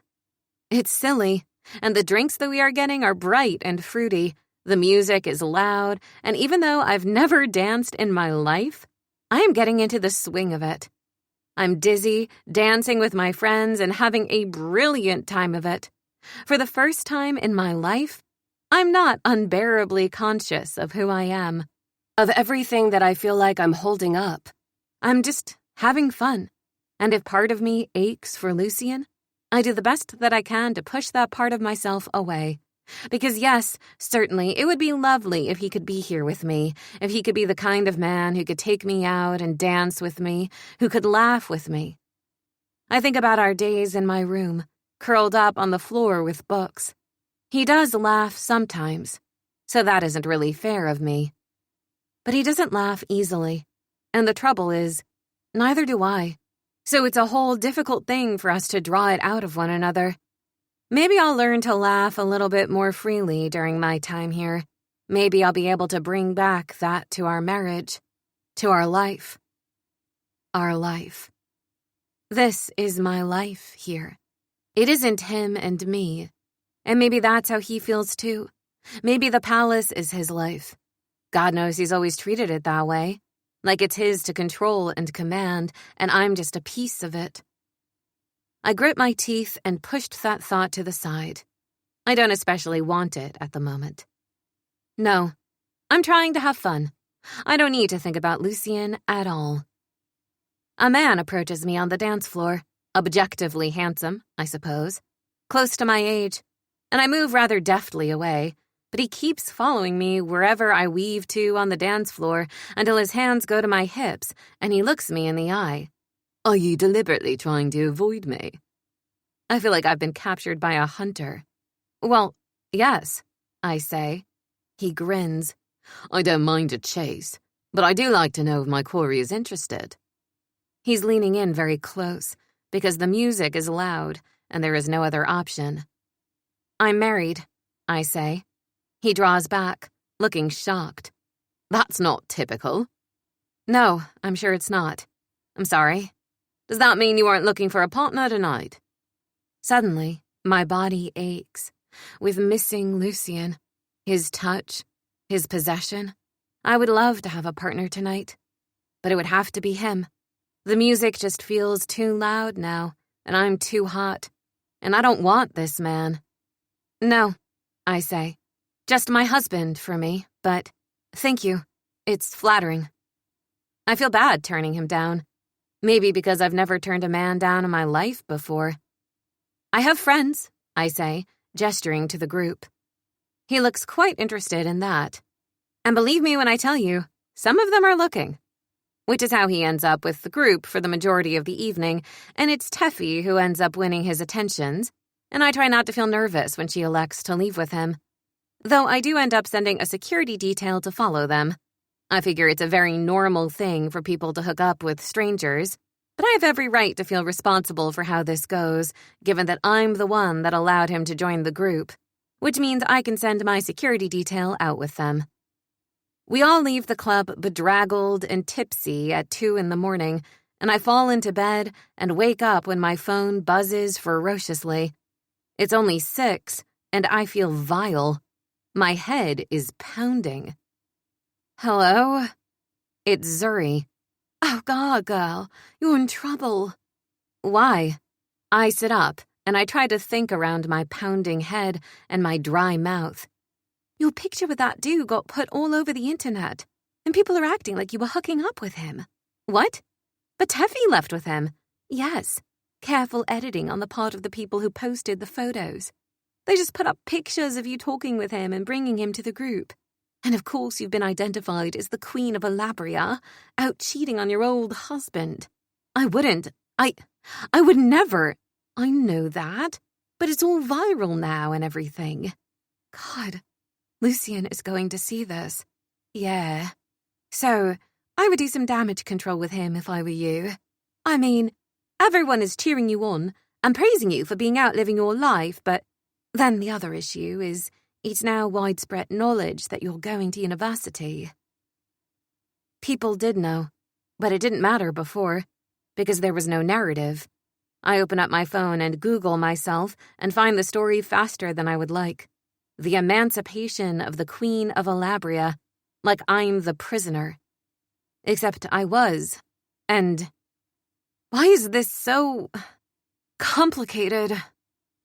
Because a lot of the things that they say about him are true, but they don't know him, and they don't understand. They're also diminishing me, the role that I played in our marriage, the way that I chose him, how much I want him. It's all turned into this thing about him manipulating me, taking advantage of the power differential, but of course says nothing about how I stepped in and chose to marry him instead of my sister. And of course they act like he installed me at university as a place to keep me, ignoring that I got myself in, and he wanted me to go because he cared what I wanted. It makes me hate everyone. I try calling Lucien, but he doesn't answer his phone. So I spend the day texting him, and he doesn't respond to me. I'm worried. Worried that my marriage is over. Worried that this breach is something that we are never going to be able to come back from. Doesn't he know me well enough to know that I would never cheat on him? And anyway, I thought he didn't care about his reputation. But now suddenly my dragon is, what, pouting in his cave because people think that I cheated? That's not fair. If he's upset about it, he certainly has a right to be. I'm not happy about the story either.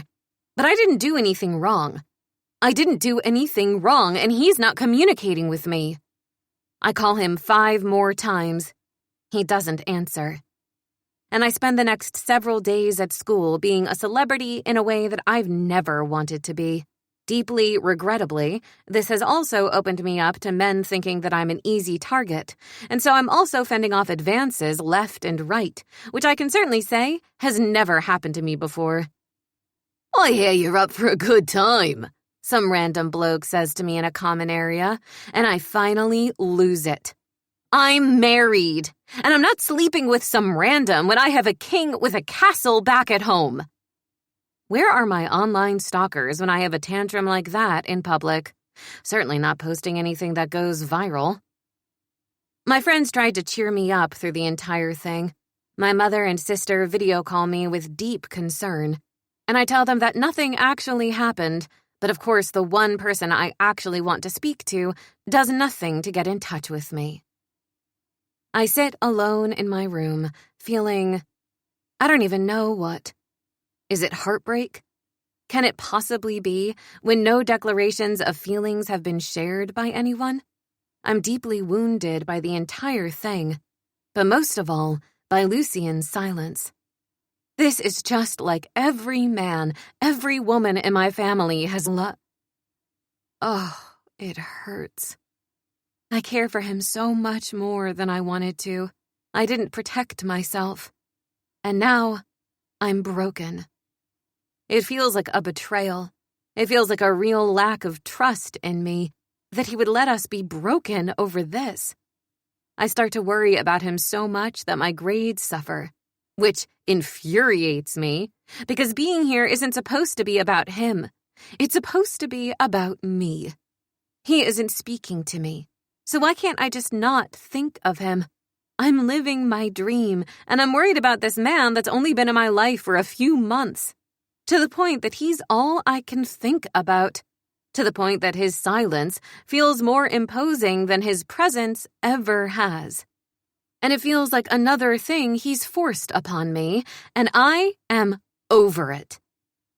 Which is why, at the end of term, after my final exams, when I see a large silhouette standing in front of my room, I am confused. My heart leaps up into my throat, and I feel certain that it can only be one person. But that one person hasn't even returned a single text of mine, so how can he be here in person? Why would he be? It doesn't even seem possible. I'm hallucinating. That's how badly I want to see him. Lucien? He turns, and everything inside of me combusts. He's here. He came to see me. His expression looks grave. What if he's here to end our marriage? I'm not going to let them do that. I'm not going to let them say that. I fling myself across the space and throw my arms around him. You came for me. Slowly, he wraps his arms around my waist. You're happy to see me. I pull away from him. You idiot! I've been calling you, texting you, trying to make sure that you're not angry with me. I'm not angry with you. I wanted to give you space. Space? I didn't ask you for space. When a person calls you and texts you, generally they're asking for connection. I thought perhaps you needed a chance to explore certain things. Lucien, do you mean... Did you think that I hooked up with that man? No, he says, his voice raw grit, like it's being pulled through his teeth. I didn't. I didn't because I know how wrong the press gets it all the time. But it did make me think that, perhaps, you were wanting the chance to do something else.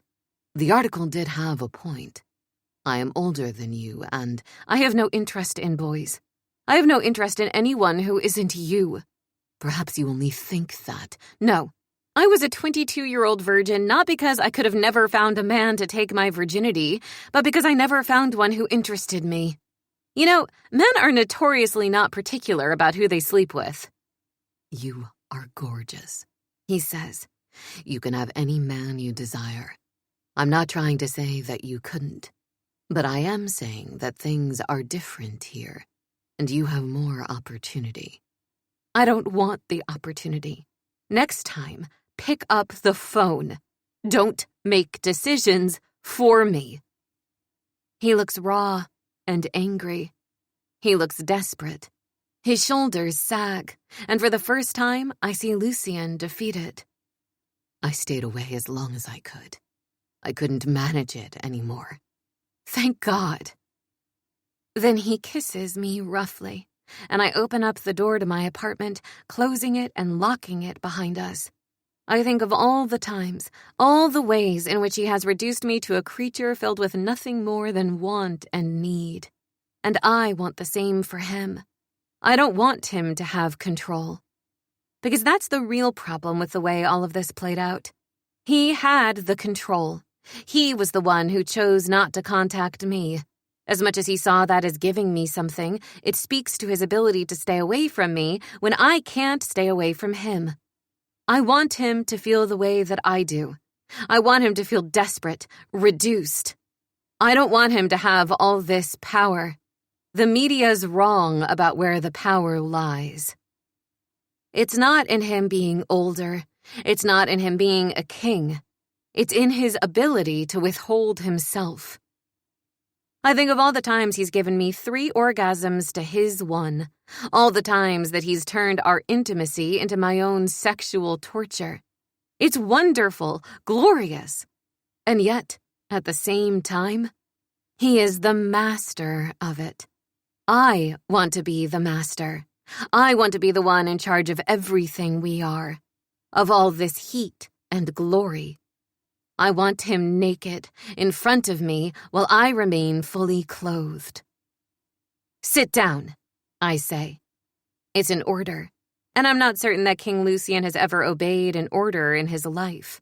But he does so, pours his large frame into the wingback chair that sits by the fireplace. Take your clothes off, I say. You are in no position. Yes, I am, I say. I am the queen, and I demand that you make amends for the way that you've treated me. I feel extremely ill-used, and I want to see my husband naked. Because, of course, I haven't slept with anyone else. Haven't kissed them, haven't touched them. Have you, my king? Of course not, he growls. Then you must be as desperate as I am.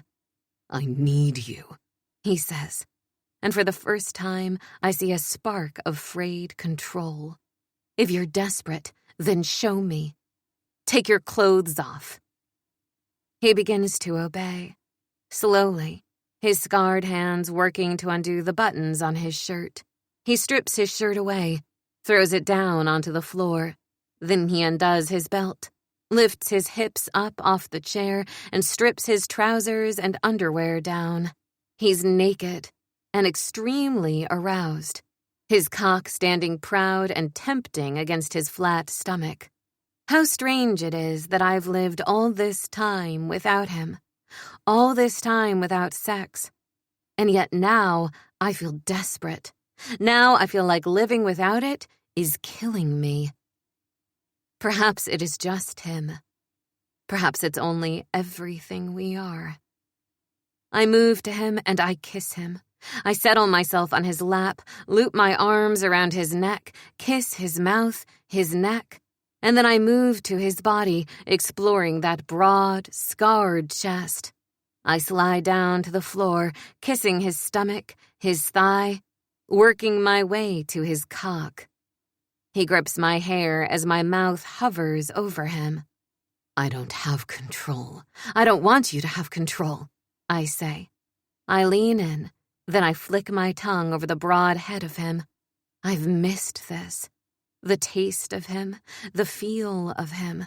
I've missed him more than I can possibly say. My whole body aches with it.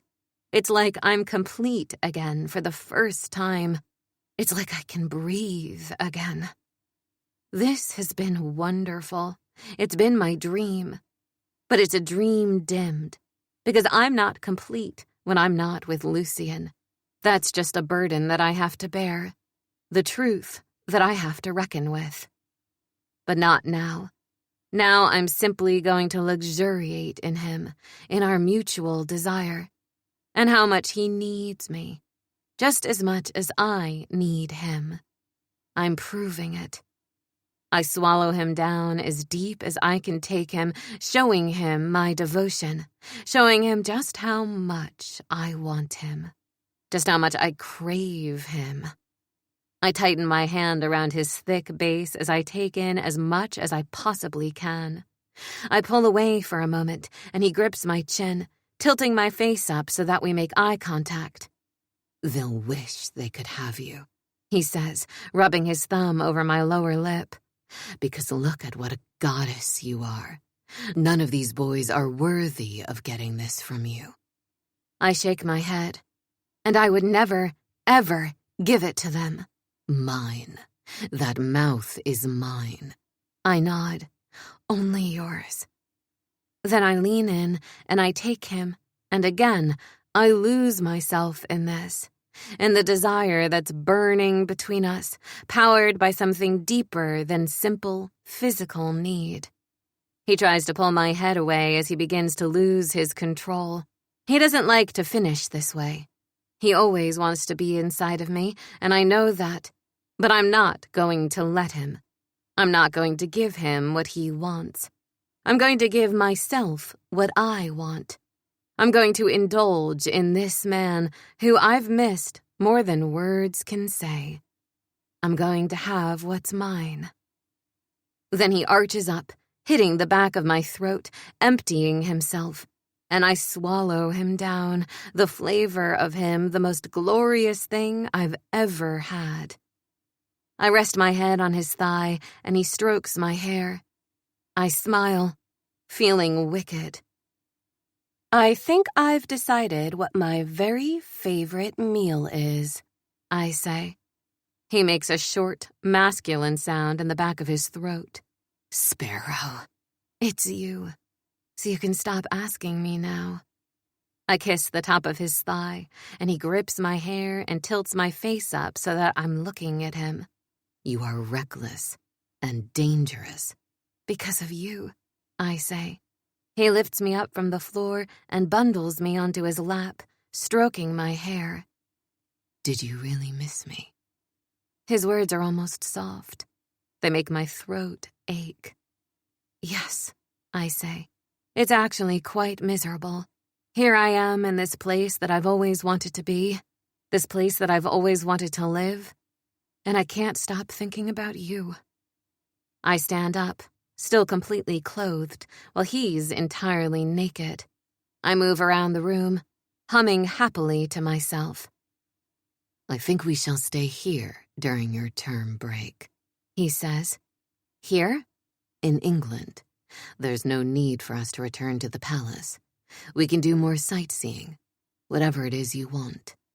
"I don't really care," I say. "I want to be with you." "Do you want to go to nightclubs? Do you want to spend time with your friends? You do have friends. You mentioned that in your texts." "Oh, you read my texts?" "Yes, damn it. I read your texts. Is that what you would like?" I shake my head. "No, I'll see my friends during the term. What I would like is to spend time with you. I was afraid that wasn't going to happen." "Well, maybe we should change what that time looks like."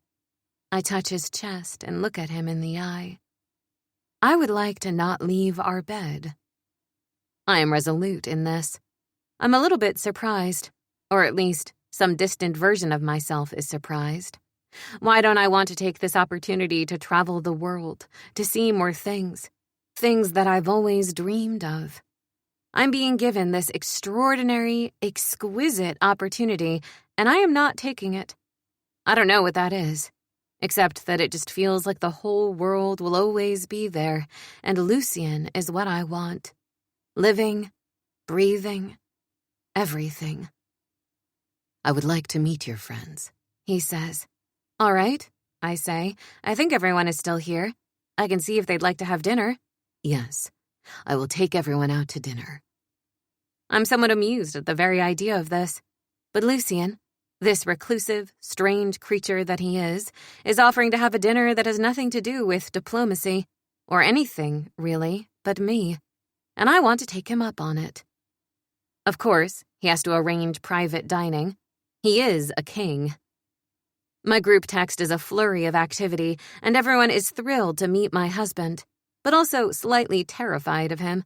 I've told them repeatedly that he's not actually scary, but the truth is, his mere presence is intimidating, whether or not I feel it still. So I can't really blame them for feeling as if there's something intimidating about him. I'm used to Lucien. Sort of. Used to is a really difficult descriptor for a man like him, but I suppose I'm used to him in context. In his castle, in a diplomatic setting, where his presence feels larger than life, and the setting around him is as well. But in this restaurant, at a table with myself and my friends, he seems almost laughably out of place, like a relic brought forward in time and placed somewhere that he absolutely doesn't belong. Everything looks a bit too small for him, and a bit too civilized. It takes a good while for anyone to find traction with conversation, and I feel an immense amount of pressure, because it seems like I should be able to build a bridge between Lucien and my friends, considering that I know them both. But I'm not even sure what bridge the both of them could walk over. A strange way of looking at it, but I find that I can't help it. And Electra is majoring in infectious disease with a focus on sexually transmitted diseases, I say, having just gone through the litany of things that my friends are studying. Fascinating, Lucien says. Thank you, Electra says, and you're a king. Yes, Lucien says. What's that like? Teffy asks. I'm not really sure, he says, only because I don't really know what it's like to not be one. Well, that's fair, says Zuri. I dated a rugby player who was also the son of a man who was knighted, so kind of close. Kind of, Lucien says. Have you streamed any good TV shows recently? Zuri asks. Everyone looks at her. What? I think it's interesting to know what a king watches. I read, He says. mostly. Oh, yes, I say. Lucien loves fiction. Oh, me too, says Electra. Mostly smart, though. I'm not opposed, Lucien says. Maybe we can trade book recommendations, Electra says. That is maybe the least painful part of the evening. And it's fine. It's just, Lucien isn't a 20-something college student.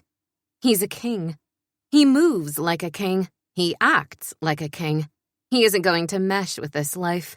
And that's just one of the many difficult things about the moment that I have to contend with. My life has two pieces to it that are somewhat incompatible. It creates tension inside of me. But this is what I've always wanted to do. I've always wanted to have a university experience, and I'm having it.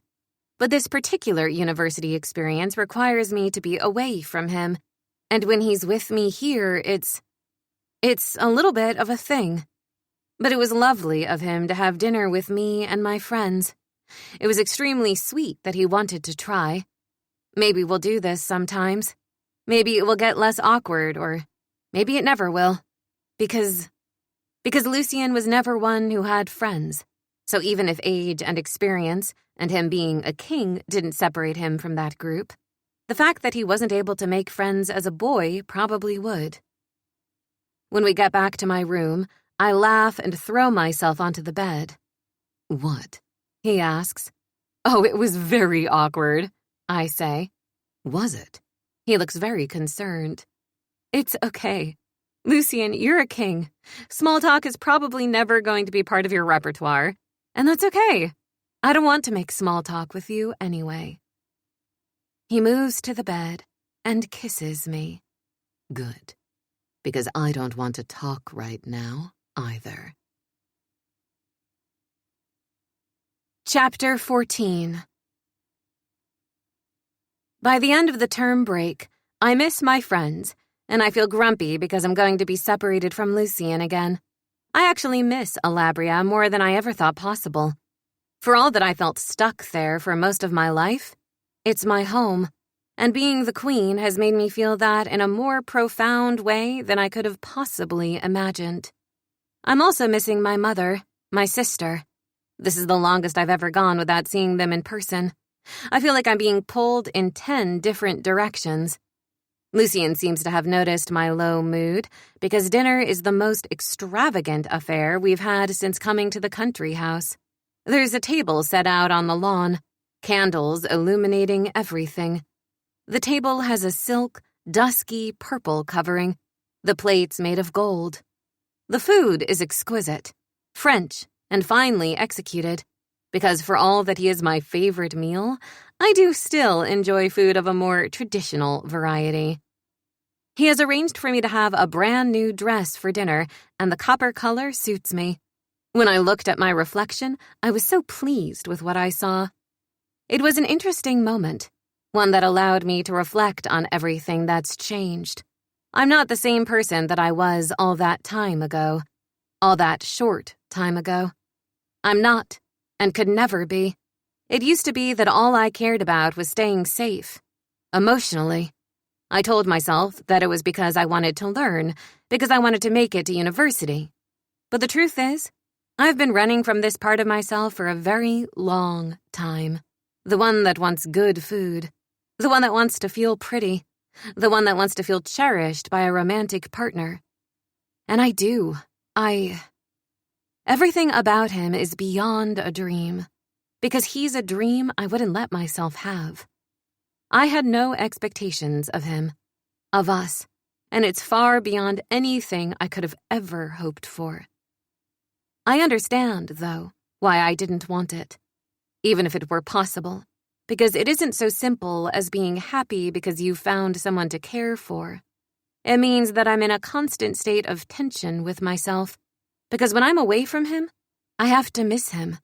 And in order to accomplish some of the other things that I want to accomplish, I have to miss him. Tell me everything about what's happening in Alabria, I say. Well, since ending my embargo on flights, an entirely new industry is opening up, and I'm busy funding airlines and routes to the island. Now there has to be an airport expansion. Oh, I say, so that's an entire can of worms. Yes, a good one. One that's already stimulating the economy. And for that, I have you to thank. You're the one that pushed me to do that. I think you would have gotten there yourself, I say. Eventually. Perhaps. Eventually. But it certainly wasn't a conclusion I was arriving at easily. That's okay, I say. Sometimes it takes a minute. To figure out change, I mean. That's been basically my whole existence for the past few months. Yes, he says, looking at me gravely. It has been. Not a bad thing, to have to change. I was afraid of so many things when we first met, Lucien, and it isn't even something I was aware of. I was afraid of feeling too much. And now? He asks. Oh, I still think it's quite terrible, but I'm not scared of it anymore. It's been so lovely, being with him here in the country house. It's the closest thing to being back home with him in the palace. Reading together, talking, eating, making love. Those are the beautiful aspects of who we are, who we really are. There are other things that we do. He runs an entire country. I'm going to school. But these are the things that we choose to do when we have nothing and no one else to please, and that is its own wonderful discovery. After dinner, he takes me up to bed, and there's something driving me tonight that's different than any other night. It's our last one together for a while. I'm just so much sadder about it than I thought that I would be, than I imagined I could be. I kiss him, deep and desperate. I pour everything into that kiss. Everything that I don't want to name. Everything that I've been holding back. Because the truth is, I've been holding something back for a while. From him. From myself. A revelation that I wasn't quite ready for. A realization that I didn't want to fully embrace.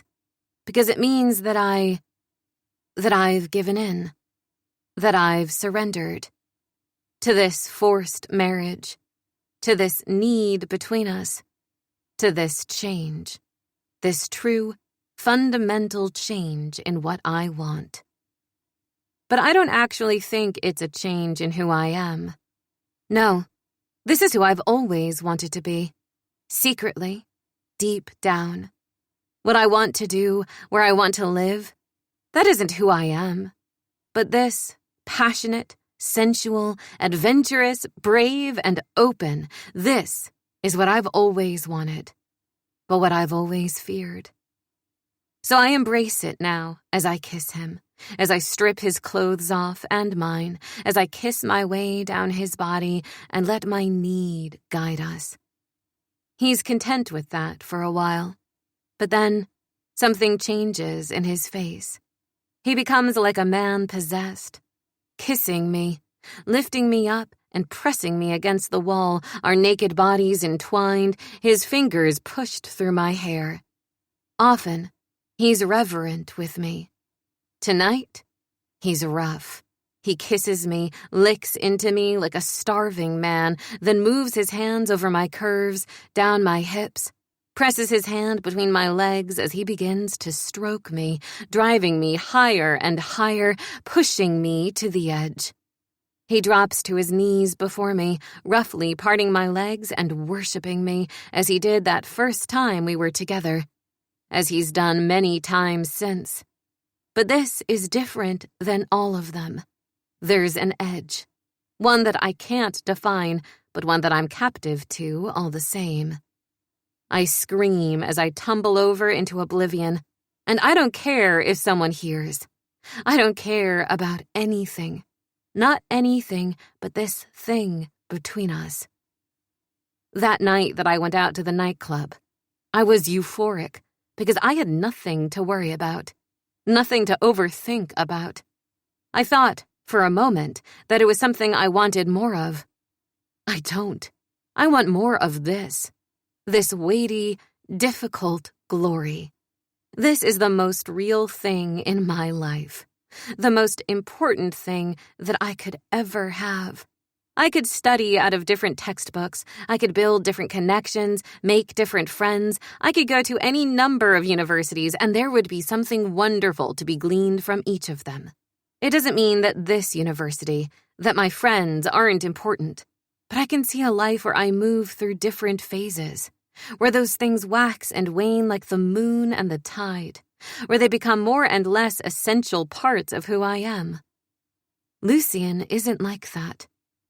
He's essential. My foundation. The thing that I need. Lucien is like breathing. The difference between Lucien and everything else is that I'm in love with him.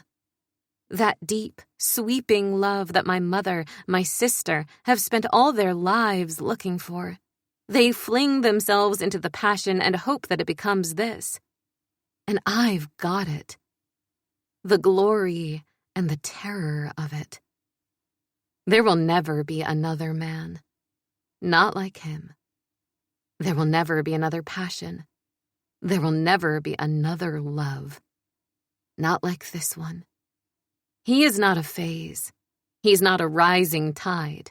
He is the mountain upon which all other things are built. The rock upon which everything I am stands. And no wonder I didn't want to admit it, because it's so big, so frightening. But it's also deeply satisfying, soothing in a way, to know that I found this thing that I wanted to avoid. Because of course it cracks you open and makes you vulnerable, because it makes you hurt, because it makes you bleed, because it makes what he wants just as important as what I want, because it means that if I'm away from him, I will always be a little bit sad. He lifts me up and lays me down on the bed, and I give thanks that I'm on the pill so we can be together without a barrier, which I had missed. Because I love the feel of him. I love the hot spill of him inside of me. Because I love to claim as much of him as possible. And when he thrusts deep, it feels like I'm complete. Like I don't know where he begins and I end. And I don't want to. I have been fiercely independent and desperately avoidant of anything like this for all of my life. And now, I have embraced it. Quite literally. I wrap my arms around him, and I kiss his face, kiss his mouth, as he thrusts into me, as his movements become rough and unmeasured, as we melt into each other, as we both lose control. He comes apart, and so do I, and I hold him, as tight as I can. It's so difficult to say goodbye, I say. But you love school, He says. Yes, I say, my heart soaring with the revelation of a few moments ago. But Lucien, I love you. His face turns to stone, and I see fire in his eyes. I know he doesn't know what to do with this. I know it's been so long since anyone has said it to him that he doesn't know what to make of it. I know him. His inability to say it back isn't a surprise, and it doesn't hurt my feelings. I understand him. I do. Then what does that mean? He asks. That as long as I'm at school, as long as I'm away from you, even though it's my dream, I'm going to be a bit sad. I kiss his cheek and lay my head on his chest. I think there's something beautiful about this, loving him so much that I hurt with it, that I carry it with me as a painful badge of honor. It's not what I planned for my life, but as complicated as it is, I have never been happier, even as I carry the sadness, because this is what it means to really live, to be whole. And I take a certain measure of joy in that, even as I begin to weep. Chapter 15. The Dragon. I have cursed my sparrow to a life of sadness. If she had never known me, then she would never know this pain. I can see clearly where I've gone wrong. I know she thinks she loves me, but Stockholm Syndrome is a very real thing, and I fear that I may have inflicted it on her. Never have I been more conscious of how much younger she is than when I went to dinner with her friends. I had nothing to say to any of them. She wanted so badly to bring me into that part of her life, and I will never be able to inhabit it. Even if I weren't older, I'm scarred. It's been too many years of isolation. It's been too much time of me curating that isolation. I've let everyone believe that I'm hard-hearted, to the extent that I began to believe it too. Only Lilith has ever made me feel differently. She is the only one that has ever made me want to find something softer inside myself. And I know that I have no choice now. I started this.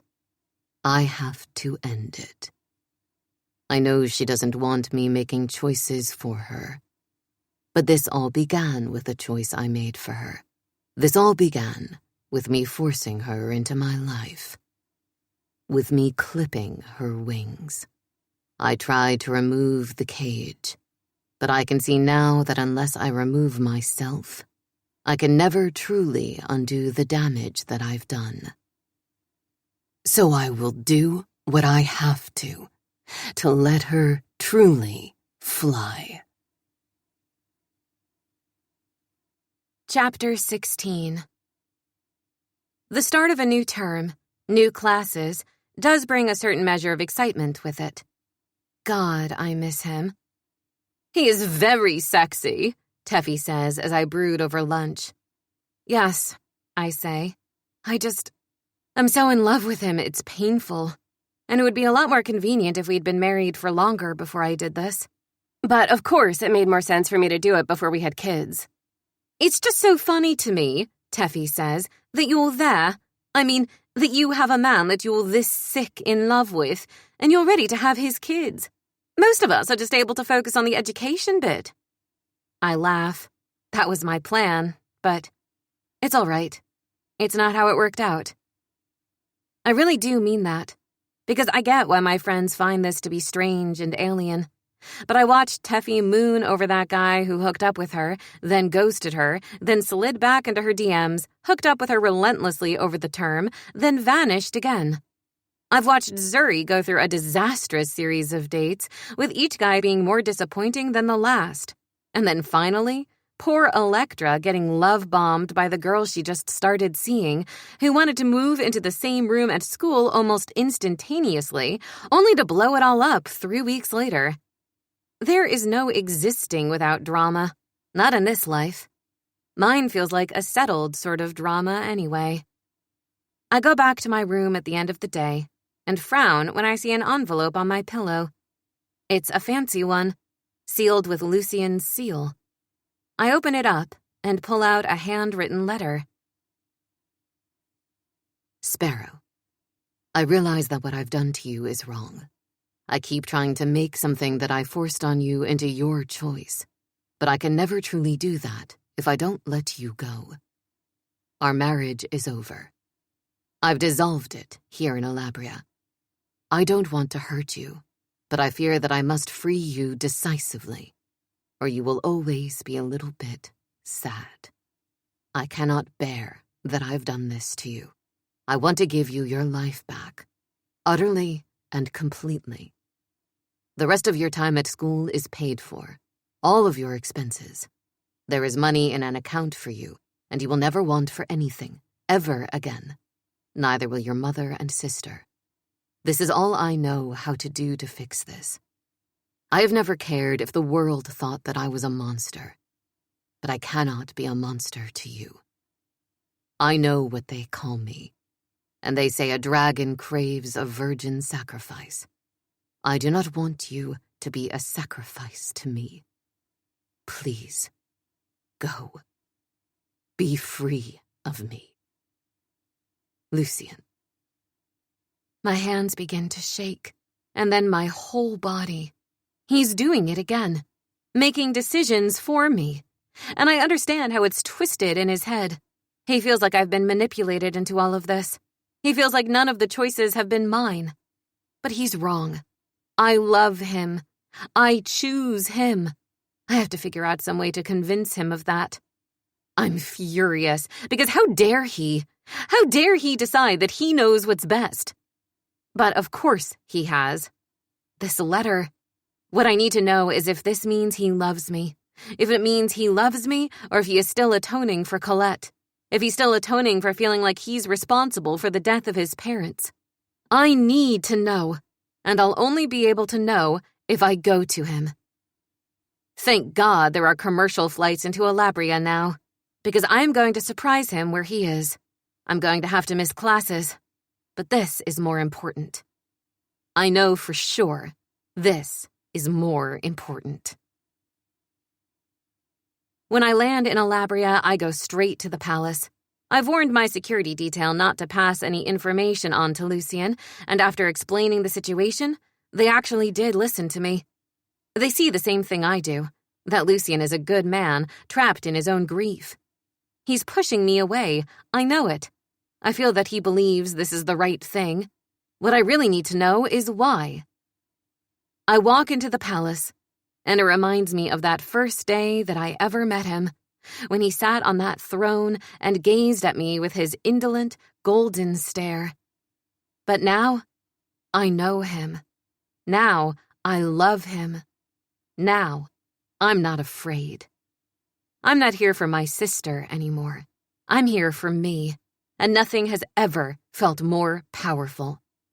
I storm past the guards and into the throne room. King Lucian, I say, I do not accept your divorce. I love you, and I need to know if you love me. Chapter 17. The Dragon. 5 months ago. I've been informed by my guards that I'm to expect a replacement wife, but I've no idea who this creature is. Lilith. Such a funny name, in contrast to her sister, Eve. I wonder if her mother did it on purpose. Eve is beautiful. I've seen photographs of her. We've done all the intel necessary to decide whether or not she will be a good fit for me. Perversely, she reminds me of Emerald, who ran away from me. And I take some delight in that, mainly because I know it will unsettle Emerald herself. I don't care. She's off married to her bodyguard now, and that's fine with me. But if I can't play mind games with people, what is life? My reputation for being a bastard is well documented, and I'm rather fond of it. It keeps people away. I sit there, and I wait. The doors open, and there she is. It is the strangest sensation I've ever known. It's as if the heavens quieted for a moment and then opened up, light pouring down upon her. It's like I can see clearly for the first time in my life, and it's also like everything has suddenly fallen to pieces. Like it is destroyed and remade all in one breath, all because of her. Her hair is a golden blonde, her eyes almost green. There is a mysterious quality about her, as if she is herself a secret garden that can only truly be known and explored by one willing to look. I have read so many stories about love, about adventure, about hope. All these things have evaded me, and it's like, in one sweeping moment, she brought it all into the room with her. I cannot explain it, but it's like this one woman contains inside her every beautiful work of fiction I've ever known, made flesh, standing there in front of me. And I know, immediately, and with no hesitation, that I will do anything for her. I need to keep her. I need to make sure that she never leaves me, that she's never at risk, that nothing ever happens to her. I need this woman to continue to breathe. I thought, many years ago, that I loved my wife, because she was pretty, and I enjoyed her body, because I felt grief when she died. But I've never known anything like this. This is love. Something bigger than me. Something bigger than all the forces in the universe. Beyond explanation, beyond reason. And the beast inside of me roars with conviction. I will keep her. I will cage her. I will make her mine, so that she will never want anything or anything else ever again. Chapter 18. The Dragon. Now. She's here, and it's like I can breathe for the first time in days. She shouldn't be here. I ended this for a reason. I ended it for her own good. That she doesn't seem to recognize this angers me, but she doesn't know how vile I am. She doesn't know how all I've wanted from the moment I met her was to trap her. She doesn't know the depths of my obsession. I wanted to add her to the stores of treasure in the palace, and I was willing to shrink her, to reshape her into my image of the queen I wanted, to keep her. I thought that I fell in love with her the first moment that I saw her, but I never really knew what love was until I was willing to let her go. There is a saying, and I've read it before, but nothing made it feel real. If you love something, let it go. If it's meant to be, it will find its way back. But she's just stubborn. She's stubborn, and she's not allowing me to make the right decision for her. Enraging girl. What are you doing here? I'm here for you, you idiot. You've done it again. You made choices for us without talking to me. Because I had to, I say. Lilith, don't you understand? If it wasn't for me, you would be off living your life, with no regrets and no sorrow whatsoever. I had to do what needed to be done to give that back to you. You cannot make me fall out of love with you any more than you can take the sun out of the sky. I will take the sun out of the sky. I'll figure it out. I'll do whatever I need to do. Why? Because Why? She says, moving nearer to me. Is it because you feel guilty about what happened with Colette? Yes, I say, because I know that's the right answer to give to make her leave. This whole thing has been a study in living contradictions, in being torn apart. I've wanted to draw her close and push her away by turns so many times over these past months. She has bewitched me, body and soul. She is my secret garden. She is my sparrow. She looks at me, And I know she doesn't believe me. Why? She asks again. You foolish girl. You deserve better than this. More than this. You deserve to live your life on your own terms. You certainly don't deserve to be trapped with a man who doesn't understand the first thing about love. You have all this time left ahead of you, and you deserve to live unencumbered. Do I deserve to live without the love of my life? You deserve a different love. I don't want it, she says. You don't know what you want. You said once that I was very smart, clever. Do you not believe that anymore? Of course I do. But you are good with science. That doesn't mean that you understand this. It doesn't mean that this is the right thing. I deserve to be part of the decision-making. You cannot save everyone. Even Colette. She made her choice, Lucien, and you have to accept it. Your parents made their choice. You have to accept it. You do not hold the world together, and you do not hold people to you or apart from you. You did it. You gave me freedom. You gave me the means to live without you, and I'm choosing to live with you. You need to go to school. I need to know that I have you. And whatever else I choose to do on top of that, that's just the way that I choose to live life. It's different than choosing who I share my life with. It's different than choosing that fundamental piece of who I am. I love you. That is essential to me. Non-negotiable to me. I'm your wife. I'm the queen of Alabria. You are my new dream, and I deserve the respect that I know myself well enough to know what I'm choosing. But it cannot possibly be me. I am broken. I am cold and difficult. I have never known connection to another person until her, and it feels too good to be true that I might have found it now. That one day, my dream walked into my throne room, broke into my isolation. That she found me. How can this be? It is beyond miraculous, and it seems a foolish thing to believe, a fairy tale thing.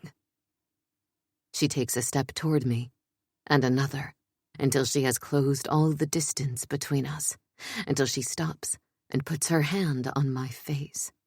Lucien, do you remember what I told you about my dreams? About the way that I was too afraid to have them? I think you're afraid.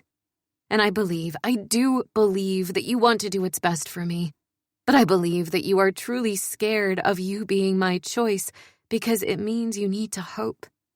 It means you need to love. And do it in a way that doesn't allow you to have absolute control.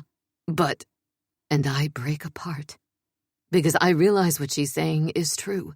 Because I fell in love with her from the moment she walked in, and everything that I've tried to do since then has been about maintaining a level of control while allowing myself to have her. And when I realized that I couldn't do it anymore, I let her go completely. And all of this has been about keeping myself safe. All of this has been about running from the pain in my life. I have known loss. Endless, horrible loss. I've known the cruelty of humanity, and so rarely have I known the joy in it. The feelings I have for her are so intense, I wanted to protect myself in any way I could. But I don't want to be safe. I want her. To be the hero of the story, you have to risk. I will risk it all for her. To be her hero. I love you, I say. It isn't like anyone else. This isn't about guilt. You're right, it's about my fear. And I despise my own fear. Because when I was a boy and they were torturing me, I felt too much of it. I tasted too much of it. And now that I have the possibility of this happiness I find, I stand up and I kneel before her. I fell in love with you the moment you walked into this throne room. And with those words, I'm free. As if they're a magical spell that lifted a curse from me, one I've been living under for far too long. What? It's true, I say. I loved you from the first moment that I saw you. You are everything I never allowed myself to want. That's what you are for me, Lucien. You are absolutely everything to me. I had the epiphany that I could want any number of other things for a career, for a focus of study, but I could never want another person the way that I want you. I have never had the option of choosing what I want to do with my life. But when you walked in, it became clear. I want to love you. You are the fulfillment of every dream that I've ever had, of every story that I've ever read. I always wanted to escape my life. I wanted to read about people who weren't me. I wanted to connect. And sometimes fictional people were the only way to do that. Until you and your resistance to reading good books. You, somehow, were instantly and immediately this missing piece to myself. Maybe because you are a scientist and I'm the furthest thing from it. Maybe because you're the first person to look at me and not be afraid of me. I'm more than not afraid of you, she says. I love you. I cannot remember the last time I heard the words, and she said them to me so many times. A gift beyond anything that I've ever known. I love you, I say, holding her precious face. I love you, I love you. I realize that I've looked at everything the wrong way. It's been about what I allow, what I can bear, about what cage I put her in or release her from. All about changing her to suit me, when maybe we need to change together. Cage is open, Sparrow, I say. Let's fly together. Epilogue. I finished studying in a hybrid manner. I can't bear to be away from Lucien as often as school demands of me. But we work out ways for me to complete research in person while I do the majority of my classes at the palace, which also allows me to sink into my duty as queen. After my graduation, we decide to have our first child. A little boy. Beautiful, like his father. And I know that it will heal something in Lucien every day that he gets to be a father to him. Every day that he gets to keep him safe and unharmed. Every day that we get to build love as a family. He is a king, yes, but he pours lots of his time and energy into his family, as much as possible. He travels with me as I write papers, give speeches on my focus of research, because I'm not doing it for him. I'm doing it for me, for the future that my children will be living in. I do it because I like it. And that's one of the greatest things of all.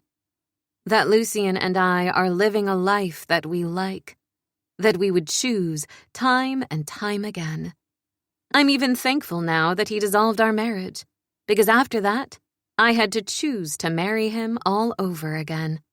And it was a very different wedding, attended by my sister and her husband, my mother, and her newest boyfriend, who she's no longer with a dress that I chose for myself, with my best friends as bridesmaids, and with only joy and no fear at all. For most of my life, I knew that I wanted to do one thing. With Lucien, I get to be a wife, a mother, a scientist, a queen. But most of all, I'm his. And that is something I would choose every day, all over again, forever. And every night, with our children, we read stories. One in particular that might have been written by a certain king and released under a different name. The Sparrow and the Dragon, about the impossible love between two creatures from two different worlds. It has a happy ending. That was King's Captive Bride by Millie Adams, read by Lauren Sweet. Elgin Productions, Inc. A Mills and Boone audiobook. Text copyright 2026. Production copyright 2026 by Harlequin Enterprises, ULC. All rights reserved. No part of this publication may be reproduced, stored in a retrieval system, or transmitted in any form or by any means, electronic, mechanical, photocopying, recording, or otherwise, without the prior written permission of the publishers. Without limiting the author's and publisher's exclusive rights, any unauthorized use of this publication to train generative artificial intelligence, AI, technologies, is expressly prohibited. HarperCollins also exercised their rights under Article 4.3 of the Digital Single Market Directive 2019/790 and expressly reserved this publication from the text and data mining exception. Millie Adams asserts the moral right to be identified as the author of this work. Thank you for listening. If you're into it, read into it. Reading expands worlds, sharpens minds, and fuels creativity. But fewer of us are making time for it. The National Year of Reading is a campaign designed to inspire more people to make reading, through print books, ebooks, or audiobooks, a regular part of their lives. Find out how HarperCollins is supporting the campaign and get free resources at harpercollins.co.uk/go all in.